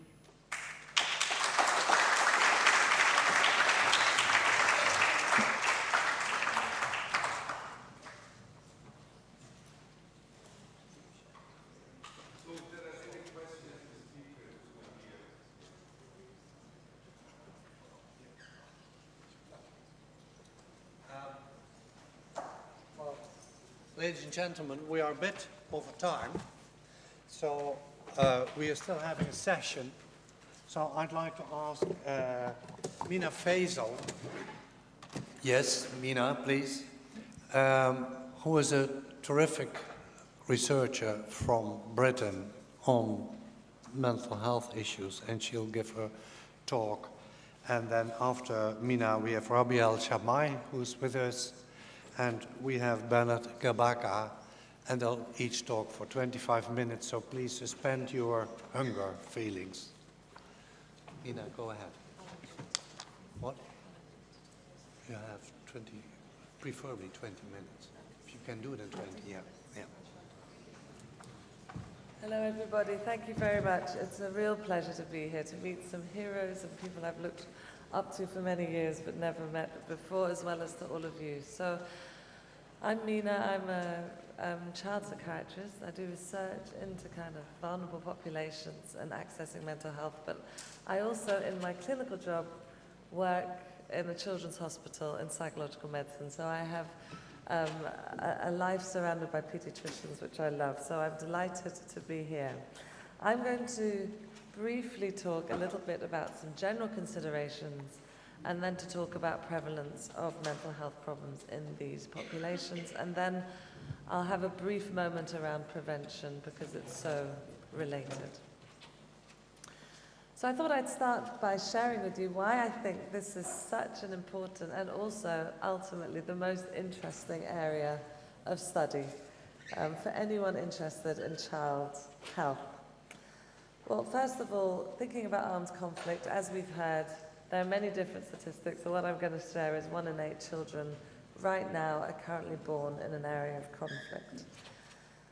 So with regards to understanding the determinants of health, I think these children lie really at the intersection that helps us understand the differential contribution of a whole range of important factors that are essential in understanding the mental health needs of a population. So the first is the biological and individual vulnerabilities at hand. So we can't ignore that. You know, there will be some children who are more prone to developing post-traumatic stress disorder than others. That might be around genetic vulnerabilities around cortisol secretion. There'll be kind of individual personality differences that are more trait than state. We then have the whole complexity of the familial environment and how so much of that, as we've learned through, I suppose, almost everything in our profession and in the history of child psychiatry, attests to the importance of stability, the familial environment, and the manner in which you're raised. And so we've got that whole area that becomes under incredible tension when you're exposed to armed conflicts, not only to disruptions in family life, but parents with mental health problems, and the whole managing of all of that. And then finally, the whole environmental context that I won't repeat, but almost in every manner gets threatened in these times. So I have a particular interest in the roles of schools and education, but obviously in areas of armed conflict, these are probably one of the first places. If they're not targeted, they often lose the ability to continue to function. So when we think about understanding the mental health of children raised in armed conflict, I want to say to you, we desperately need more evidence, but actually it is, for these reasons, also the most interesting area to study, because it's the intersection of everything that we know is essential and important in development. So the challenges, well, the evidence base is a challenge, especially longitudinal studies. There are so many structural reasons why that becomes incredibly difficult. Like in child mental health, we could basically say there's no good evidence base in almost everything we do. So I think we need to nuance it a bit, but really in this area, the evidence base needs to somehow be developed in a new way. We need to think more broadly. We need to make measures more readily available. We need to facilitate the whole ethical considerations that make most researchers with any sense just forget doing work because it's so complicated. We need to find ways to encourage it. We need to find publishers to publish it. We need to find funding bodies to understand the importance of it. So there are a whole range of reasons why the evidence base is unacceptably low. I understand it, but I think, especially in understanding longitudinally, we need to focus on it. And I'll say another reason why, because actually we'll understand all mental health, not just the mental health of children in displacement, if we focus on this area. You know, I can't come here and talk without pointing out the fact that England right now is entering a moment of unbelievable political instability where, you know, all the mental health problems that we've seen in displaced populations, I'm starting to observe not only in myself, but in everyone around me. Other things that I think we need to be aware of is the low contextual sensitivity. So important idioms of distress, important ways that explain and understand mental illness, I think we've poorly understood. I did my first degree in social anthropology, so I'm particularly interested in this component, that we need to find ways to understand and pay tribute to the different ways in which mental health problems and distress are expressed in different cultural contexts. And I think a big challenge is the non-holistic approaches. So it's really complicated to think of single interventions that are going to treat single disorders. We have to think about, I suppose, how, you know, I can't really talk about mental health and the epidemiology without thinking about housing, without thinking about broader policy, without thinking about the whole range of needs of anyone living in any community, in any society. And then, it's been mentioned a bit already, just the low levels of child agency, that actually, in this area of research, we're learning a lot about empowering the patient participant voice, and how we do that in these contexts is important. And then thinking about children in conflict zones specifically, we need to think about all the problems of socially marginalized populations, including kind of exposure to violence and safeguarding concern. And with exposure to violence, the whole breadth of what that means across, not just for that individual, family, school, society, communities, and the safeguarding concerns, but also we need to be aware that, I'm sorry, I'm talking fast. Is that better? I'm so sorry. I won't repeat it. I'll just tell you later. So we have to deal with the problems of violence and exposure to violence, and also safeguarding concerns, which I understand has been raised in profile impressively yesterday. We need to keep in mind the good outcomes, that although the vast majority do have good outcomes, what I'm interested in is that proportion where the outcomes are threatened. But that's not to ignore the fact and the discourse where we need to ensure that we keep that in mind. And especially for those of us who live in politically turbulent, high-income countries, how those individuals that we see who arrive in our countries are not a representative sample of the overall population. They're a group who have incredible capacity and resilience to make it all the way over. And so we need to just be aware of the fact that despite the high levels of morbidity in displaced populations in high-income countries, that's unlikely to be representative of what's going on around the world. So thinking about the mental health influences, these are described as having dizzying complexity, and I'm hoping that some of what I've just introduced in my preamble is highlighting the complexity of it. And also, when you come to conflict, you have, acute single events, we have periods of acute conflict, and we have periods of chronic conflict. And so given that, we can't actually say, this is what happens to children in conflict. These are the mental health problems of a child who comes from a period of conflict. Every single child, given the region and the exposure, is going to have different mental health outcomes. But I do think we need to think about each child with regards to the pre-conflict, the peri-conflict, and the post-conflict world, as well as all these different concentric circles of existence that they live in. I do think traumatic events and their exposure do raise particular issues because they're incredibly treatable. I'm a passionate believer in the importance of treating PTSD because it's very treatable.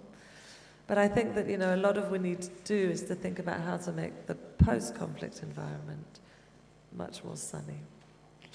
So what are the common clinical presentations? So for younger children, it's been well documented. You get a range of non-specific emotional and behavioral reactions. That often there's a regression in many of the developmental milestones that have been achieved. And that, we can't say, oh, actually younger children are often buffered. There's no evidence to support that. We know that younger children experience this range. With older children, there's increased anxiety and depression, sleep, headaches, abdominal pain, along with the 400 other somatic complaints that might present. There's considerable comorbidity, especially with post-traumatic responses and anxiety and depression. And then we have a whole range of responses to exposure to potentially traumatic events. We have what can be ranged from grief reactions to what is termed as post-traumatic stress disorder. And although I'm saying I'm reluctant to give us specific figures, given the range of variation, I will just present to you some findings from a systematic review we've just completed, looking at specific instruments to diagnose disorders in children. So before I do that, I'll just show you a picture of an Afghan refugee who arrived in the UK. So he depicts his life starting from that end, as with regards to the Farsi script. So that furthermost corner, I don't know my left and right, so I can't tell you what that direction is for you. Anyway, so that's Afghanistan over there. His journey through Iran, across, including the Mediterranean, to the UK. I'm not going to psychodynamically analyze this picture for you. I think it speaks for itself in what a depiction of the journey from a small village in Afghanistan for 2 years in Iran, where it's an incredibly persecuted minority. I'm Iranian. I've never been there, but I have this vision that Iran is a much nicer place than that, but it definitely can't be. To kind of life in the UK, which still isn't rosy. So in our systematic review, we've looked at 8 studies in a range of countries, including Turkey for a few studies. And these figures put PTSD around 35%, given all the limitations I've mentioned of doing this type of work. Depression around 14% of a collated number, and anxiety disorders around 20%. We also looked at ADHD, about 4%, and defiant disorder of about 2%. So showing you this graph, this just plots where PTSD lies across the different studies, and that's around the early 20%. Anxiety, as I mentioned, depression. What we've been able to do in this study is split it. So for example, if you're interviewed by a native interviewer versus a non-native interviewer, your rates of PTSD go up and your rates of anxiety and depression go down. So just the importance of how we study these populations, the larger sample sizes versus the smaller sample sizes, and all of those complexities. And looking at the adult literature as well, there's great prevalence of PTSD around the 30% mark, and also depression. And I think that's important because these are the parents of the children that we're thinking about. We've looked at risk and protective factors. There's a lot of discussion now around resilience. I think it's a really important area. I think it's a really complex area that I don't have the mental capacity to fully understand. So I'm going to stick to the simple risk and protective factors. And we did a study just looking at the different factors that could potentially help us understand the differential risk. And so this just kind of lists what they are, the risks being exposure to pre-migration violence, female sex, settlement and refugee camps, male sex as well, and internal displacement within the country of origin, all increase risk. And these findings were from 27 studies, resettled in a whole range of places. So again, for example, time since displacement, depression increased for Namibian refugees with time if social support was lacking. So all of these findings are kind of highlighting the importance of going away from the individual realm into understanding what's happening in a more broader way. Now I have a lot more to say, but I want to just ask how much longer you want me to talk for. Is there? No? How much longer do you want? 5 minutes, okay. So again, with community factors, societal factors, all these factors are shown to play important roles in understanding risk and resilience. So Miller and Rasmussen produced a really, really useful model to explain what's happening. I've kind of adapted it a bit to bring parents in there. So basically looking at individual mental health, you know, we've looked at all the exposures to armed conflict, but I do think we need to bring in the importance of current related stresses around ongoing insecurity, socioeconomic deprivation, and loss of relationships, and how that impacts on parenting, and how all of these impact on mental health. So I'll just quickly whiz through my last little bit on what I'd like to say about prevention. So with Teresa Betancourt, we did a big review on the prevention of mental illness for refugee populations. And I think, you know, we need to think not only about the individual domain where there's a lot of focus, but to think about family issues around parental mental illness, around improving parenting skills and managing aggressive behaviors, around the whole context of society, as well as school, which is my big interest. So do come and talk to me about that afterwards. And we looked at a whole range of preventive interventions, and I'll send you the paper if that helps. But I do want to focus a little bit on families, kind of the clusters of adversities that affect families, the disruption to the parenting role, the impact of mental illness in parents, the increased rate of aggressions in families which have post-traumatic stress disorder, for example. And how we can, you know, actually there's an incredible wealth of literature to say focus on parenting interventions and the importance of that. So we looked at a study, this was in Jordan, looking at kind of pathways linking war and displacement to parenting and child adjustment, showing how kind of a whole range of factors with economic hardship, psychological difficulties and lack of safety can impact in a whole different range of ways to children. And so this is my very simple diagram. You have a parent with PTSD and you have a child. Parents are likely to have emotional numbing, which makes them less reactive, impacting on attachment. They're likely to be more hypervigilant, so not allowing children out, which raises a whole load of stress, because kids need to go out and play, but if you can't play, because you know, it's dangerous outside, or you're being bullied, or you're not welcome. Especially with girls, they don't want the girls to go outside. A lot of avoidance. So if any kind of any reminder or trigger or emotional factors, if a child has experienced similar exposures, we find that a lot of these families, nobody talks about it, that actually families in dealing with their own difficulties find it difficult then to be emotionally available to their children, to discuss what's happened, and the whole range of mood disturbances go along. So what you might get is a distressed child as a result of that, and what we want to try and do is to find ways to have this child to become an exploring child. So I won't go about schools now, but I want you to remember them as being important. So I've done this little diagram. This is the Mina model. She spent many hours making the slide, so I'll end on it. This is your child. If we want to think about their mental health, we need to think about the community they're in, the culture, the environment, the chronic poverty and socioeconomic status. We need to think about how all of that is interacting with them in their family life. We need to think about their peers, the incredible importance of developing intimate friendships in childhood and adolescence, and what that does to enable you to overcome and process your past traumatic stories through narrative, but also to learn about how to keep yourself safe moving forward, to think about that whole interrelationship with school, and the whole socio-political context, that we shouldn't be thinking about any of these in isolation. So in conclusion, let's think across systems, let's focus on high-risk groups in tailoring our prevention, think about family, education, the environment, and I have many, many people to thank for this work. Thank you.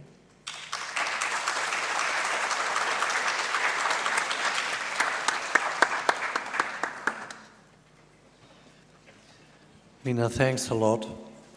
Because we are a bit late, I'm afraid we have to suspend all the questions we have, but I think this was a very rich talk. We will have questions, but after lunch then.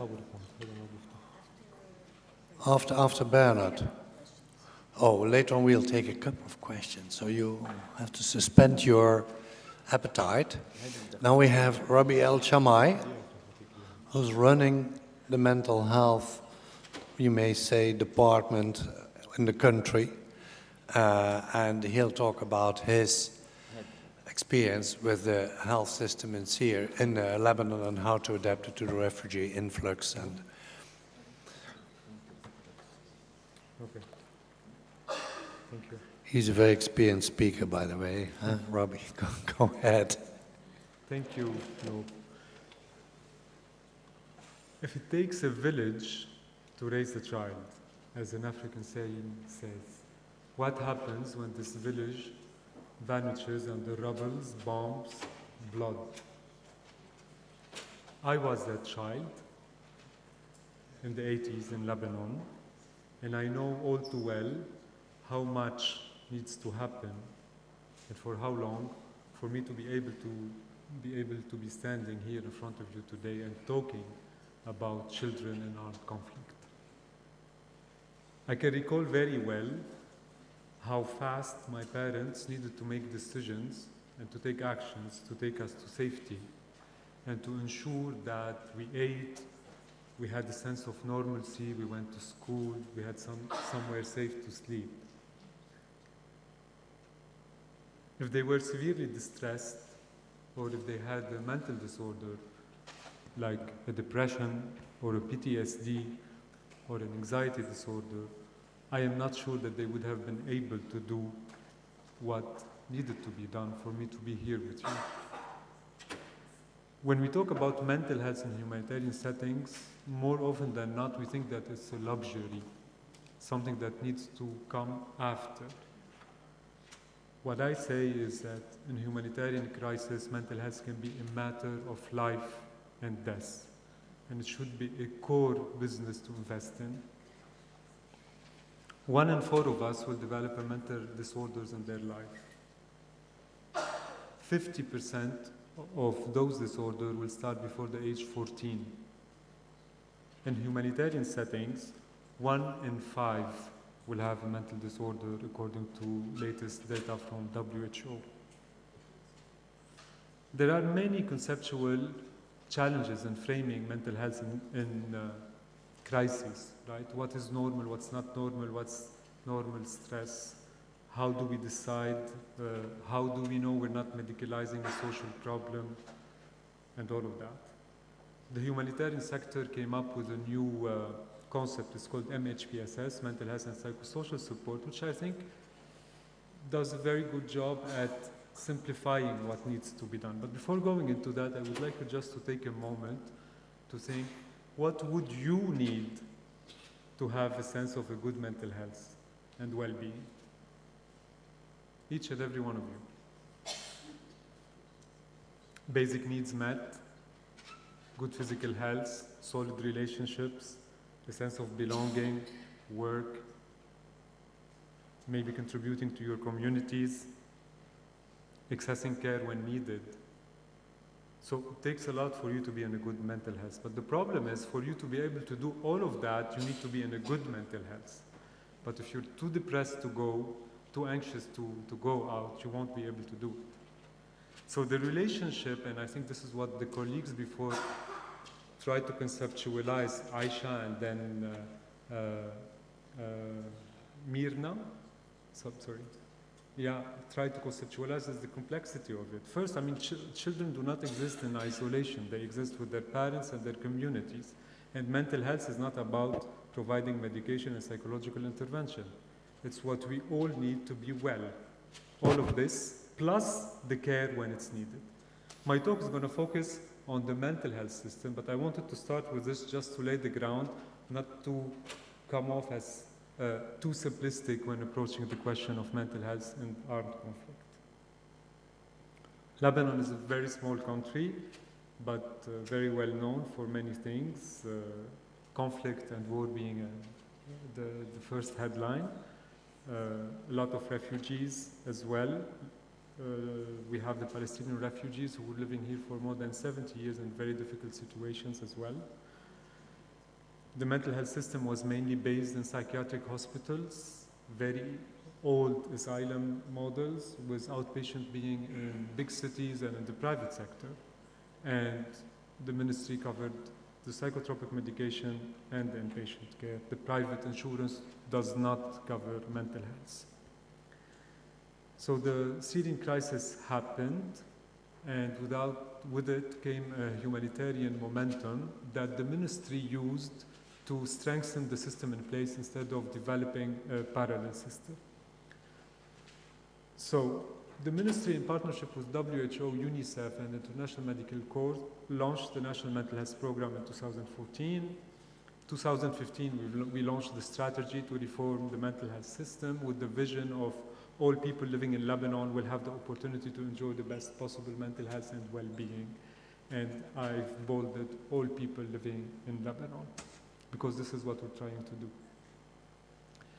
The strategy has 5 domains, and what I'm going to walk you through is some of the work that we're doing under each domain that relates to children.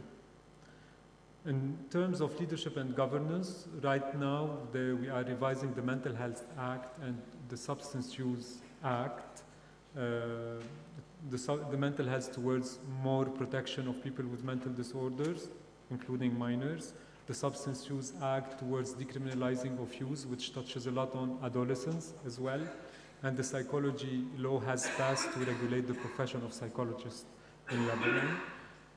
We were able to develop with 4 other ministries an interministerial substance use strategy for Lebanon that we're implementing. And right now we are in the process of developing an ECD strategy under the Higher Council for Childhood within the Ministry of Social Affairs, and soon we will reach out to all actors. We are still in the early stages, and we're mainstreaming mental health in other sectors, namely sexual and gender-based and child protection sectors. In terms of service organizations, this is the pyramid of WHO of how services should be. So in Lebanon, most services were here, and no mental health at the primary care, no community mental health centers, so some private clinics and some private wards. What we're trying to do is to build this pyramid. So right now, as we speak, we are preparing to launch a big RCT on a self-help intervention with WHO via an application that would help people who cannot or are not ready to access care face-to-face to start helping themselves if they have problems ranging from anxiety to depression.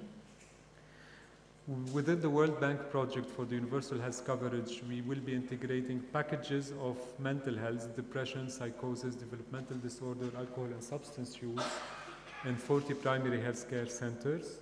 We will be scaling up 12 community mental health centers. We have opened 2 of them already, and we're scaling up evidence-based psychotherapy, such as interpersonal psychotherapy with our friends in Columbia University, with the support also now, the continuation of the project with Cambridge, and also EMDR. We were able, with our partners, I'm not going to name them all, the names are here, you're going to have the PowerPoints.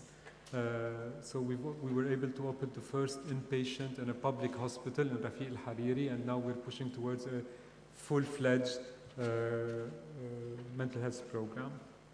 Training ER staff on how to manage mental health emergencies, and at the same time we're building the building blocks of the system in terms of accreditation, health information system and referral system between all these levels of care. In terms of prevention and promotion, we have annual campaigns. The campaign for this year is around mental health in the workplace.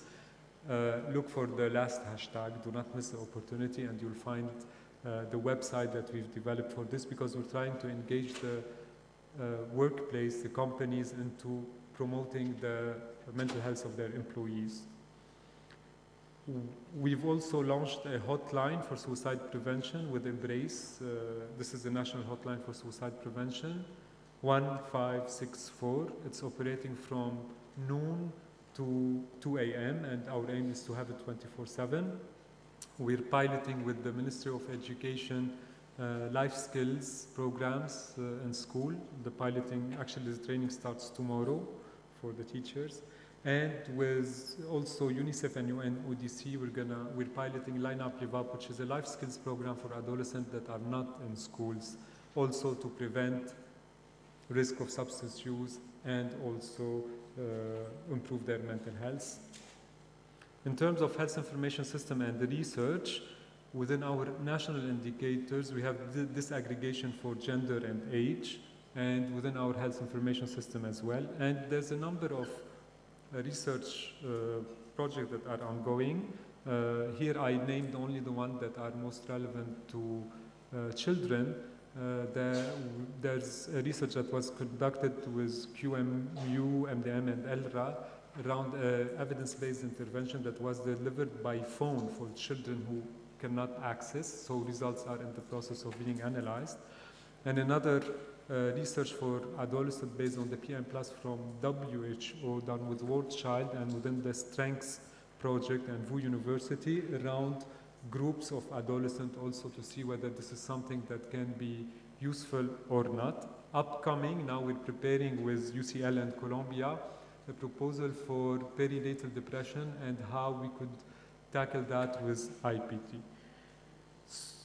The last group is the vulnerable groups, so that's the last domain of the strategy, and I just want you to take a look at it because within it you will see, and I think from a policy document it's really important, it was important for us to highlight that everyone should be included. For each group there are specific, very specific objectives that we are working on implementing. And within the coordination mechanism we have the task force, MHPSS task force, that is chaired by the ministry, co-chaired by WHO and UNICEF, and that coordinates around 40 actors in Lebanon working around MHPSS, helping them develop our own national action plan and trying to align the humanitarian sector with the strategy to ensure that after the humanitarian funds stop, because they will stop sooner or later, the system will not completely collapse. I'm not going to show you the video.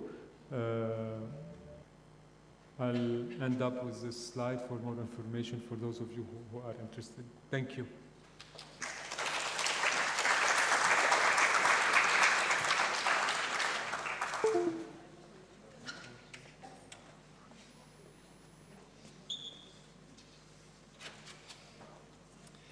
Well, Bernard, I think you're so experienced. You're doing your own thing, isn't it? You know. Do you need help? I did 20 slides. Bernard, we are very much over time, so if I you know. can do it, if you can do it shorter, please do it. Thank you.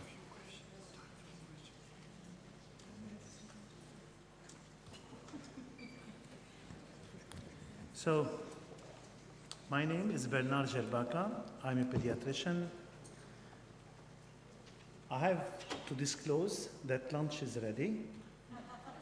And as your blood sugar is going down and brain mostly functions on glucose, I will try to offer to you some simple take-home messages. And if those simple take-home messages are taken into consideration, I will be fine and children will be better. So this is a piece of paper. Let's consider it as a human being. So this is resilient. Okay? This is resistant.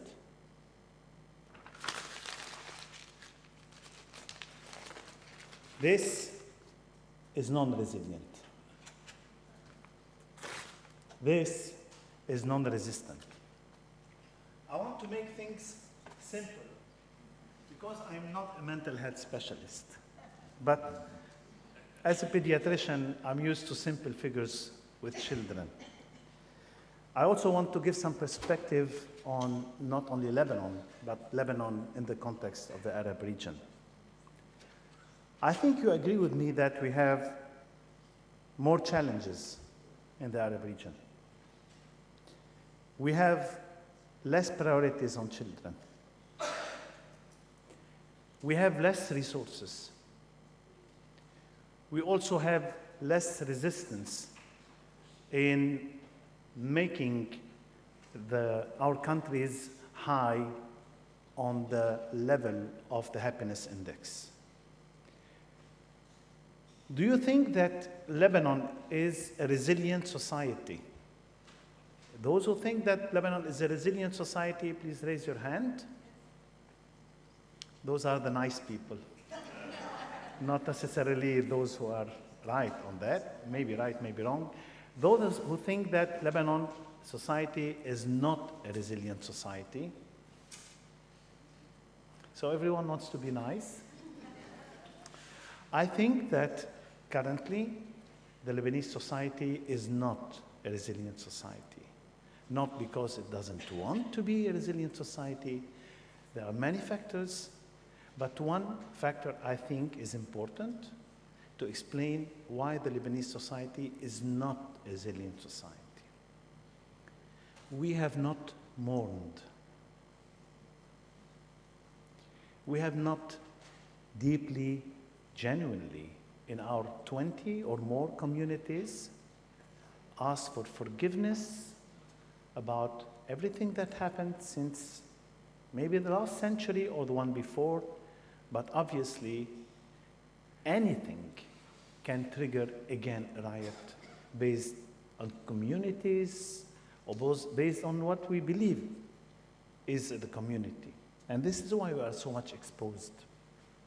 And there's a lot of literature on mourning being a necessary bridge into becoming resilient. Because if you don't understand what has happened, and if you don't have recognition to what has happened, you cannot make things better. However, the good news is that we have more mobilization, and you are part of this mobilization. You are one more stone in this construction of mobilization. We have sustained good activity in professionals working with children. And I think that going through the Arab countries, and I've been through most of them, the more sustained value that I see in the Arab societies is professionals working with children. And those keep the momentum going. If you know David Finkelhor, he has published a lot in the US mainly, but also globally. He has an explanation on why professionals ensure the sustainability of child protection and also the survival in some countries, like half of the Arab countries around us, of child protection. So you are a major component of the resilience of children and families and societies. We also have a great momentum now. In 2016, we launched the Global Partnership to End Violence on Children. In 2017, we launched the INSPIRE WHO strategy that serves and offers to the 200 goals of the Global Partnership Sustainable Development Goals, a strategy in 7 components in order to ensure a less violent society. One of the most expensive things in the Arab society, but also, I believe, globally, is violence. And you know that prevention is a good investment. I'm preaching the choir. So if you invest on a helmet, you save 20 times more. If you invest on a car seat, you would save 25 more. In terms of cost, If you invest on prevention of violence, you would save 80 times more. So this gives some perspective on such a costly burden on societies and how can we prevent it. But you need to recognize that it is there, what are its components and how we can address them. So there are many components and risk factors, economic factors, social factors, cultural beliefs. You have it in child marriage, you have it in corporal punishment, you have it in early child, honor killings, and you need to address those cultural beliefs. It's not linked to one religion in order to change and make this change sustained.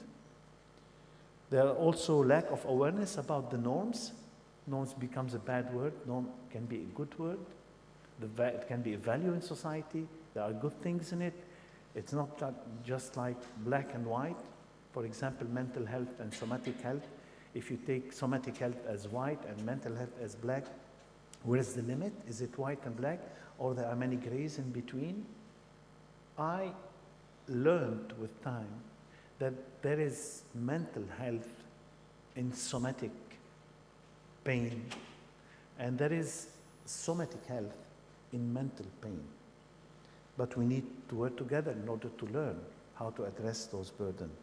And then legislations. You need legislation, but it's not enough. So we have many countries that are engaged in armed conflict. Obviously, child protection is endangered in many ways, and we consider that around 65 million children in the Arab region are exposed to violence.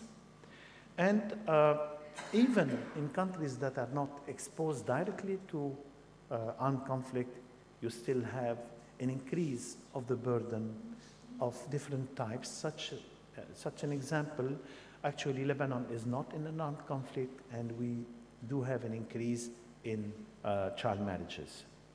So mental health obviously exists all over the adverse childhood events. Most of you know this slide, and for those few who do not know this slide, you can see how much this black spot goes into the mental health that touches the social health, the family health of the society. So yes, it is very much linked. And the typology of violence, of course, that the children are in the middle of it, but all those components of violence, or many of them, or more than one, can be found in a child that is affected by violence. And obviously know also that it is transgenerational. Yesterday, and with WHO, I called the violence on children a communicable, non-communicable disease. And I believe that it also crosses generations. So it's a kind of epigenetics that goes through the genetics, because violence is replicated from one generation to other generation, and many types of violence. The main challenges are the laws and implementation of those laws, and the specific legislations that are child-friendly, and the reflection into the child policy for child protection. It also our attitude, the resistance in our society to make the changes. We are often going into the small group that we believe will aggregate everything that would save us, and follow the simple lines and words that are being said in one community or in one group of people or in one region. And also we have poor data. We have very few autopsies in Lebanon. So how can you do child death reviews if you don't have autopsies? Very few. It's not medical, it's not religious, but it's there. There's a resistance to do autopsy. And you also have very few information, valid information on child maltreatment. And obviously, you heard about mental health. So our readiness depends not only on our knowledge, because we have a lot of knowledge, not only on our legislations, because most Arab countries have even legislation that is more recent than the Lebanese legislation that, our child protection is from 2002, and 17 years have gone since. But it is on our attitude, how much we want to invest human resources. It's not just on our will to collaborate, but it's also on the political will that really we need to make the change. And when I spoke to ministers on engaging in pathfinding, pathfinding is countries that engage in child protection in the Global Partnership, and the UAE is the first Arab countries. When I wanted to help Lebanon become a pathfinding country, the resistance at the level of decision making was, oh, what are we going to do about child marriage? Oh, what are we going to do about children engaged in armed conflict? Well, you need to diagnose your illness and then go for it. So the SWOT analysis, more than one has been done, is about how can we identify our weaknesses, and there are many of them. Mainly valid research. We need to invest in more research. We need to develop more multidisciplinary training. I learned a lot as a pediatrician from social workers. This is a fact. This is history. We learn from each other. As brain cells connect and we become more intelligent, we need to connect with each other and become more socially and professionally intelligent. We have strength. We have strong professional bodies, medical bodies, strong academic bodies. We have good health services. In spite of many weaknesses, we are well rated among health services. But it is professionals that make the health services better. And we also have good instruments. The SDGs, the Global Comment 13 on Article 19, the engagement of all countries in the CRC. Most of them also accepted the optional protocols. So we have good instruments. We have also good instruments for research. We have the ICAST instrument that has been used in many cultures. So we have strength. We have challenges. Obviously, regional armed conflict is a challenge. How can you build resistance? How can you build resilience? Yesterday, I heard a lady who was sharing her experience with Boko Haram. This is a wonderful example of resilience and how self-empowerment can make change. So obviously, when you have child displacement, it becomes a challenge. We have many challenges and threats. Some of them are going back, centuries back in child protection, not years back, centuries back in child protection. It's about early child marriage, child exploitation, organ trafficking, children in armed conflict, bullying and cyberbullying, it's emergent, and children in conflict with law. Those are threats in our legislation. And we have opportunities, we have structures, working more together. USG-AUB is one example in the pediatric department. There are many others examples. We have also a professional society. We have many professional society like ISSOP globally. We have also the international bodies that are here to help. So all those opportunities are assets. We have a child maltreatment medical curriculum that is being developed in our university, and obviously there are many other initiatives in other universities. So when you have a look at your strengths and weaknesses, at your opportunities and threats, you are able, at least in the health sector, to build up some of the points. One main point is a child protection committee in the health sector. There is one in the education sector, there is one growing in justice sector, there is one in social sector. We need to build one in the health sector. And this child protection committee needs to take further our strength in order to seize this opportunity, even if we are exposed to many threats. Our challenges and resistance to change is conflict and wars, is gender discrimination and ethnic discrimination, is cultural norms versus values, and its political influences and corruption. And all of you know where is Lebanon in the index of corruption. There is hope and there is a resilience. It's about women and child dyads, bringing women and children together. And the strong work that is being done to address violence against women is something that will help definitely children as well. There is hope and resilience in the presence of professionals and the activity of academics, non-governmental organizations, to improve the child protection system. So we have many steps. One of them is child protection teams, child protection program, child protection unit, child protection committees working together. And as I was asked to finish in a minimum of time, I would like all of you to think not only about the children, work for the children, but think with the children and work with the children. Sometimes, and most often, they are quicker than us in making the changes. Thank you.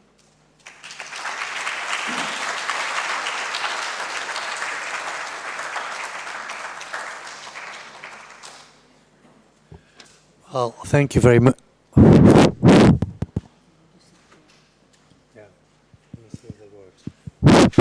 Can you get this on, please? Well, Benar, thanks a lot for this fantastic talk. I'd like to invite Robbie, Mina, and Benar to come forward, if you don't mind, just for a few minutes. And the audience, there's time for a few questions. So who'd like to ask a question to the previous speakers who hadn't time to answer your questions before?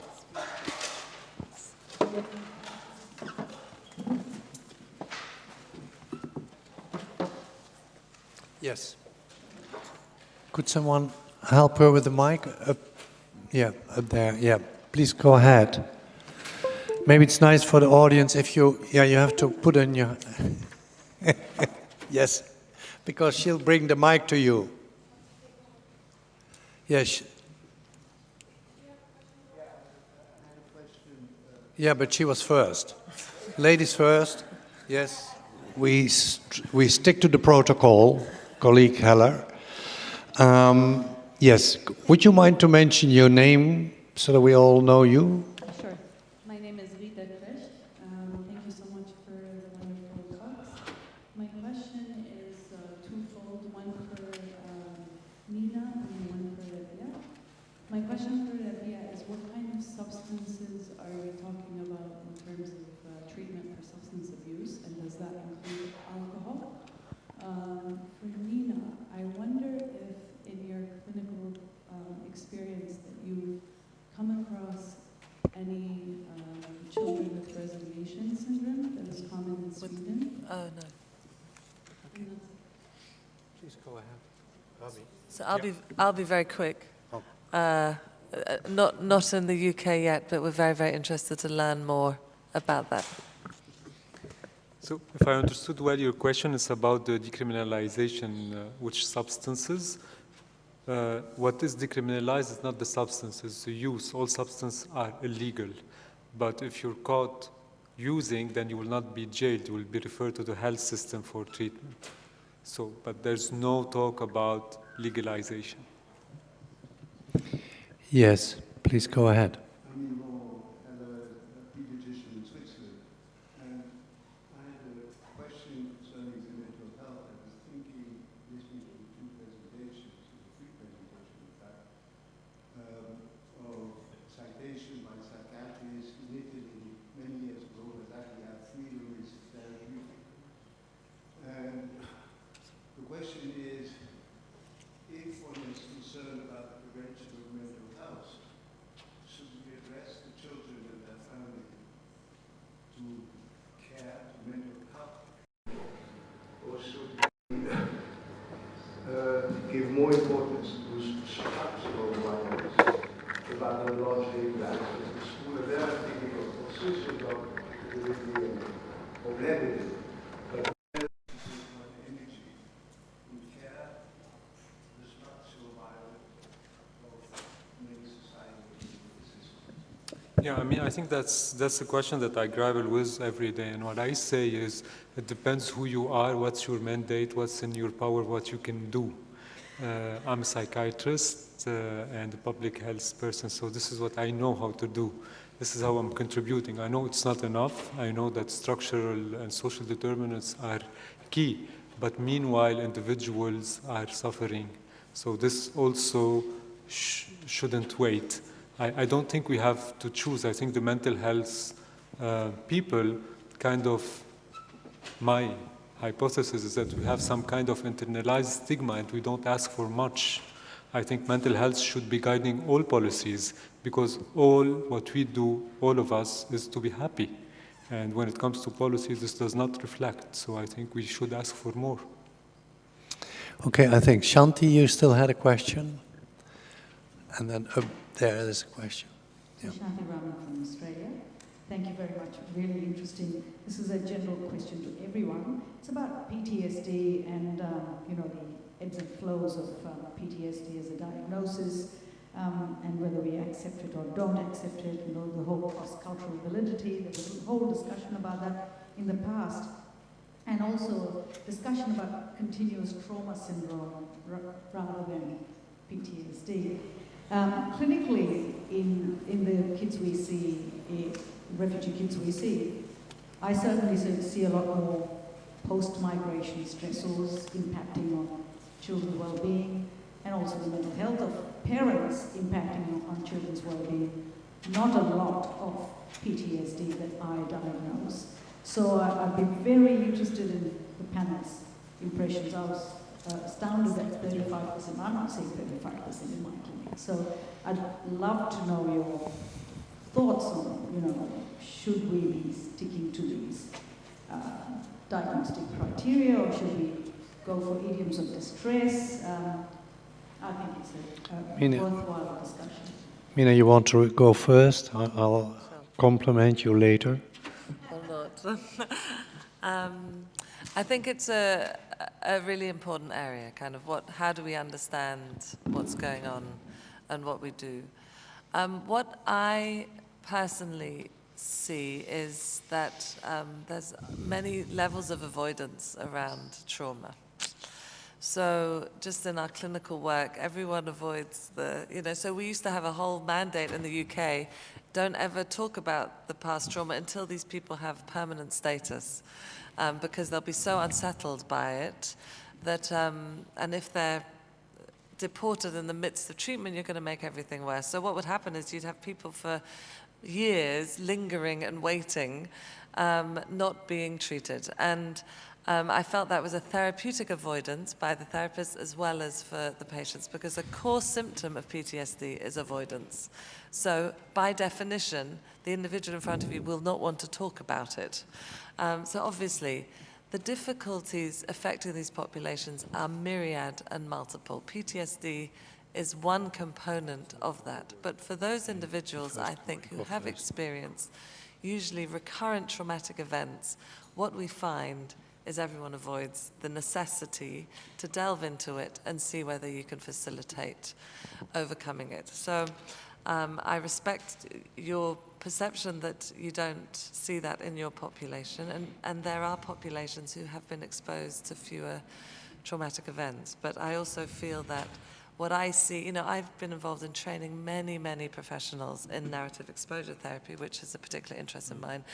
And even the head of my service, who's the most skilled therapist, she laughs and reflects with me. She says, I saw him for 1 year before I decided to treat the PTSD because she was avoiding it. So I think we need to just think broadly about skills, about capacity, and ability. But I think we can't ignore it. I think it's not the only thing, but I think it's an important, treatable component. Robbie, please. Just to add on that, with my clinical hat, I would see that PTSD as a construct does exist. I see it, like the avoidance, the flashbacks, and all of that. And different individuals might develop different disorders, as you know very well. Now, that's something, and building a program or a policy or an intervention in a humanitarian setting based on PTSD, I think that's a big no for me as a policy person. What needs to be built is mental health, proper mental health services, and the complete design, not disorder-focused programming. Yeah, I think we had a long discussion years ago whether PTSD was an American invention found among returning Vietnam veterans. And that's a stage that we have long left behind us. So there are so many data from all over the world that show that PTSD is a very valid cross-cultural construct wherever you go in the world, which doesn't mean that PTSD is the most important thing. And that's where our fallacy is. Many of our humanitarian workers, we only address PTSD, and PTSD is a tiny thing compared to other problems that we heard a lot about these days. To just mention you a small example is dissociation. So all over Latin America and all over major parts of Africa and big parts of Asia, you see dissociation. You have apostolic Pentecostal churches. People, they go in trance every week. They don't just talk about the weather when they go in trance. They talk about domestic violence. They talk about their worries. They express them. There's a catharsis. There's an emotional reaction. There's all kind of therapeutic stuff. But we kind of tend to deny those phenomena, and we focus on things that we know and that we have treatments for. So yes, it's there, but is it clinically very utile around the world? No, it's not. But it's important to also deal with it within the whole pyramid. I think there was still one question upstairs. Are you still there, the lady with her hand? Okay, she's hungry. Okay, I think we'll stop here. We're a bit over time. Thank you all for your presence, your patience. It was a lovely morning. Yeah. Jeff. Whoa. Jeff. There's a little complexity here. So we're going to break for lunch. Then we're coming back here for the next session. And then the parallel sessions will be in another hall, which we will direct you to at that point. But lunch back here for a discussion about child rights, and then At 2:45. all right, 2:45, and then we will tell you where we're going for the parallel sessions. Thanks.